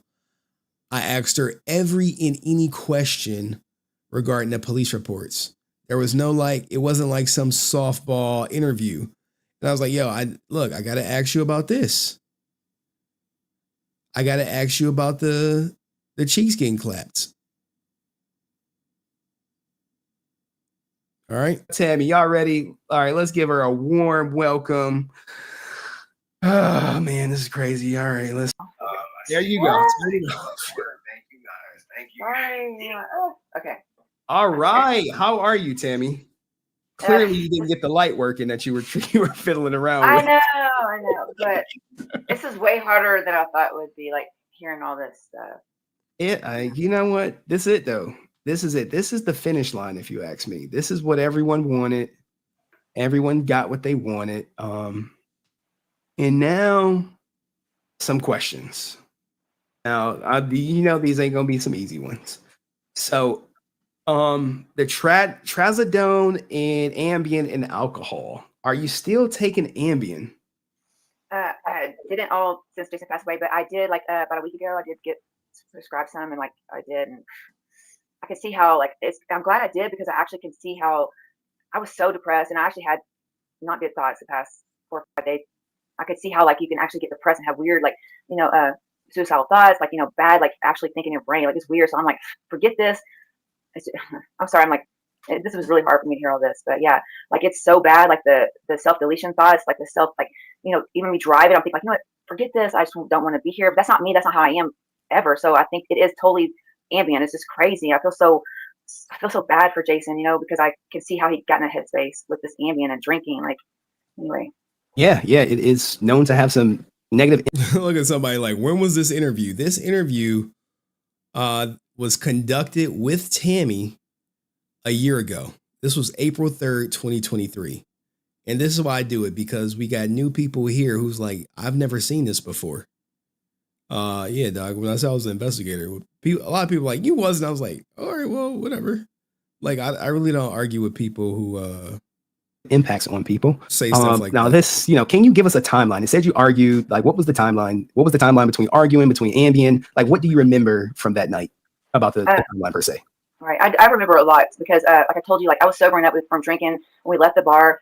He did get like jealous. He did have a country guy dancing, like a professional instructor dance. And I danced one dance with him, and like it was totally fine. And I realized my husband was kind of getting like, had too much to drink because like I told you before, he started dancing hip hop, that song. It was on that here. And then, yeah. But then like the second he got the guy again, he's like, dance one more time. I'm like, I love you. I love watching you dance. He liked it. He thought it was cool. And he just got like a little jealous. I'm like, well, the guy was spinning me around. I felt dizzy. I kept telling the guy, you're spinning me. And I'm too nice. He's like, stop dancing with me. Like I was spinning. And that's why my husband, when I'm off the dance floor, he's like, well, what were you saying? I'm like, I was just saying like, you're spinning me. I don't feel good. I'm getting dizzy. And like, I had been drinking. So I was spinning, and the whole room was going crazy. And that was it. And he just, I guess, didn't believe that's what I was actually saying. That only lasts like 10 minutes, honestly, like 10, 15 minutes at the max. Okay. All right. So you dancing, he get a little jealous. Y'all get back to the room. Did y'all argue some more about the dancing, and like, how did that play out? Well, it was like 5 minutes. Actually, the bar was closing. I was like, Jason, we need an Uber home. Let's forget this. Let's go. The lights were turned on.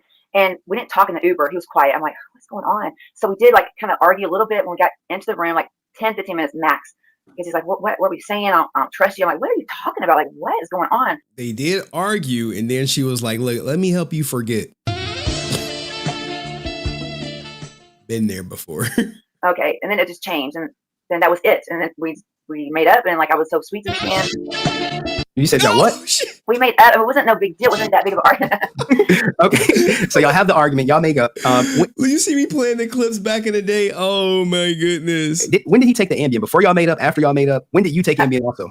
Sure. So he took Ambien right when we were kind of arguing the first 10 minutes, like 10, 15 minutes.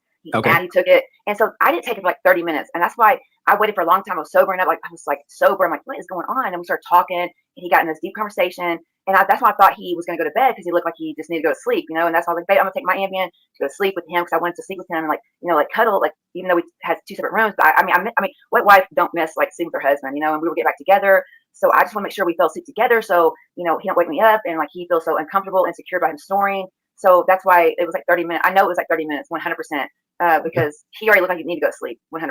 Well, yeah, you probably wore him out. But anyway, that's a topic for another day. When you did the People magazine, you stated you were only going for 10 minutes. When did you realize that you were going for longer? When I talked to the girl at the hotel, that was the first time ever that I was like, wow, there was like the whole me going downstairs, getting snacks, which I knew I did because I knew I was going. When I took the email, I was like, babe, I'm going downstairs with snacks.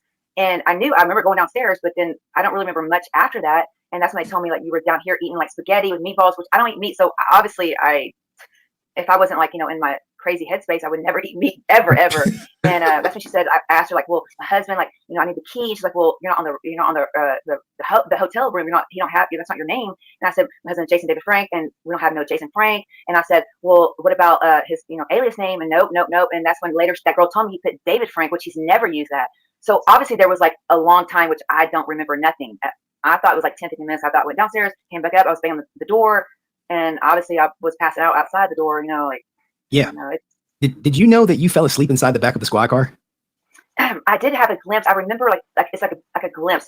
Like everyone, have you ever been like drank too much and you're kind of like you're blacked out and you just remember like bits and pieces, I kind of have this memory. Like I have a memory of like me being inside the car, and I thought at that time, because I forgot they had told me Jason had passed away at that moment. And I remember thinking like, oh my God, was I driving? Like I'm in the back of this cop car. Am I in trouble? I remember like waking up and like saying like thinking like, oh my God, I'm getting arrested. Was I drunk driving? I don't know. And then I remember just passing out, like falling asleep. I just remember. And the next thing I remember is waking up in like one hotel room, and like the detectives are in front of me asking me questions. I don't remember. And they were like asking me. And the only thing I remember at that point was when they told me again, your husband passed away. He committed suicide. Like, I'm like, the only thing I remember at that point was like, I was like, oh my God, what? And I remember falling on the floor, like screaming, like, oh yeah. Anyway, I remember that, and I don't remember nothing else. Like, okay. I'm sorry, this is really hard for me because I relive the whole night. I know we gonna get through it, and we got some lighter questions. So the report said you took some cocaine, that you admitted it. Did you ever take any cocaine? Do you remember anything like that? No, and like when I read that, I'm like, what? And honestly, the only thing I could think of would have said that because I didn't want Jason to get in trouble. Like I probably was trying to have his back, and like I always have. Like, I probably thought like we're like Bonnie and Clyde, like I have his back. So I probably was thinking like no, he wasn't like maybe like trying to make me like maybe so he don't look so bad. I got you. I mean, like you were oriented too. So like that testimony that you gave, that wouldn't even hold up in anything. They like you admitted you was drinking, you admitted you was on pain pills or insomnia, and all that stuff. Any testimony you give, they just gonna throw it all out. They're gonna be like, look, you taking this. But what was I gonna say? There was a question from a subscriber, and you probably answered this already before. If he tried to delete 2 days prior, why did you leave him alone? That's one of the questions. Okay. Well, when Jason did try to, which he's done this, multiple times through my 23-year relationship with him. He told me that night 2 days before, like he said, I took Ambien, I drank, I can't do that. As long as I have you in my life, I'm not going to have those thoughts. Mm-hmm. So like, honestly, like I never like, I'm telling you 100%, that was never a thought in my brain, like ever, like he would honestly do it or like really do it around me or in my room. Like that was.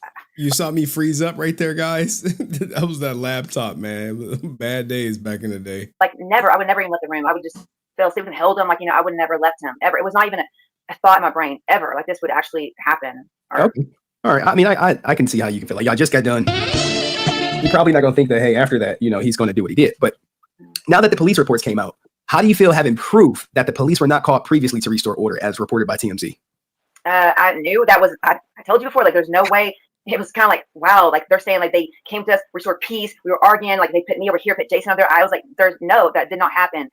Like it made me so mad because that whole report made people think, oh, they were crazy, they were fighting, they had restored peace. And yo, no lie, that report did tremendous damage to their reputations. And it was from TMZ, where she had to dispute it because they were like, no, they were arguing and the police had to come shut it down. Okay. She called the police. She like, no, I did not. I specifically did not call the police per se. Where's that video at? Jesus, I'll lose this right here. Nope. It's the wrong one. Oh man. No, where's it at? That ain't it. It's right here. There we go. She must have said something to him. And I was just like, I knew I wanted proof for this because there's no way. And that never happened. And it just makes me so mad that TMZ, they said, oh, we have a cop that said this happened. Well, it didn't happen. So I'm just like, I'm mad, but I'm like, I knew this wasn't true. I'm not lying that they never came and y'all were busy. Yeah. All right. I know. You hear saxophone. You told me to do it. You was like, hey, I want the saxophone. Yeah. Anyway. It's better than clapping cheeks. See? Well, I do got y'all. I do got one of y'all sex tapes, but I ain't gonna play it because out of respect for y'all, I'm not. What? Yeah, guys, I did play a JDF sex tape live of Tammie and what was happening. As you can see her face, she knew I wasn't bluffing. She like, what? What? And I actually play it for her. Coming up. You don't know I have the sex tape? Where'd you get that? No way. I'll play it. Wow. I'll play it one time. Don't play. What? Look, here you go. Here you go, guys. Tam, you watching?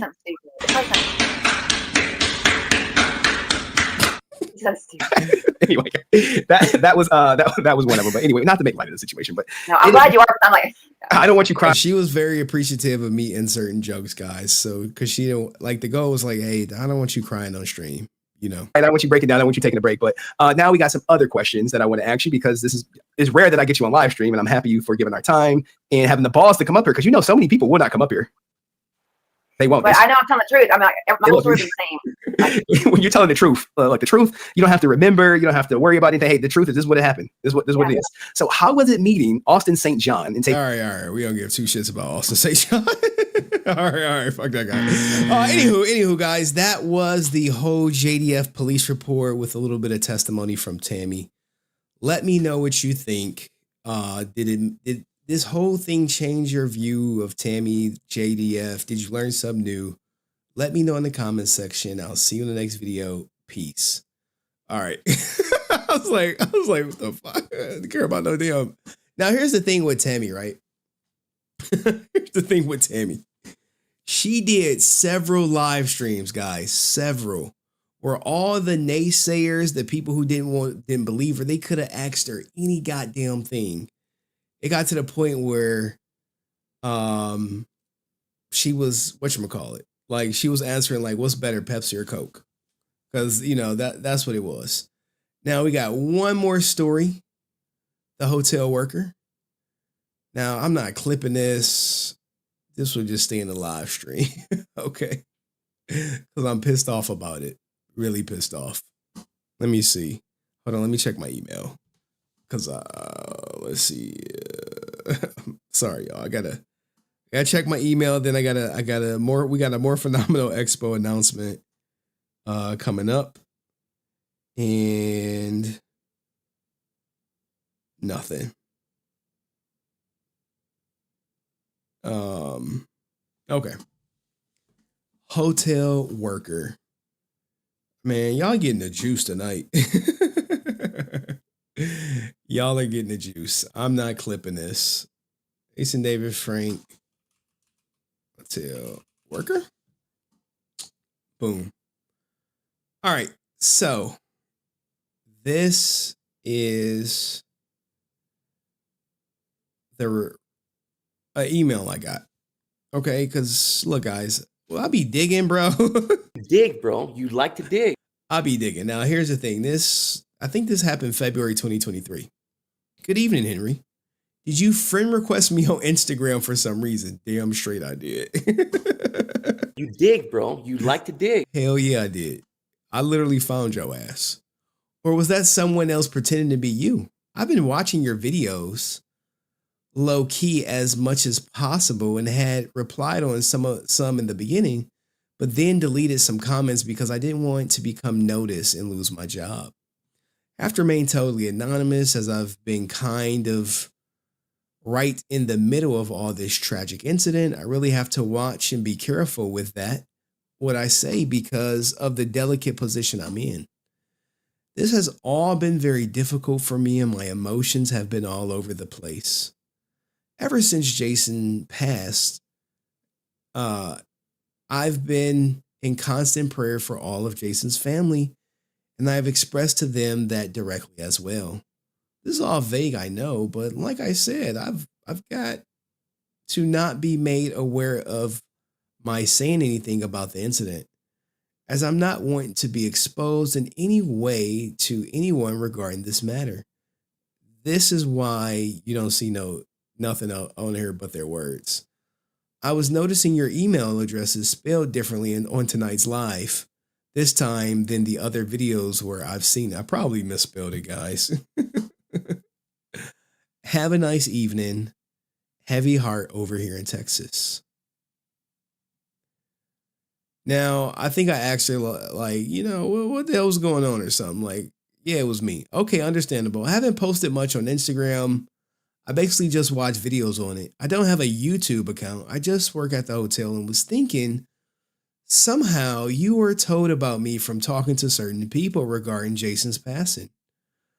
We were all instructed, every hotel worker, not to talk with anyone. That's why I was saying I have to not be found out about by saying anything to anyone. I've gone through many different emotions from it all. I'm still dealing with them, to be honest. It's hard to go to work. I have it constantly be on my mind. My heart's so heavy and broken from what happened to Jason. I'm deeply saddened for his entire family. Now, yes, I was the one who booked the 2 rooms with Jason at 7:53 while he was at home. I'm also the one who checked him in on both the rooms when he arrived on his Harley. I get so sick thinking and talking about it still. My emotions have been all over the place then. I'm usually very tough and can deal with a lot, but it hit me so badly. I agree on trust issues. I'm just saying staying as neutral as possible and unknown as possible. I'm remaining in prayer for the whole family. It has been such a mess. My heart aches for them all. As you know, they are all struggling with the loss of Jason. Best of luck with your divorce. I've been through 2 myself, so I'm extremely difficult to go through and deal with. Now, this person had a change of heart. There's a message I didn't show you. They're about to give up the juice, and then they was like, nope. Sorry, peace. I'm out. And I was like, low-key pissed off, but what could I do? So there you have it. That was a snapshot of the JDF investigation. That was the JDF investigation about 3.5 hours. Now, you're talking about something that lasted damn near 6 months. Hundreds of interviews, lots of pieces of paper. This guy over here coming at me. You know what I'm saying? What do you mean by overextended? There's a difference. Shouldn't be investing personally, and understand that the fans want to know all about this. I get it.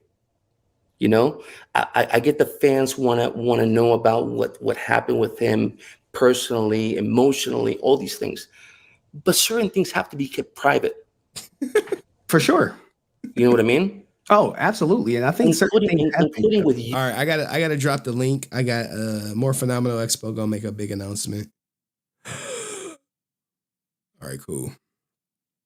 And then we then I'll drop the link for everybody. Give me a second. More Phenomenal Expo. I hope you guys are listening, because I know a lot of people want to come up. Maybe some people want to challenge me. Or challenge the investigation. Maybe it was not complete. Maybe it's missing something. Now, I did end up obtaining the death certificate along with some other stuff. However, I didn't prepare it tonight. So, that is, hey, y'all, I'll take the blame. Like, where's the death certificate? I'm like, brother, I had that shit.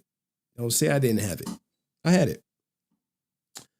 But anywho, let me send this out. You know what I'm saying? Bring your More Phenomenal Expo. Okay. They should be coming up soon. Let me pop this out. And anywho, while we wait on More Phenomenal, I'm not going to drop the link yet, but we could finish watching this Tony interview. I do got some palate cleanse stuff, but I kind of want to keep it centered on JDF. Trying to be too investigative. Relax, bro. Am I getting too close, or what's going on? What I'm saying is that you shouldn't be investigating too much. Sometimes certain things have to be kept private. Well, everything I shared is... This is nasty work to tell someone. Like, yo, I'm investigating JDF. Hey, man, you shouldn't be investigating too much. I was like, all right. Like, imagine someone telling me I shouldn't be investigating too much. Now I'm just going to be like, I think I'm going to investigate more. You know what I'm saying? public information. There's No, nothing of course. private. But again, there's a difference between private information or public information and what you should be just overextending. Hold on, I gotta get ready for some stuff. What do you mean by overextending? Meaning that you I should had him just on the not ropes. like you got to kick back, bro. This is a private man's life. Do you understand who's struggling with this? His family. I understand. You know what I mean? But by you trying to dig so deep, you're digging in the wrong place because people are struggling with this, bro, including myself. You dig, bro. You like to dig. And you're right. And no one is forcing anyone to watch this content. It's all by choice. 100%. There's a difference between people who are forced to, but by you doing this, you're also, come on, bro, kick back.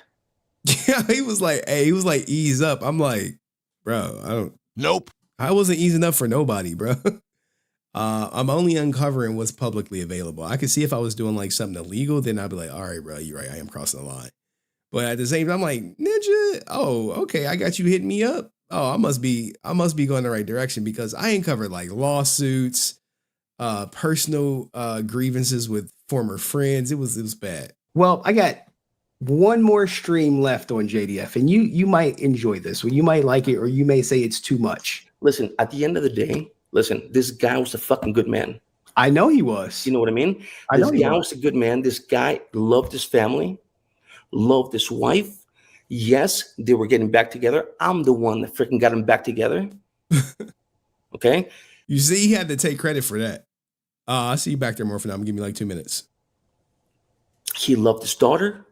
So it upsets us as a close family member. It upsets us because, like, we don't want to see all these people, like random people that don't even know what's going on, bro. You said he loved his daughter. What about his other 3 kids? Bro, he loved all his. Hey, you see me? I was like, look, dude, I was in my zone. I was locked in.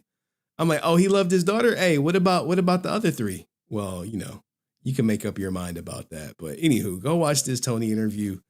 Great piece of content for the Ranger community.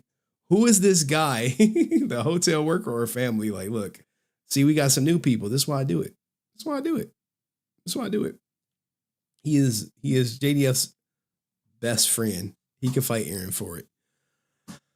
All right, guys, we have gotten to the point of the show where I need to bring up somebody special. I'm over here working with like 11 tabs. Okay. I need like other live streamers to be like, yo, bro, how do you do it with so many tabs? And I'd be like, oh man, I just do that shit. Uh-oh. What the hell? How did this tab just disappear? No lie. All right. Sorry. As I get ready for my special guest to come up. All right. Anywho, guys, do me a favor, like the stream. We about to let all y'all talk. If y'all still want to kick Tammie back in, go for it. Just do it respectfully. No name calling, all that good stuff.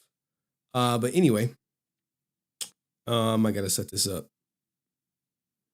Just hang tight in the back. Don't even say nothing. You ain't even live yet. He over here throwing up gang signs. I don't know. Not the West Side. Oh my goodness. All right. Let me start recording. All right, guys. Today we have a special announcement coming straight from More Phenomenal Expo. All right, everybody, give a warm welcome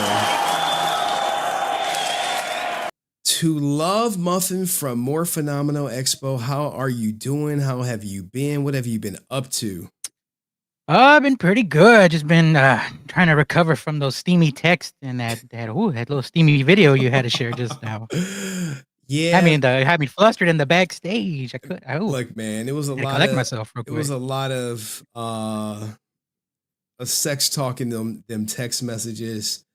What do you think was probably the most shocking part of this whole JDF investigation per se?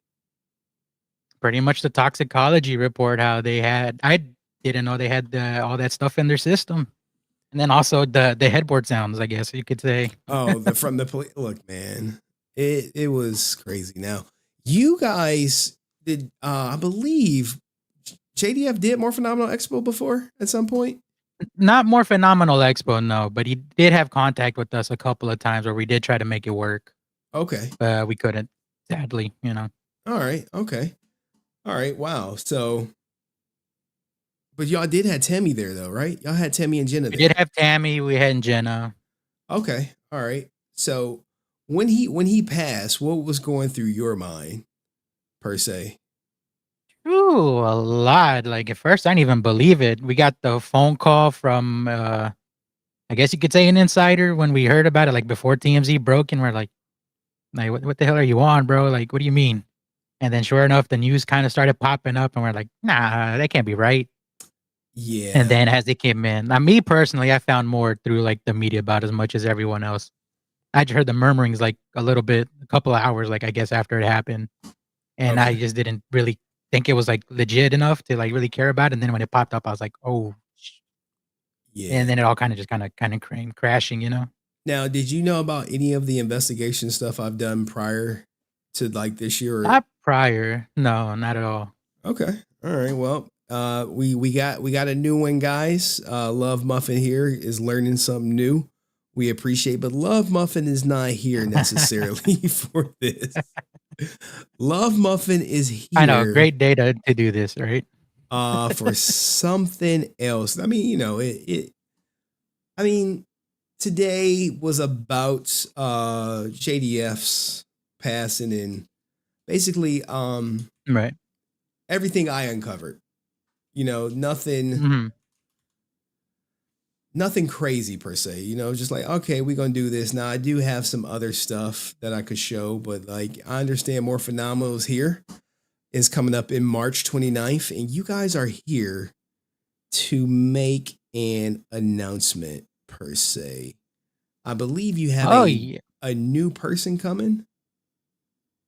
We sure do. We finally locked in another ranger that we are super stoked about, that I am super excited to announce myself. And who is this? Well, I could tell you, but I think I should let a familiar face probably make the announcement right there.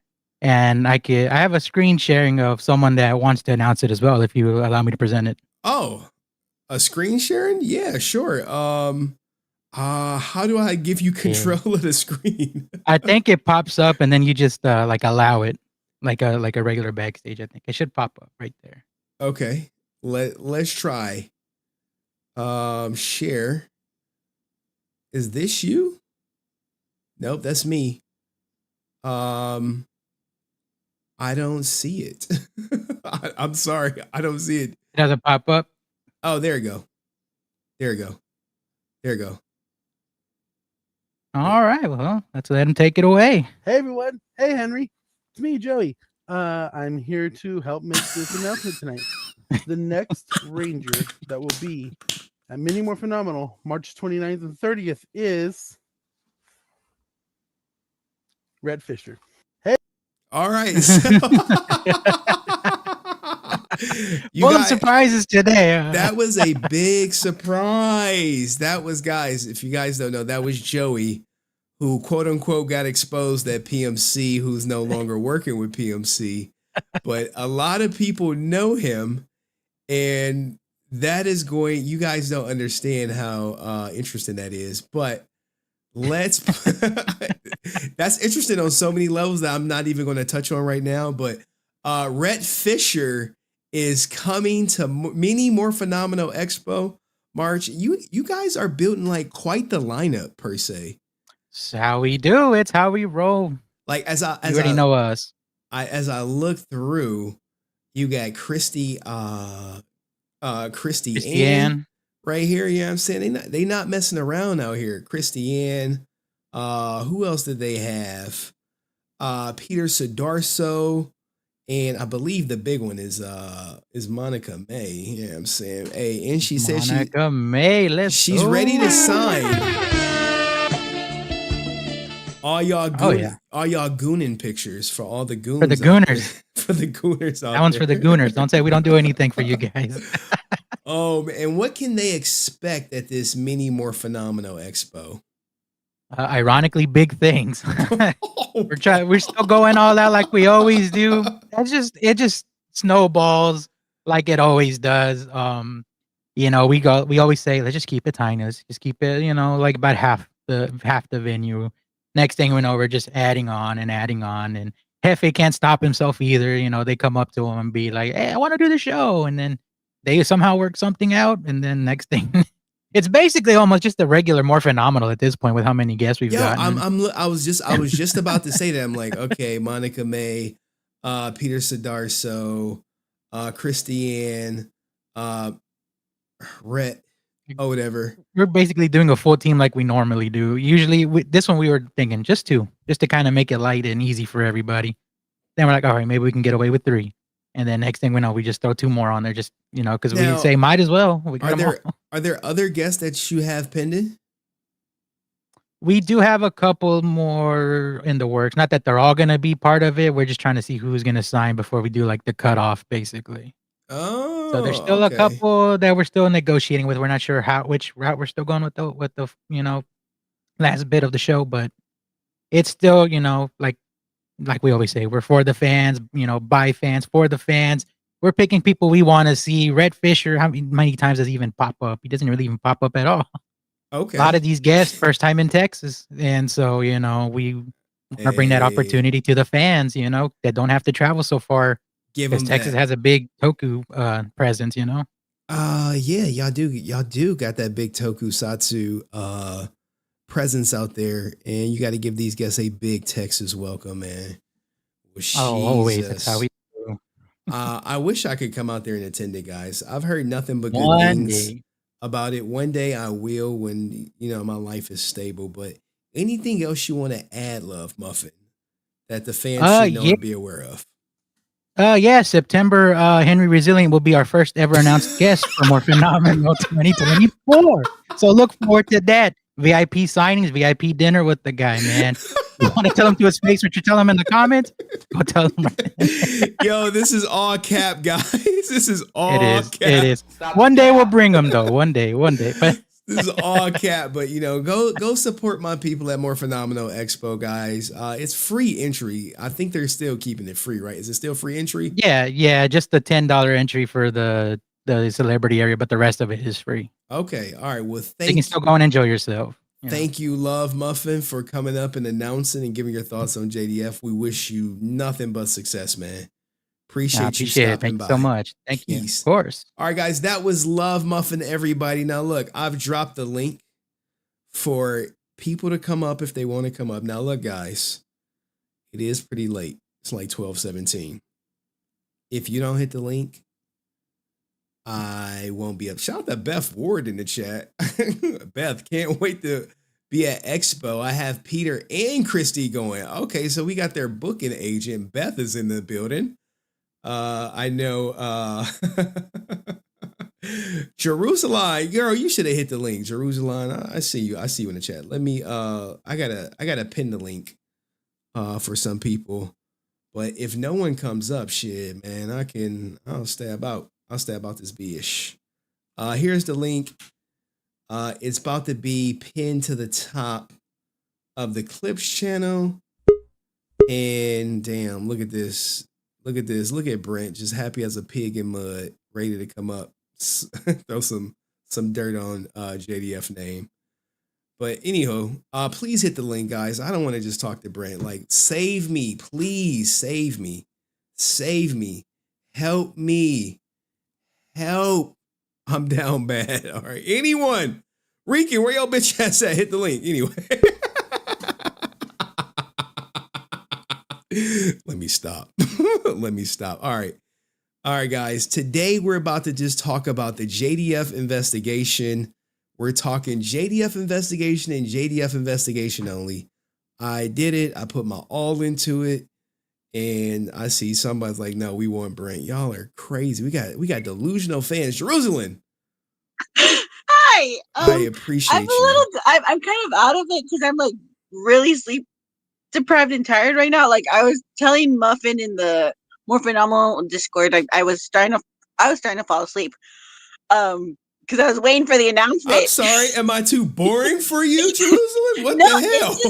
it's what I had a long day at work today mentally, so I was just starting to crash earlier than normal. I will say, as someone who does struggle with anxiety, ADHD, autism, and depression, everybody's struggle is different. And I know I did see early on in the chat that somebody's like, well, if they, if JDF was happy, how come they were going to divorce, or how could have this happen? Again, I can't speak for everyone, but I can say that everybody that does struggle with mental illness, their journeys are all different. And I know for me personally, it's never gone to that point where I would like want to do anything to myself. But it is kind of, I've had to go on medication before. I've had to do therapy, still in therapy to this day. So it's just one of those things where like people will hide it. And that's a term that's called masking. And it can, it can be simple as just hiding. Like if something's triggering you, you can hide it. There's different ways to go about it. And there's some hiding when you're masking it. You may not be able to tell, but sometimes certain people have cues and things like that that'll tell me like, hey, they're not themselves today, or something. So I think it's, I kind of, at least for me personally, I would hope that maybe, this would, I'm hoping that, it'll change the conversation about mental health, and then especially with mental health, because I know it's not something that's very talked about very much. Nobody cares about us. I'll just tell you that. No one cares. Yeah. So I think that's kind of what would hope for, at least for the long term. If anybody gets anything out of it, is that, there are resources out there. Don't feel like you are alone. Sometimes the help isn't gonna be like overnight instant. Sometimes it might take a while to kind of find the right combination of things. But there is of help out there. More than anything. And I know when, like, I kind of, like, again, I did zone out for parts of the text and the reports, but I was able to stick to the interview. But I know with Tammie, just kind of as someone who's like parents separated when I was a kid, I kind of, I was just able to like kind of and put myself in, only begin to imagine what Jenna was gonna go through. And also having almost lost my dad when I was like 17. This was like 10 years ago. So like I kind of putting myself in their shoes and just trying to be like, okay, really isn't the time to be hating or accusing anybody, because yes, it's been 2 years, but everybody needs time to heal, and that comes in different ways. To just kind of, I would say, like, be respectful of them, especially because a lot of us put JDF on a pedestal, and by then, kind of that association, be like, okay, well, the family, how are they going to keep his legacy going on? And again, I don't know how everybody, I know it's like one of those like, well, what can we do? I'm like, well, just be your own, I guess. What do you think a Power Ranger would do? Like, reach out, do what you can to help people, more than anything. So yeah, I just wanted to hop on and kind of just say that. And because there's a lot with mental health that like people don't realize that unless you go through it,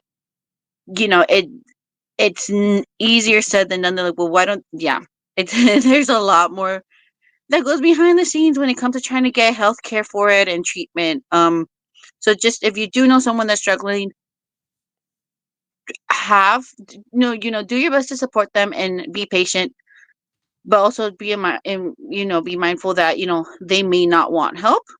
That's also another possibility. Some people may not want help, and that's going to happen as well.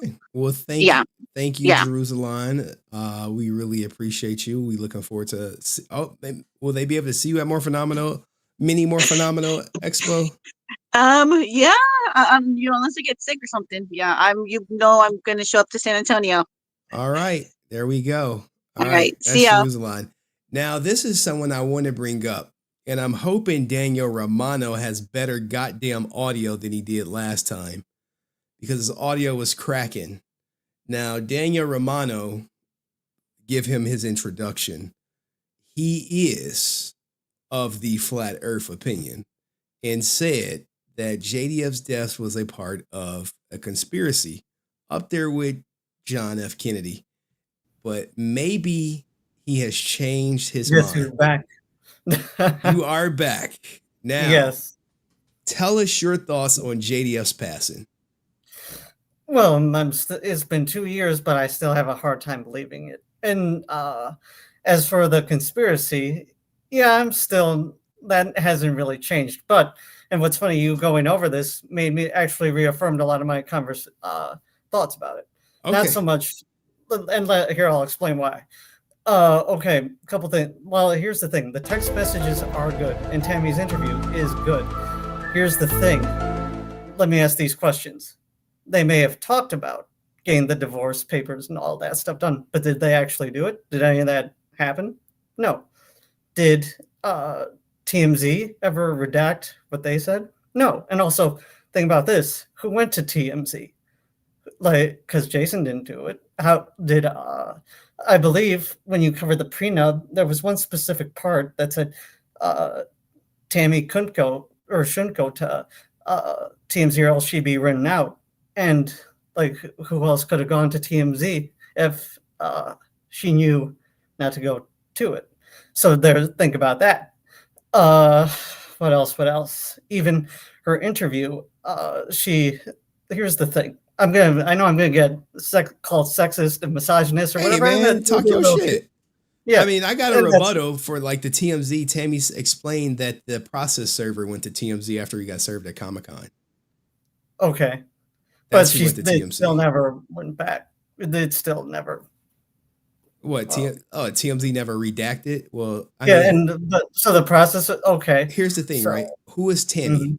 If Tammie was like Jay-Z, who had a lawyer and say, "Hey, you need to correct that false article about me, or I'm going to sue your ass," TMZ would move for Jay-Z. TMZ ain't moving for Tammie. Tammie's not about to sue or anything like that.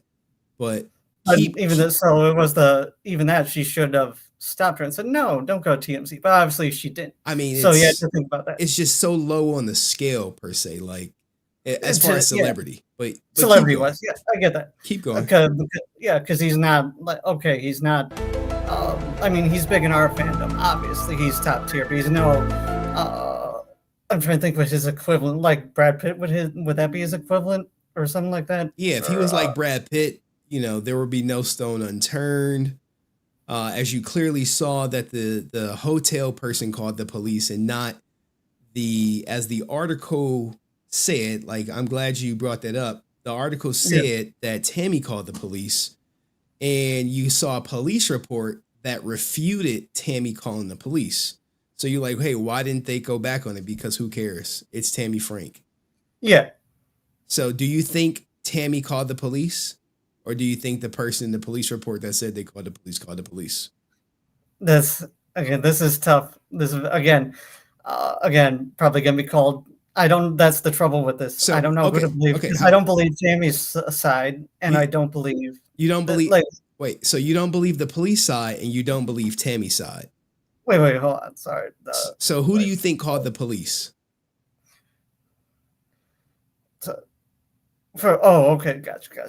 So I think probably once she got her mind set, then it was Tammie. So you think Tammie called the police? This is that, not before the suicide. Okay.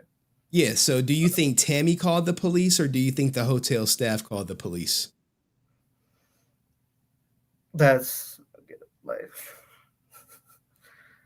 it's tough. Because again, she was out of her mind at that point, right? Yeah, she was down in the hotel room. So again, very tough. Because here's the thing. Again, my experience, maybe just me. women lie like it's breathing to them. They do it like it's sure. I mean, so do humans, so do men. We do it all the time too. But many times I've caught many women. Who do you think called the police? Hotel staff or Tammie? I'm gonna say probably at this point. God, I did it like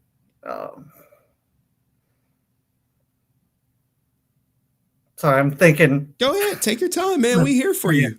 I mean, I could pull up the police report where the hotel person says they called the police.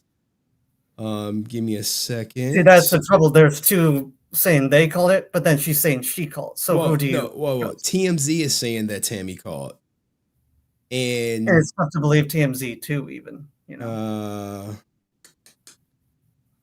Wait. I think it's the second one where she said she called her manager and then her manager told her to call the police. Okay. Was it the first one? Let's see. Let me share this tab. Give me a second, guys. Yeah, take your time. I'll let you read this report while the chat crashed. I have to read. Sorry, while you got a little bit extra time on the clock to figure out who do you think called the police?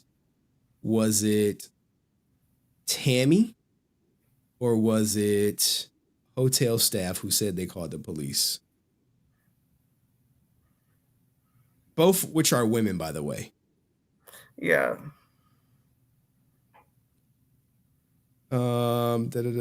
Lola stated she eventually called the police. Right here. Mm-hmm. Lola stated she eventually called the police. TMZ reports that the wife called the police. So which recollection of events are you believing? Is it possible they both did? So you're saying they both called the police? Could have possibly one called at one point. She may have called after. I don't think that Tammie had her cell phone per se, but okay, let's go on to the next one. What are your other theories? Okay, my other theory is, well, again, she was even in that interview, she was very inconsistent. Say what you want about Skye, at least she's been consistent on. Okay, what was something inconsistent that you found in her story? When you say she was inconsistent, when you say, hey, he was inconsistent. She said the sky is red, and then next video she said the sky is blue. That's inconsistent. So what inconsistencies did you pick out from her interview? She was with, like, well, for one, that she didn't know of other attempts. Even I've been following a long time, and like I knew about his other attempts too. So to say she didn't know it was going to happen 2 days before, like, oh no, like, no, you went to, like, come on, let's be real here. If you knew, and especially if you knew, like, there was already tension with them. She put in the police report, she says, right here. But he tried to shoot himself 2 days before. I am sure he has tried before. Tammie stated she did not know if Jason previously attempted self-deletion, but stated, I am sure he has tried before. So she said in one of the interviews you did after, he tried to hang himself in Rising Sun Karate. And again, I remember hearing that at the time. And then when Francis said there was when they were away. So that even in itself is a lie. She knew. And plus, here's the thing you had to think about too, that no one ever, I mean, I question this. Well, we know they were both drunk and on lots of heavy medication that night. And from what I could tell how Tammie is, she's probably not a very pleasant drunk. She's probably not fun. And they may have had sex that night. But here's the thing. Is sex not fun? It is fun, but that doesn't mean, like, here's the thing. It's a very fun, and especially the rage-filled sex, which we know they had, but that doesn't mean you have a good relationship. You can have great sex and a horrible relationship. The things aren't synonymous with each other. Plus, we don't. Here's the question: what was being discussed that night? What did she say? If she knew, she probably knew. Like, here's the thing: women know how to use stuff against us. So there's probably all this stuff she said that night, probably used it against. She knew. That's, again, glad you played that interview. He was jealous that night. So how do you know she didn't hit something back with him that night? And here's the interesting thing too. Wait. All those sex So I know I'm going many different directions here, but I'm just trying to piece together your story. So they come back. She admits to yelling or having an argument, and the roommate, the person next door, admits to, I heard yelling, and then shortly after, I heard the headboard kept hitting the wall. Again, doesn't mean you can have great sex, but it's still things like he still might be not in the good headspace. He may be post clarity, but he's still not. So they were. You think it was bad? You think it was bad sex that night? Well, we'll never know, will we? We don't have his side to tell the story, so I'm just going by him not being here anymore. Okay. I mean, again, they could have great sex, but again, if he's still not in a good mood, doesn't matter how good or bad it was. So, and you think Tammie's not a fun drunk because you went out drinking with her before, or can you give me some insight to how you came to that conclusion? Just by watching and listening to her, you could tell. And plus, you can tell. What are the telltale signs? I need to know this. I've been around abusive women. There are very abusive women who they disguise it very well. They can, just by how she slurs her talking, her manner, you can just tell. And you can't tell me, if they had that many arguments, you'd think she's that pleasant when she's drunk? I don't think so. Have you gone drinking? Did you know it would be that monumental for the Power Ranger community? No, I mean, I met him a lot of times before on Forever Red, the anniversary. I met him a lot of times. So What do I look for abuse in this interview? Tell me how I pointed out. You can't. Here's the thing. I see what you're trying to do, but you can't do it in just again. They know how to front. They know how to front as easily as good as we do. How do you know? It's an act. You just had to. Again, there's a lot of things you can. I'm just going by what I see. You don't have to. That's the great thing. I'm glad we disagree on this too. You don't have to agree with me. Sure, man. I'm just trying to see your viewpoint. That's all. I'm just trying to see where you're coming from. And I'm even glad. I'm even glad you had me on to come to this agreement or this disagreement. it's sure, interesting. Man. It's cool. Yeah. Well, keep going. So, what else don't you buy about the story? So, do you think do you think he actually hung himself, or you think Tammie had some involvement in this hanging? I think she probably said something that didn't help. But again, this is where I go in the conspiracy route. It's okay, man. You could say your theories. So what are your theories about what happened that night? Well, as I said, we know there are lots of people that don't like him before. I'm glad you brought up Jason Meekins. I almost forgot about him with that custody battle, so who knows? And I believe you brought up in the video he had gang involvement, so there's stuff to think on that. They could have known his hotel where he was at, his cons, because Jason was very public about what cons he was going to, so always had to consider that. So do you suspect he had trouble had trouble with Hasbro? He had trouble with Wait, okay, hold on. Again, many different directions. Do you suspect foul play in his death? Of course, yeah. Okay, but we don't know if it was Hasbro. We don't know if it was some gang. We don't know if it was Jason Meekins. We don't know exactly. What about Austin St. John? Do you think he's in the clear? Possibly. Oh, of course, he hated him. So just be very I just suspect everybody around. And here's the thing too.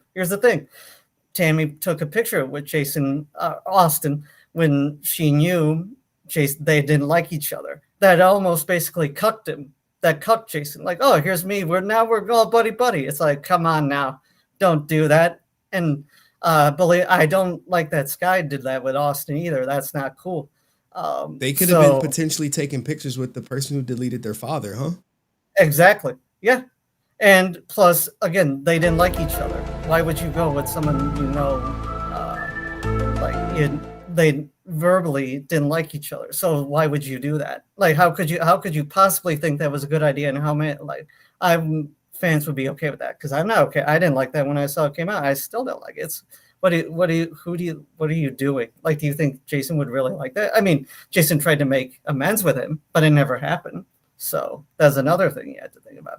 So why would you do that after his death? That's not really cool. And how would you think that would make people look? Like you can say, oh yeah, like it's a grand, nice gesture, but really it comes off as fake. And like, why are you cucking him after his death when you know they didn't like each other? And Austin still doesn't like him. He can say he likes him now, but we both know it's. Yeah, I agree with you on that. Austin does not like JDF, but It's because he was more pop. He was the more successful, better. I mean, as the picture, he's the face of it, and people remember Power Rangers mostly because of him.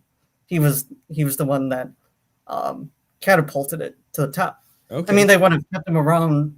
They would have brought him back in Dino Thunder and Legendary Battle, Dimensions in Danger, the movie, the 2017 movie.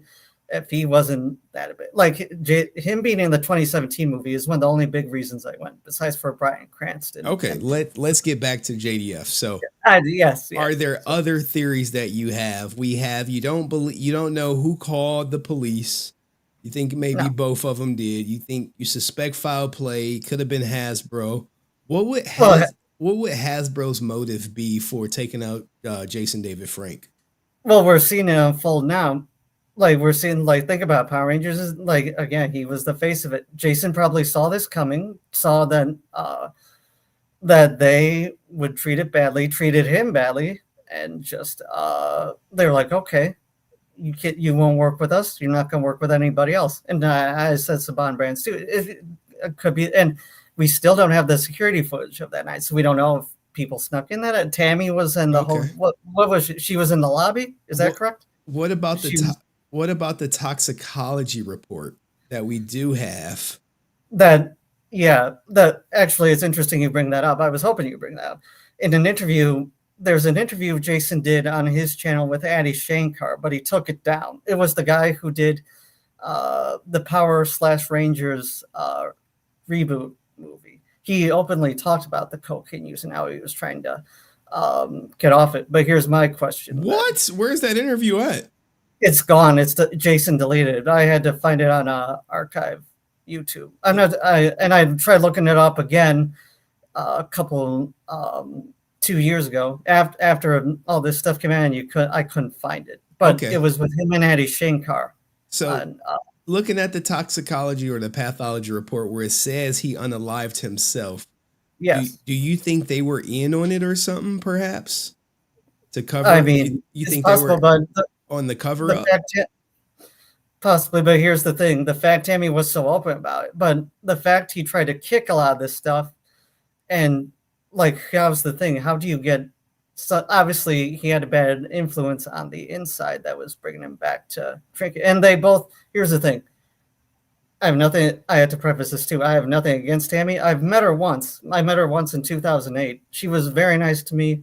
Nothing against her. Even all this, even the fact it's not personal. I just don't believe it. I'm sorry. I don't believe her story. It just none of it makes sense to me. But just like, obviously they had a bad influence. Whatever they were doing, like he wouldn't have gone back to the cocaine, the drinking or whatever, if there was some influence that didn't make his life rougher. So that I don't think, and everything, again, they may have said, let's end this, let's get back together, but they never actually did. They just had a sexual fun relationship. And that's probably what you brought up with Jenna, like the mixed signals. It's because they didn't want her to think, oh no, we're really back together. It's really just a sexual fun relationship, not a really let's stick together, let's be committed. For 20 years, it was just a sexual fun relationship. Not at first, but that's probably what it became because of the side women. Yeah, again, it happens with I think almost in a lot of things I've seen. So it may have started off as here's the thing too, Tammie too wasn't the first wife. Now, say what you want about Shauna, or I think that's her name, or was it Shauna? Yeah. She kind of broke that marriage up. Say what you want, but that's what happened. Yeah.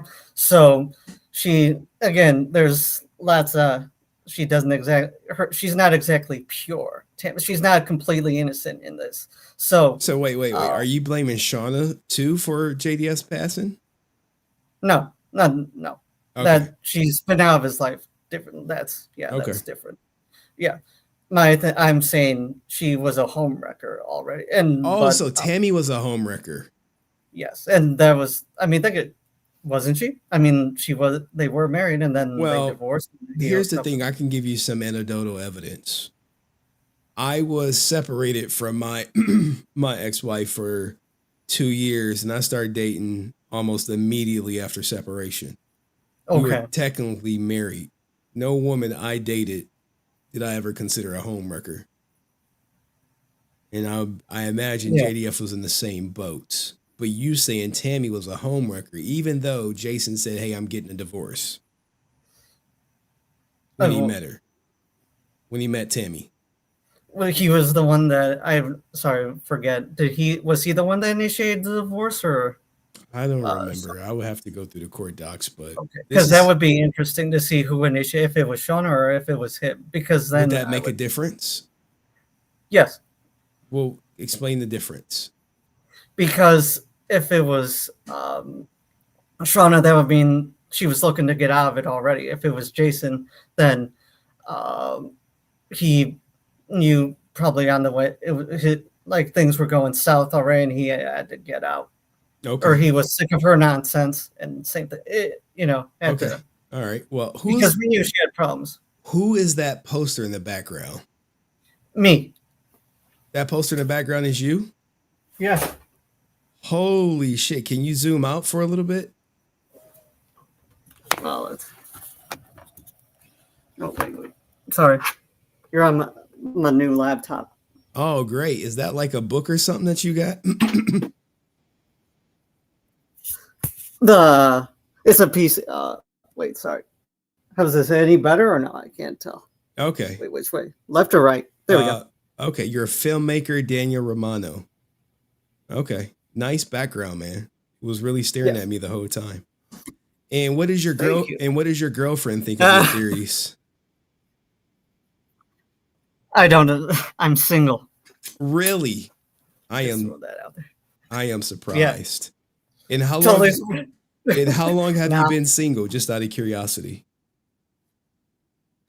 32 years. No, 36 years. Sorry. Yeah. Okay. But I don't care. I'm fine by myself. Yeah. Okay. Like, if anything, she has to compliment me. So, but anyway, what were we? Yeah. I think that was the end of our interview, man. Unless you got something else to say. What? What was it? I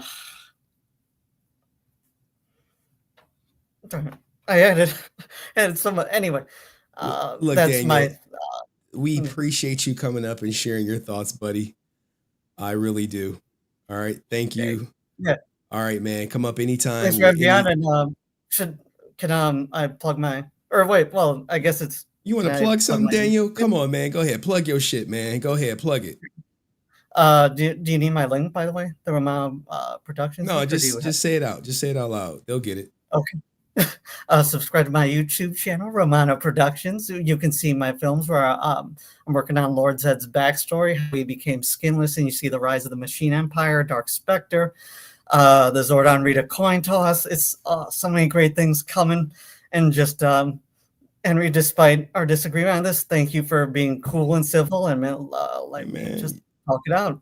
Come up anytime. Let you see where I'm coming from. All right, come up anytime. I will, and then that's a great tie, by the way. I meant to say that too. Well, thank you, sir. Thank you, kind sir. All right, guys, that was Daniel Romano, proud flat earther, standing on business, 36 years single. God damn, let's give him his prize. Let's give him the prize, guys. All right. You gotta love Daniel, man.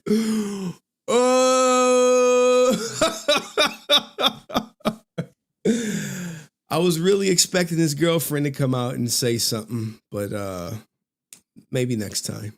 Maybe next time. John C., you win the internet today. We did it. Hold on. What the hell? What the hell? Where are we at?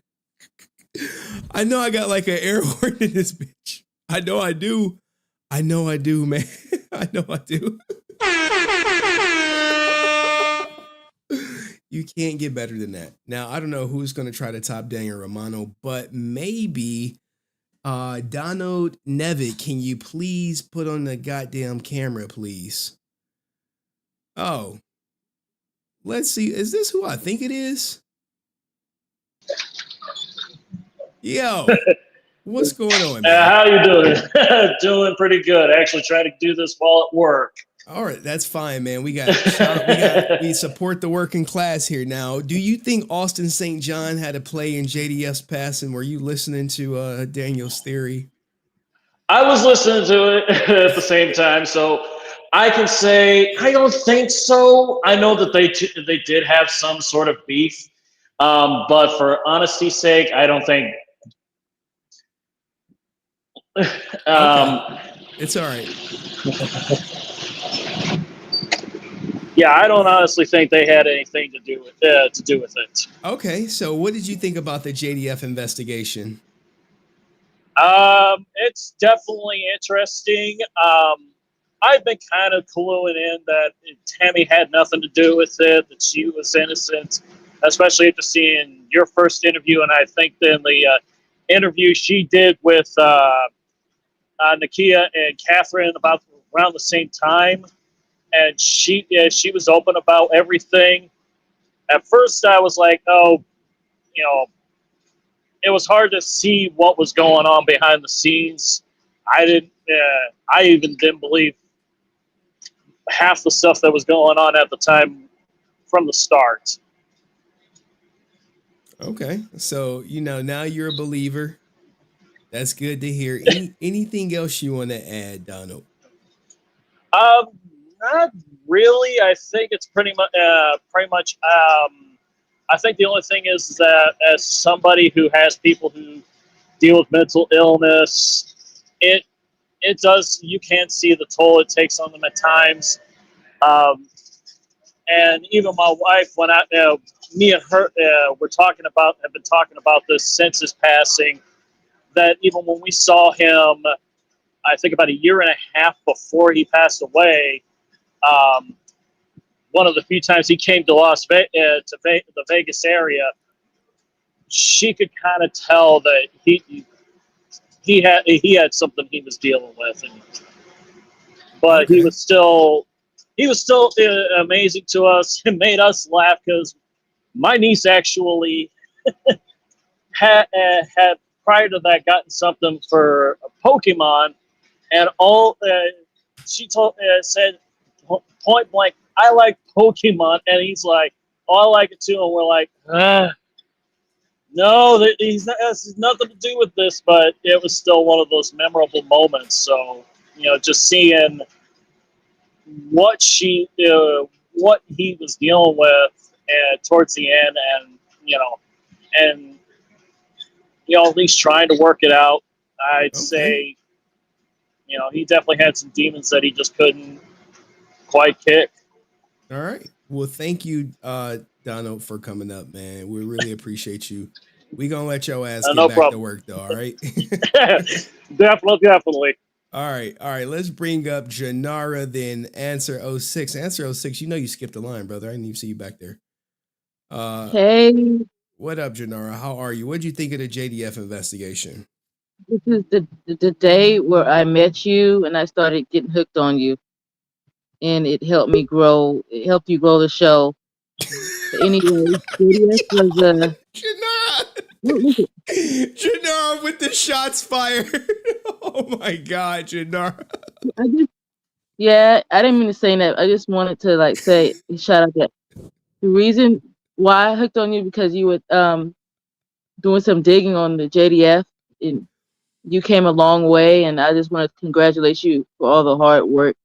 Because if it wasn't for the JDF thing, you wouldn't be so in the Power Rangers. You wouldn't be that famous. Oh, thank you, Janara. I appreciate you helping me grow the show and giving me that reality check. There's a lot of male mental health issues, or to have issues that stand up to male mental issues, man rights, because what JDF accomplished on man's mental health is serious. Okay. suicide and Oh, don't say that all word. Don't that say that stuff. word. Don't say that word. All right. I'm sorry. Thank you, Janara. I appreciate you. Answer 06 cam up. And you could cut Brent. All right. Thank you, Janara. Now we do have someone from law enforcement that could probably weigh in on the theory that Austin St. John, we need to get an alibi from Austin St. John for that night, according to Daniel Romano. And maybe check Hasbro too. And you know what? We need to add Walter Jones to the mix too. I thought Walter and Austin was in Thailand training. I don't know. We need to see the passport stamps, and we need to see flight. I'm sorry, go ahead. The government sent them there, so there's no record. What did you think of the whole JDF investigation answer? It was pretty good the way you covered everything. I remember back when the toxicology report came out, that's when I first went live with you, because I was the one in the background who was discussing it prior to you going live with it. Yeah. So that was my first appearance on the show. So thank you for that. But what I want to say thank you for is the coverage that you did on it to give people closure and understanding. So then that way, if they're struggling with those type of emotions, they know some of the warning signs or the telltale signs, like, hey, maybe I need to go talk to someone and get some help. So don't forget, if you're struggling, feeling low, and you need that assistance, 988, either by text or call, and they'll make arrangements for you if you've perceived that you need that intervention. And if I understand correctly, it'll be on the state's dime, not on your dime, to get that help. So use that resource, 988. Okay. Anything else you want to add?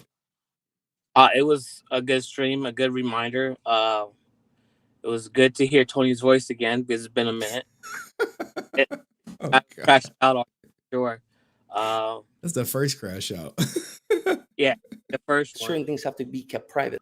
I think Bro Chill should be a sound.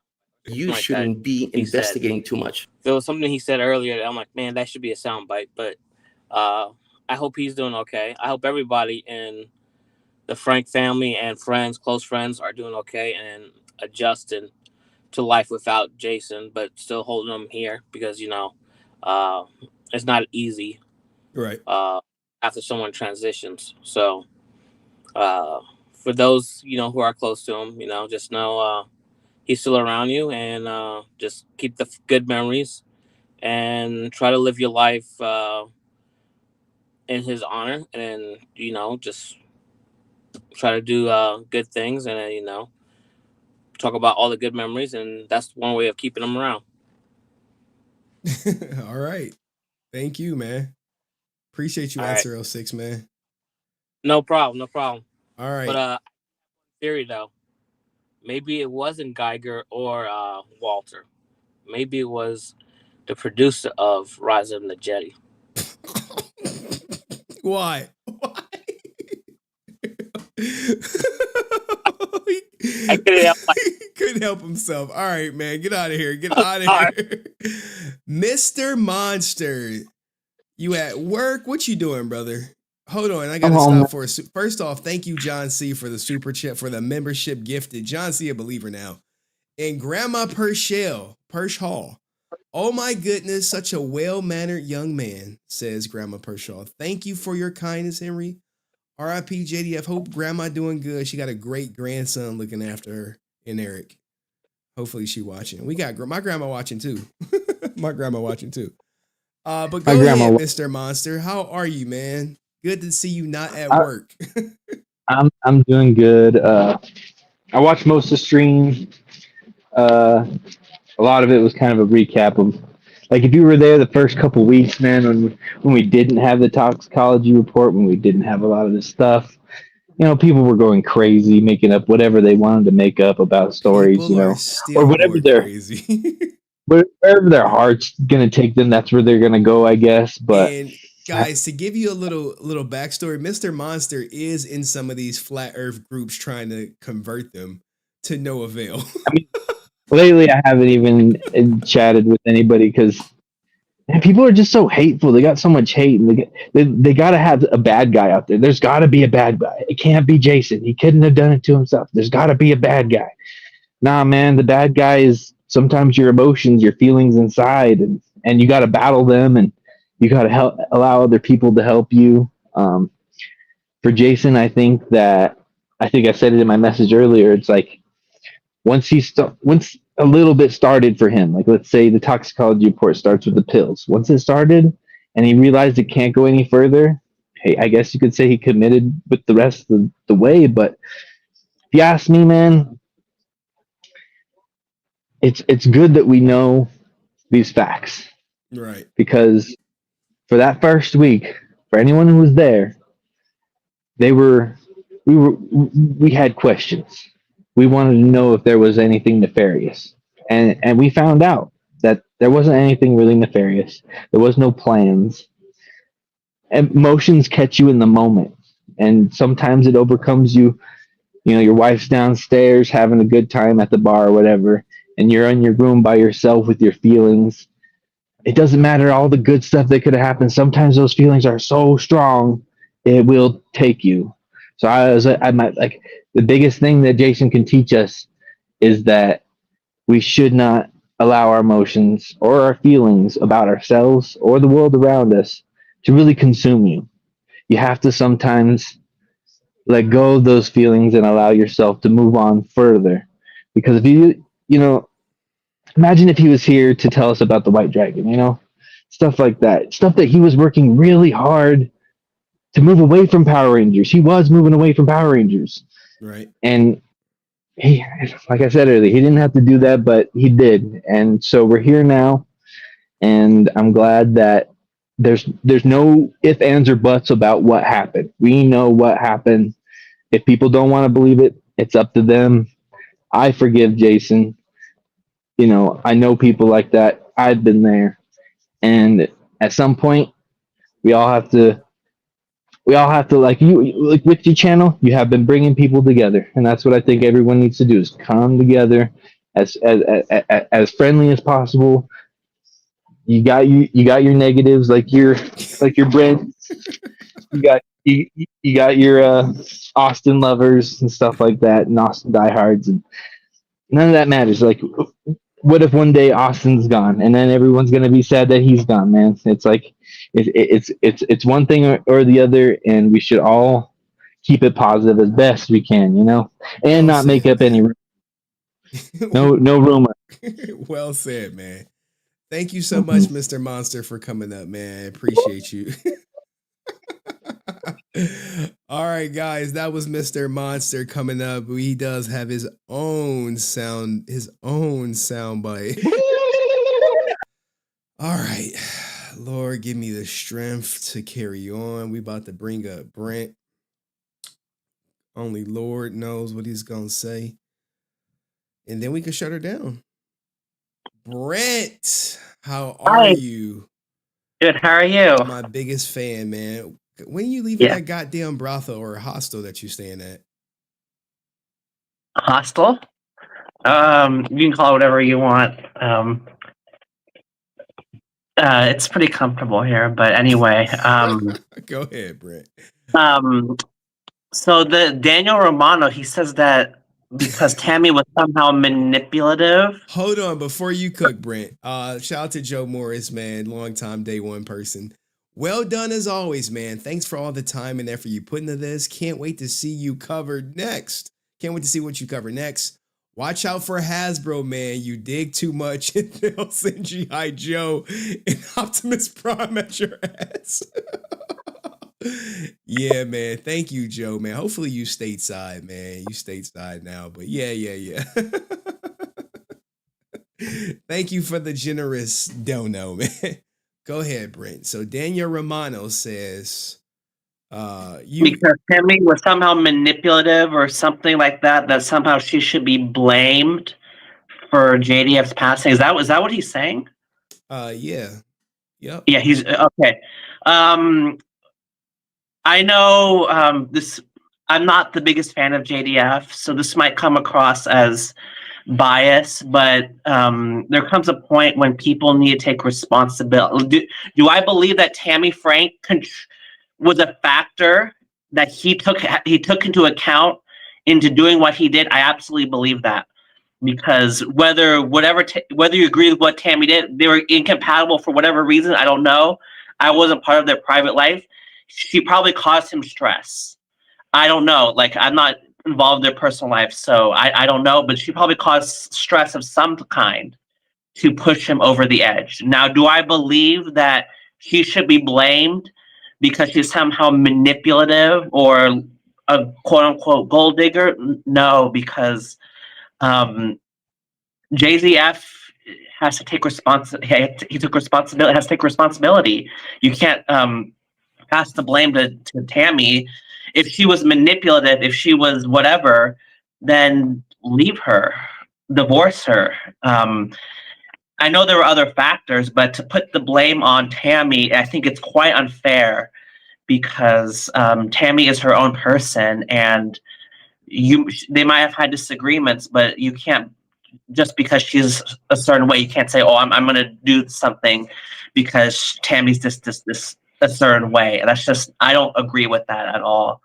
And because there's manipulative people of all types, and I'm sure JDF have dealt with these type of people before. So for somehow blame Tammie for that, I think that's kind of ridiculous in my opinion. There are obviously other factors that contribute, not just Tammie, but I do feel that she was a factor that he took into account, but she should not be blamed for it. It's just, I find that ridiculous. Okay. All right. Now, what was the most revealing point about the JDF investigation for you, Brent? Because you've been here for the beginning. Yes, because I saw. I remember when you thought that you blamed her for the con, her being serving JDF at a con. You criticized her for that. I remember, and then we found out that no, it was the lawyer that did it. But at the end of the day, Tammie has to take some responsibility for that, because she did hire that lawyer, and they have a responsibility to, if he's hard to track, if he's intentionally avoiding the being served, which is quite understandable, then they have to serve him somehow, and he has to take some responsibility for possibly evading being served. And if it's at a con, then I mean, I guess so be it. But for Tammie to wash her hands like, oh, I didn't mean for him to be served there. Well, you're the one that hired the attorney, is correct? Like, nobody else hired. She's the one that initiated it, so he has to be served somehow. You can't avoid the blame. But she didn't specifically say for him to be served at a con, but she does hold some responsibility. So. Okay. Yeah, and then the drugs, I think that also was a factor. Quite a few drugs in his system, and when people are drugged up, you see this with different celebrity deaths. They're drugged up with a cocktail of drugs. I don't know how those type of drugs that you're showing me, how they interact, how they cause people to act a different way. I don't know, but they played a factor as well. Combined with the stress. Do you suspect any foul play with JDF's passing? No, because if there was, they would have found it by now. They're doing, I bet you, the police are doing fingerprinting. They're getting video footage of what happened. And if Tammie was guilty, they would have. I think she would have been caught by now. But I think that people just don't want to accept that JDF would do something like that. But all the evidence points to him doing it. And you could say whatever you want about Tammie. She's manipulative. She's a quote unquote gold digger. All these kind of things. It could be very well true.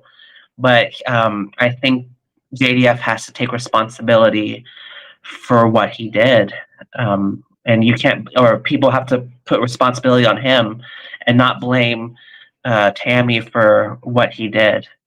Okay. And yeah. All right. Well said, Brent. Where the hell? When are you gonna send me the David Yost tape? I will send it to you, and I will say this. I will give you the contact information because there are some, due to it being recovered, there's some glitches, and I will give you the contact information of the data recovery specialist. And when you agree that if you play the tape on your channel, that it's the full context, that you know that's the full context and there's nothing missing. And is that something you're agreeable to? Yeah, man, I'll play the whole shit, dog. I don't give two fucks about David All right. Yost. All right. What the Okay. hell? All right. So yeah, I'll send you. So when you play it, you agree that there's no there's enough context to actually portray what happened. I just want to hear what he said about Walter lying. That's it. Right. And I know. Yes, David did say that Walter. Not just he said they. I said Walter, but he said they. So. But what I'm saying is that I said Walter, but I saw the tape. It was they, so that includes guys, Walter. get the goddamn timestamps. We got Brent lying. He said Walter, but now he's saying it's they. Get the timestamp. So that means Austin, because Austin. That's and I know you're playing because you're trying. I know you're playing. I know. I'm just like, all right, man. We'll got you. We'll take care of you, man. All right, we'll get your story Right. All right. Right. I understand that. But So hold on. Someone wants to talk to you. Give me 1 second. Shout out to my man Rod Seller in the goddamn building. Go, guys. I'll be watching Rod Seller content sometime.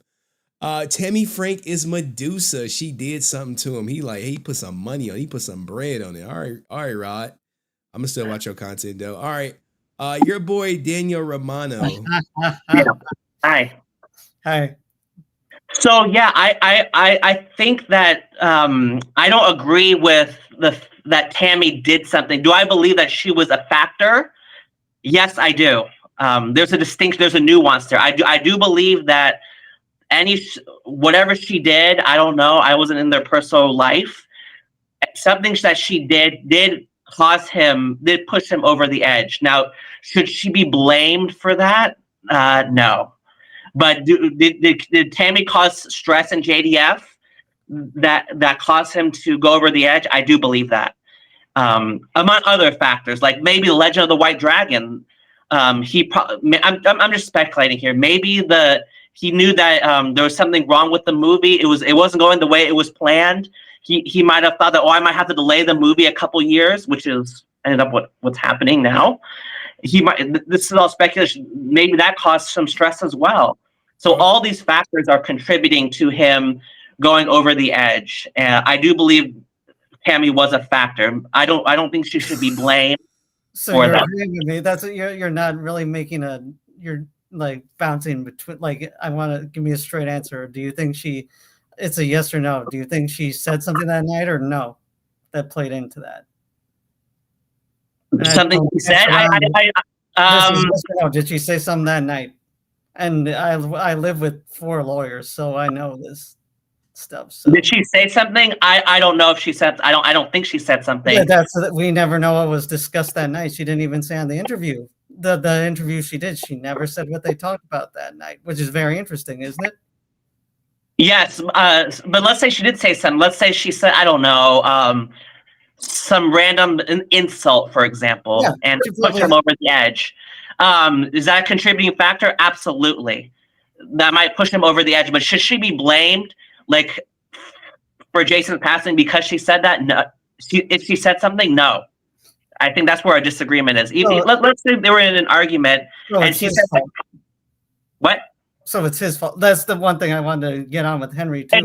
It's his fault, not her fault. Isn't that funny? It's always our fault. Somehow it's always our fault. The men's fault. Never the one. Like it's crazy, isn't it?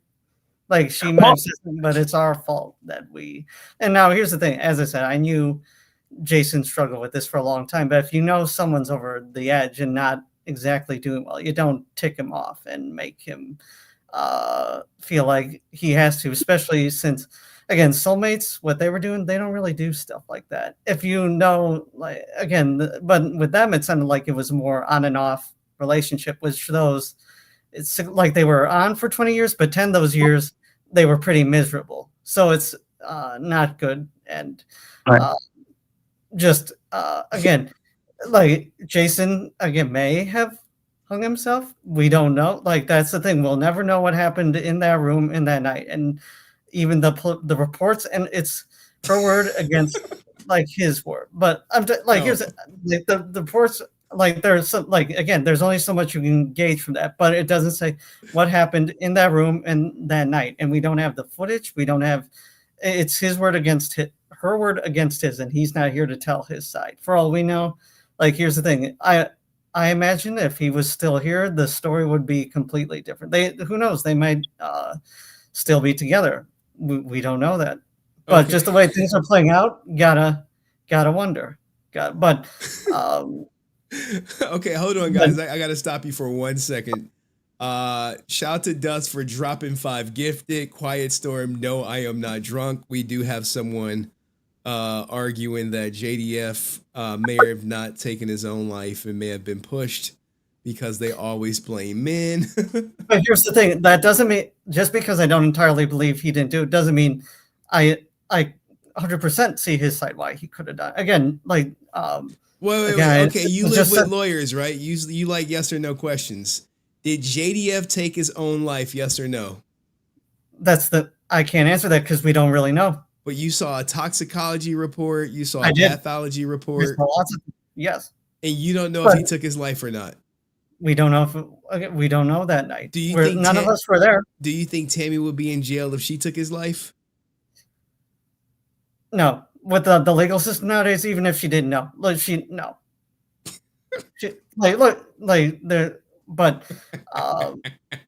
the thing. But here's the thing. I don't think she physically put him there. If that's what you're saying, if she physically hung him, I don't think, because she was, to her story, she wasn't even in the room.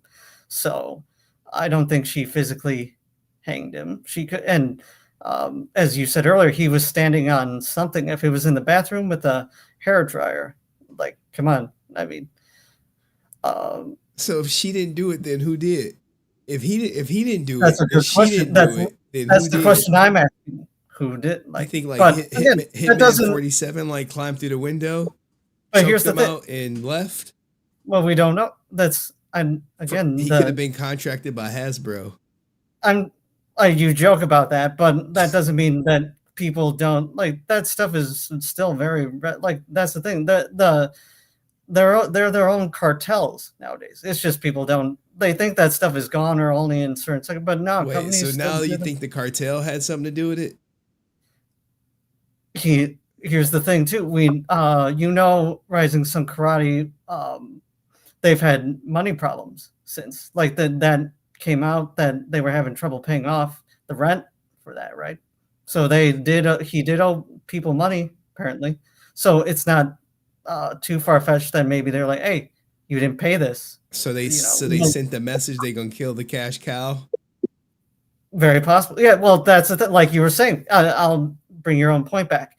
He's not a Brad Pitt. He's not a this. He's not a that. So it's nothing to them. Well, you never know. If they kill him, who's going to pay the rent? Then that's the thing, that like they don't have to worry about it. Okay. He's wiped out. Okay. Anything you got for him, Brent? But yeah, hey, okay. I'm just simply asking questions here. I'm asking questions. Right. And I don't. But that doesn't mean, again, just because I question it doesn't mean I think it's Rod Seller may be Rod, man. Hit the link, bro. You got a goddamn channel. Come your ass up. I feel she should be investigated. Do you feel like Tammie should be investigated, Daniel? Well, we've had 2 years. I mean, I think there's definitely. Brent, you look perplexed. Yeah, she should. Because I think that at the end of the day, facts over feelings. I'm sorry. Our police department. They do forensics. They do forensics. That's rich coming from you, who's very emotional. Like, come on now. Oh, okay. No, I come with facts, and sometimes people they don't like it because the facts state that the police they do forensics. They would have caught her if she touched something. They would have caught it. They would have matched the DNA. You think they're just going to say, "Oh, Jason's there. It's automatically him. Tammie's not a suspect. She loved him too much." No. No, I never said she physically hanged him. Where did like? No. But the thing I'm telling you that when it comes to these type of things, they're doing detailed investigations. They've had 2 years. The toxicology report, the evidence points to him taking his own life. And I know people are emotionally invested in Jason. I understand that, but again, facts over feelings. Gosh, I'm so sick of hearing that because that's Henry's motto. That's Henry's motto, and you say that's rich coming from me. Okay, well, I question here. But here's the thing: the facts don't add up. So what's wrong with questioning said facts? Oh. Okay. Oh, they don't add up? Okay, well then show evidence that Tammie did. I just explained why. Her story doesn't make sense. Her story doesn't make sense, but that's not enough to prove in a court of law or in any court that she did just because it doesn't make sense. That's not enough. Here's the thing: I'm talking about what happened specifically that night, what was said. And here's the thing: you can say, "Oh no, I didn't say anything to him that night. I don't know why he would have hung himself. Nothing happened." Again, they lie like it happens all the time. Then they is women, right? Just to be clear. Yes, Okay. women. Yes, they do. Again, here's in my experience, I've had women lie to my face, and I've caught them many times within a lie. She could say, "Oh yeah, no, I said nothing to him. That I don't know why he would possibly like." You're telling me you haven't heard this before from women. "Oh no, I didn't do that. No, I didn't say that," and they clearly did say something that said. I've heard stuff like that before. Again, this isn't that far fetched. And to say facts over feelings, okay, he had all this, but who got the drugs that got in his system? Why would he be on that stuff if things were so good? If their relationship was so good, why would they? I mean, we saw the list of drugs. Multiple. I mean, do we have to really go through the list of No. Wait, I should specify. I mean, specifically the cocaine. Where did he get that from? And I know. Sorry, answer. Trust. Okay. This is gonna be rough, but so even though you saw the text message where her saying, "Hey, please," bring my drugs, and shout out to Erik who says, "I'm going to be lenient in the chat for the truth to come out." Yeah, no, and I don't deny the text. The texts are great, but again, do you think the texts are photoshopped? No, what I'm saying is they can be great they can be all lovey-dovey. I've had many conversations where they're lovey, but then in real life, the things are completely different. But you said you had no experience with women in your real life. In your 36 years, you had no girlfriend. So where'd you get all this female experience from? Hey, just because I'm single doesn't mean I haven't had experience with women. That again, those two aren't synonymous with each other. So where'd you get the female experience from? We're just trying to figure out how you came to these conclusions about females. If you said you never had a girlfriend. I never said I never. I've had a couple. Just because I'm single for 36 years doesn't mean what? Are you 37 years old? 36. Okay, so you've been single for 36 years. But that doesn't mean I haven't had on and off relationships. It doesn't mean I don't know and understand women. I mean, here's the thing: you're going through a divorce yourself. Would you say you understand women pretty well or no? Yeah, I would say I do. I'm divorced though, but okay, yeah. So, what makes it less smaller than mine? Someone said the woman you have experience with. Women. Could it be like your mom, a aunt, or a sister, or a cousin, or family members?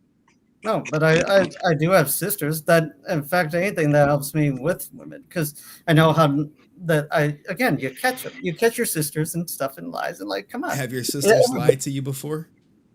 Many times. Who hasn't? Yeah, and just, Brent, do you have any sisters?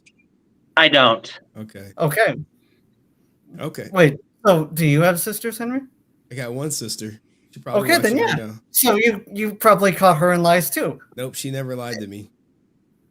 Really? Nope. I don't believe that. What about so they never fake cried, they never done anything like that. You never could tell. Not my sister. Okay. Okay, Answer 06, who is actually in law enforcement, can you please chime in and enlighten Daniel Romano? Andrew Swaney, Andrew, I'm gonna still bring you up. Andrew Hager, I'm gonna bring you up. I'm gonna be very respectful with this because I don't want to offend anybody who's family to Jason or who are fans. But look, the toxicology report says it all. The stuff that was found in his system, the stuff that was found in his bloodstream, and the decision he made with the hairdryer was to not experience the medical effect of what that combination of that cocktail would have done to him. He didn't want to go through that pain, so he took the other way out and used the hairdryer. I'm going to be very respectful when I say it. That was the way to not feel the effects of the medication. All this other conspiracy stuff is more disrespectful to the family. Just let it go. Have your theories, but I would not vocalize it in a public forum like this. But the document that Henry just posted up explains everything.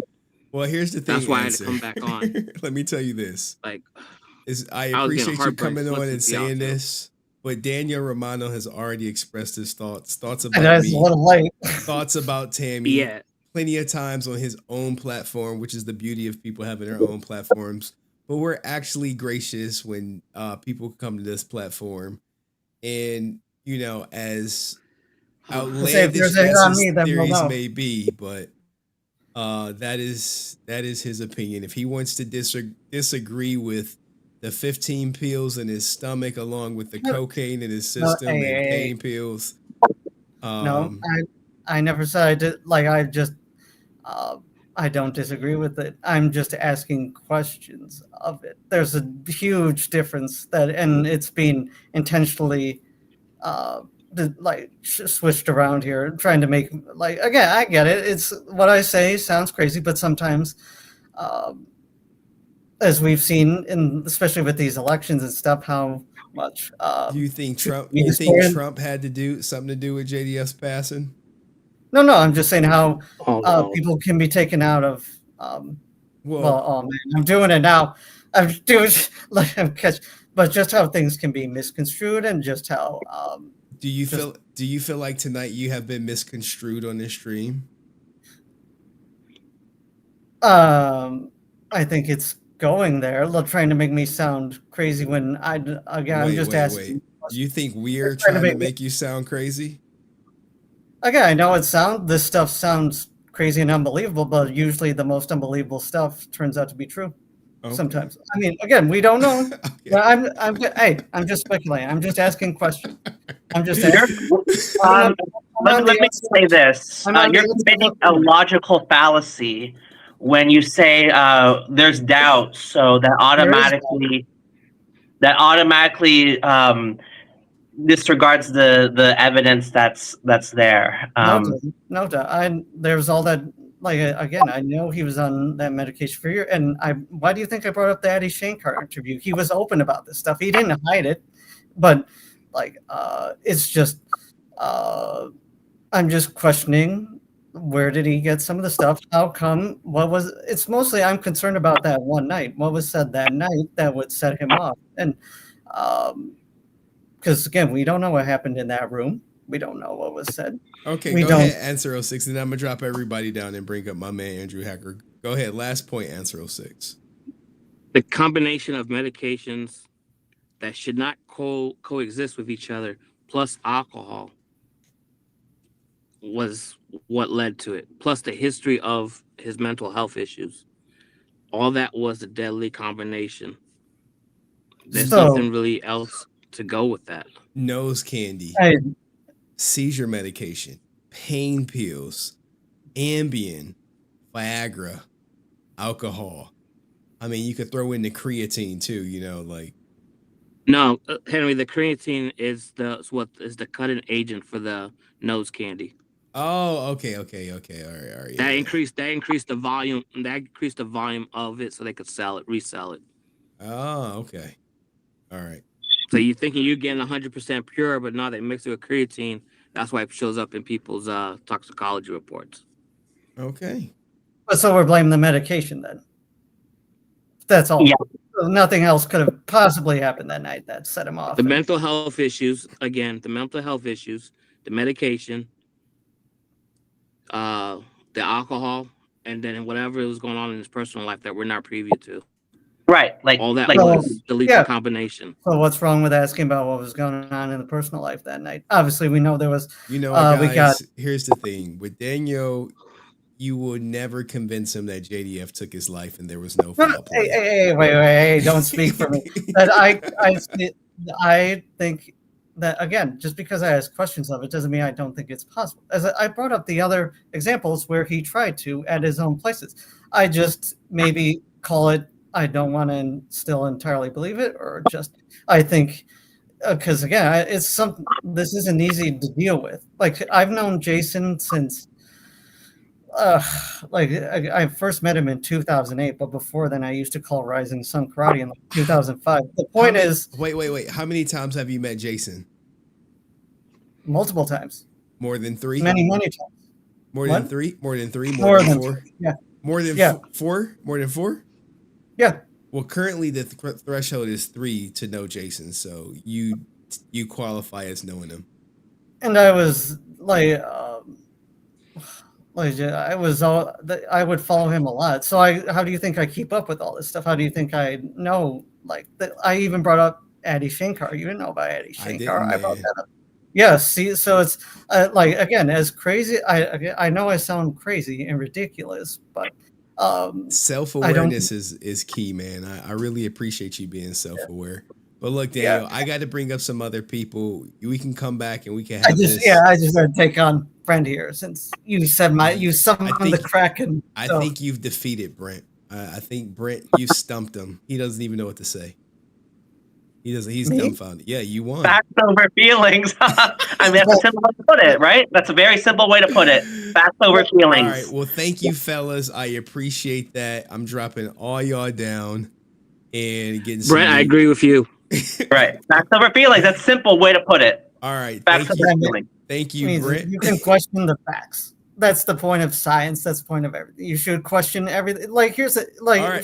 No, Daniel. No. Wouldn't you say, like, really quick? Wouldn't you say even question your evidence that you put forward?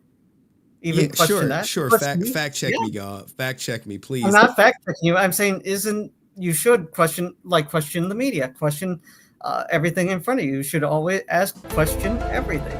Like, just because something's presented, like, if the information changes, so should your. Of course. Yeah, exactly. But it hasn't been proven, so you can't make those assumptions. If we get some new information right on now, JDF's passing, and you have to accept the facts that are the drugs in his system is what the facts are. And unless you can look up, unless you go into that lab and get that report and find something different, then you can't. Then we have to just accept the facts are the facts. Facts over feelings. All right, thank you, Brent. Brent's going, Daniel's going, Answer's going. Thank you, guys. God damn, Daniel Romano is persistent. Now, look, man, we got a little bit of time left. I'm gonna bring up 2 people because I gotta go to sleep. All right, shout out to Andrew Hagar, who is now a believer, and hopefully, I think that's a different color shirt too than he came on with last time. What up, bro? And that's Hager. Hager. Hager. Hager. Okay. All right. Andrew Hager. So what would you like to contribute tonight? You said Tammie has you changed your thoughts about Tammie.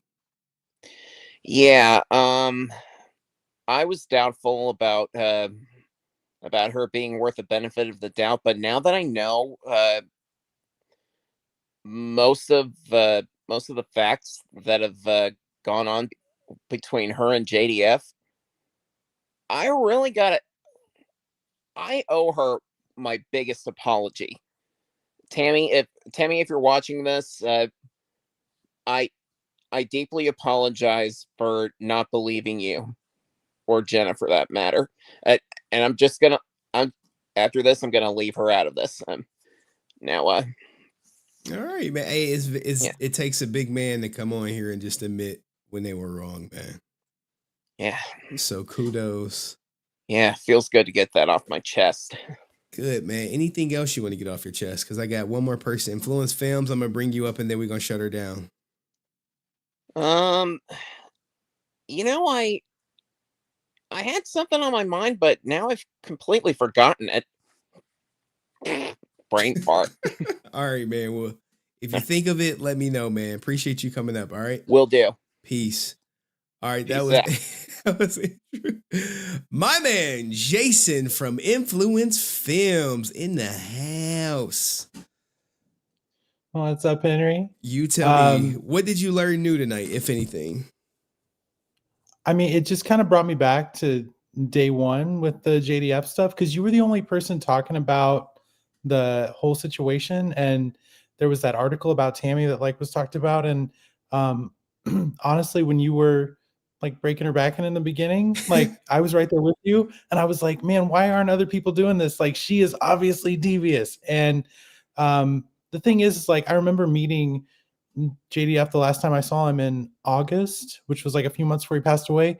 And the thing I remember that stood out to me was, yeah, he seemed a little down compared to how he was several months before, but also he was a big guy. And it's you don't necessarily want to think that somebody that is that strong, he was wearing a tight shirt and he looked like he could have gone and been a wrestling match or something. When he says he was suit ready, he was he had 10 years on me and he could have kicked my ass. And he looked like he'll lift up a car. Okay. And I'm not exaggerating. And it's so you don't want to think that somebody that strong would have these kind of demons. And so it didn't really make sense. And going over this stuff, especially stuff about the cocaine and everything, and then the Ambien especially, it's it's so sad. But I mean, I don't see how you could come to any other conclusion, realistically. Wait, are you saying Daniel is wrong for the conclusions that he's come to? No, or his question I think of the facts? I think Hasbro and I think Hamzaban and all these people, I think they all just came in the hotel that night. I think they had a big group gathering and they're like, we got to take him down. Daniel is actually more tame. If you go back to some of my earlier videos when he first came up, he said it was in the conspiracy theory up there with the JFK assassination. Wow. Yep, I'm sure he remembers. He's still in the back. If you're still in the back, but I think I never expected Daniel to stand 10 toes down after all this time and still voice his opinion, which, hey, I'm happy to provide him that space where he can feel comfortable to be himself, per se. Hey, you were civil, man. You were good, Daniel. You were good, man. He was civil. He didn't yell. He didn't threaten to take pictures of me and my daughter. So he's cool in my book. Now I'm teasing, and you're gonna make a video a week from now, and it's gonna say that the truth comes out and it was a conspiracy, and I'm gonna feel like an idiot. But no, I think we're good, man. I think we're good. I think maybe next year, I don't know. I think this year I did a pretty good job. I covered a lot of good stuff. We converted a couple new people. John C is now a believer. He what the F is an Alicia? He doesn't know. So maybe we can educate him on Alicia next time. I still have her messages that she sent me in my email. Alicia is the leader of the Flat Earth group. She's the leader of the Tammie Killed JDF group on Facebook. I hope some of those people really take a look in the mirror, because it's so gross. I mean, anybody that could withstand your interview like Tammie did, and then come back in the chat and just be so open, clearly she has nothing to hide. I mean, it's I don't know. I wish people that would want to attack her, just would give her a break. I mean, she's already pretty much lost everything, and she's still got to be a mom. Like, holy crap, man! Like, she's got the weight of the world on her shoulders. So She does, and everybody watching too. Okay. All right, even John C. Well, thank you, Influence Films, man. I appreciate you coming up, keeping it short, sweet, and to the point, and joking about Hasbro and I'm Saban going in there to take out JDF because he wanted more money. Yeah. They wanted to be a helmet. They wanted to be a helmet head, and they knew he was better. So they're like, nope, we gotta keep the helmet heads alive. Anyways, much love, Henry. You're the best. Thank you. Oh my goodness, guys. It doesn't get much better than that. We had Daniel Romano of Romano Productions come up here and just break the goddamn show. I never thought I would see it, but he's come up. Hey, more power to him for standing on his business, whether 99.999% people disagree or not. But let me know what you thought of everyone talking about the JDF investigation in the comment section. I'll see you in the next video. Peace. Holy shit, Daniel Romano. Oh my God. Conspiracy theorist on JDF's passing.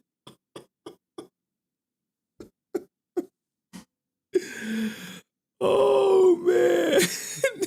You know it's getting clipped. It's coming out at some point. I got to get all these other clips out. I got to be up in like 3 hours for work. Maybe I'll go to work a little late. I got to check with the sheriff's department, see what's up with people trying to serve me things. If you know, you know. Any questions before I get out of here? As I see, we still got 100 people watching on the Clips channel. Shout out to all my Ninja watchers. Shout out to everyone, all my supporters. You know what I'm saying? Shout out to all my haters. Actually, I could show y'all something. Since we up here. There we go. So who is Alicia, guys? This is Alicia. Y'all remember this bitch? That's Alicia. She probably still watches, still hates me, all that good shit. I was in my email because I was looking for all the emails of the stuff today. And I saw what she wrote me. If y'all got time, I can show y'all. Give me a second. I gotta go on my Discord.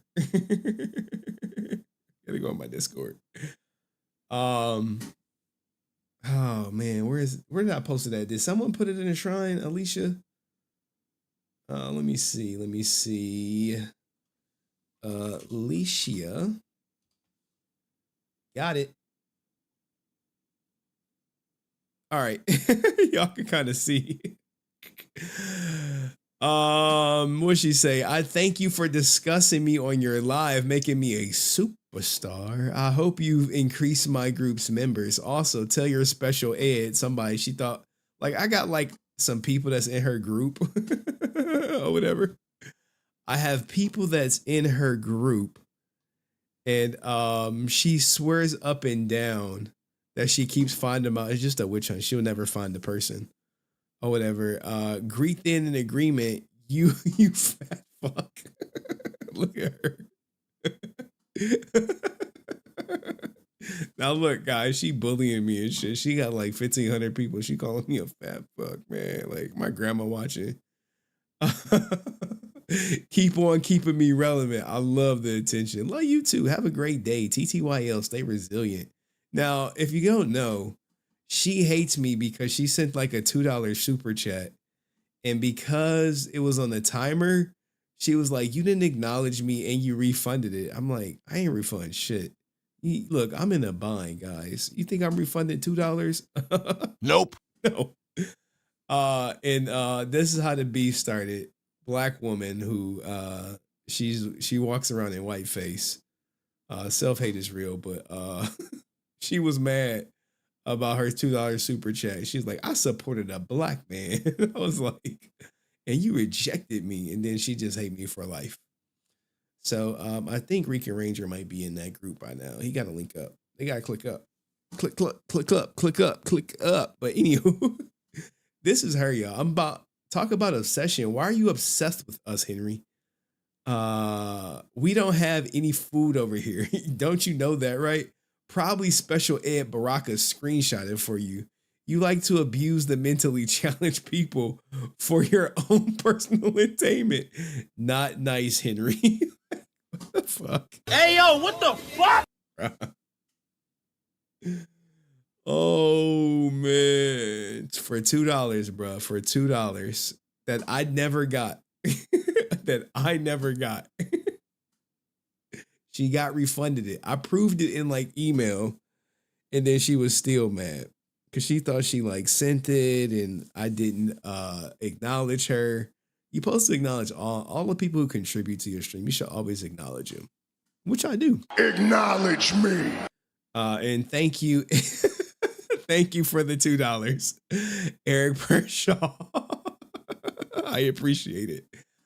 Maybe like one day when I got like time, we can go back down memory lane. It could be nostalgic for everybody, for all my day oneers.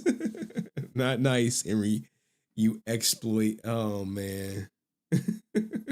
Look, man, you can't win. Okay, I can't make everybody happy. But today I'm happy that we made it through the day. I think it was smooth. It was better. My allergies didn't flare up. I didn't my eyes didn't water. I didn't have to do it with glasses. And that's it. So if you still want to keep talking to me, I might be up for the next 10 minutes in VC on Discord. So join the Discord. Link in the description. And then I will see you. I don't know if I'm going to stream tomorrow. I probably won't because I'm tired or whatever. So I probably stream Monday. I don't got my daughter no time next week, but I do got her all weekend. So there's that. Learning about Alicia stream bonus. Hey, shout out to John C, man. John C, how long you been here, brother? How long have you been here, John C? You like to dig. You goddamn know it. You dig, bro. You like to dig. Get your rest here. I'm about to, man. I'm about to. Yeah, them broads are on another level of crazy. We got another friend of Daniel Romano. Nathaniel Sanez. 36 years single. Like my man Daniel Romano. And someone brought up Swagmaster. I think it was TJ Lawrence who brought up Swagmaster, another 36-year-old single person. Shout out to Brent. But John C, how long have you been watching? You could just put it in the chat, man. You got to super chat it. I'm just curious. Because, you know, the day oneers know about Alicia. They know about that bitch. That's what we really got to talk about. How hard is it for men to get laid at 36? And why can't they get laid at 36? They may just need some help. I mean, if you got $200, there's no reason why you shouldn't be getting laid. If you got $200, maybe less, depending on how low you want to go, or higher if you got $500. Get a little bit better. Got $1,000. Woo! You getting better. You got 1,500 to 2 racks. You can like. It was some video chick out there who was charging like 1,500. He was like 1,500. Yeah. No, how long have you been watching the content, John C? How long have you been watching the content? That Ranger guilty.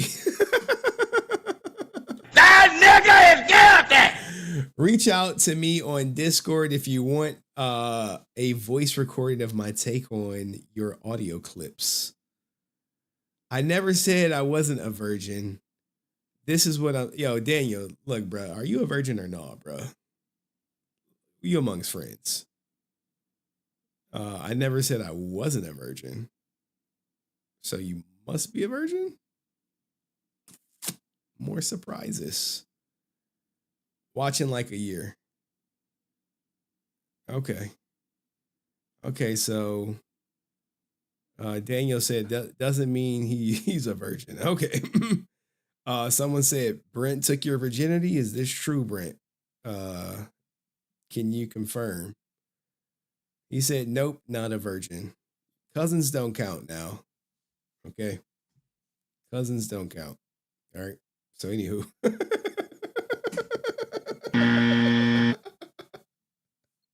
I'm just fucking with you, Daniel. I'm just playing. I promise. I haven't been sleeping. I really don't know what I'm saying. Oh, Andrew said, I'm 37 and a virgin. Let that sink in, brother. $200. Go get laid. I'm a big fan of it. Get you some experience. All right. Get you some experience. Maybe I should start like a dating class for men. It's hard out here, man. It really is. Because, you know, women are just different. I'm not hallucinating.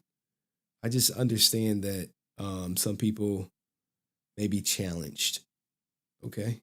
They may be challenged in securing meaningful emotional relationships. Okay, John C. been here for a couple years since y'all started. Well, bro, how you not know about Alicia? How you not know about Tammie in the text messages? All right. I'm laughing with y'all. Hey, man, cool. All right, guys. Thank you so much for being here. I hate to end the stream with like 91 people watching, but it is what it is. We're here cracking jokes. Thank you for not being a bitch ass ninja about it, Daniel. I appreciate that, man. Yeah, do the dating channel. Like what? We gonna hook up. We gotta find someone for Daniel Romano and Andrew Hagar. Gotta find some ladies. But I told you, if you got $200, you can move to the front of the line. For an extra 50, they'll let you take off the condom. All right, let me stop. All right, guys. Thank you for being here. Peace, love, happiness. And I'll see you Monday. Maybe I'll do a stream on the weekend. See how my daughter doing. All right.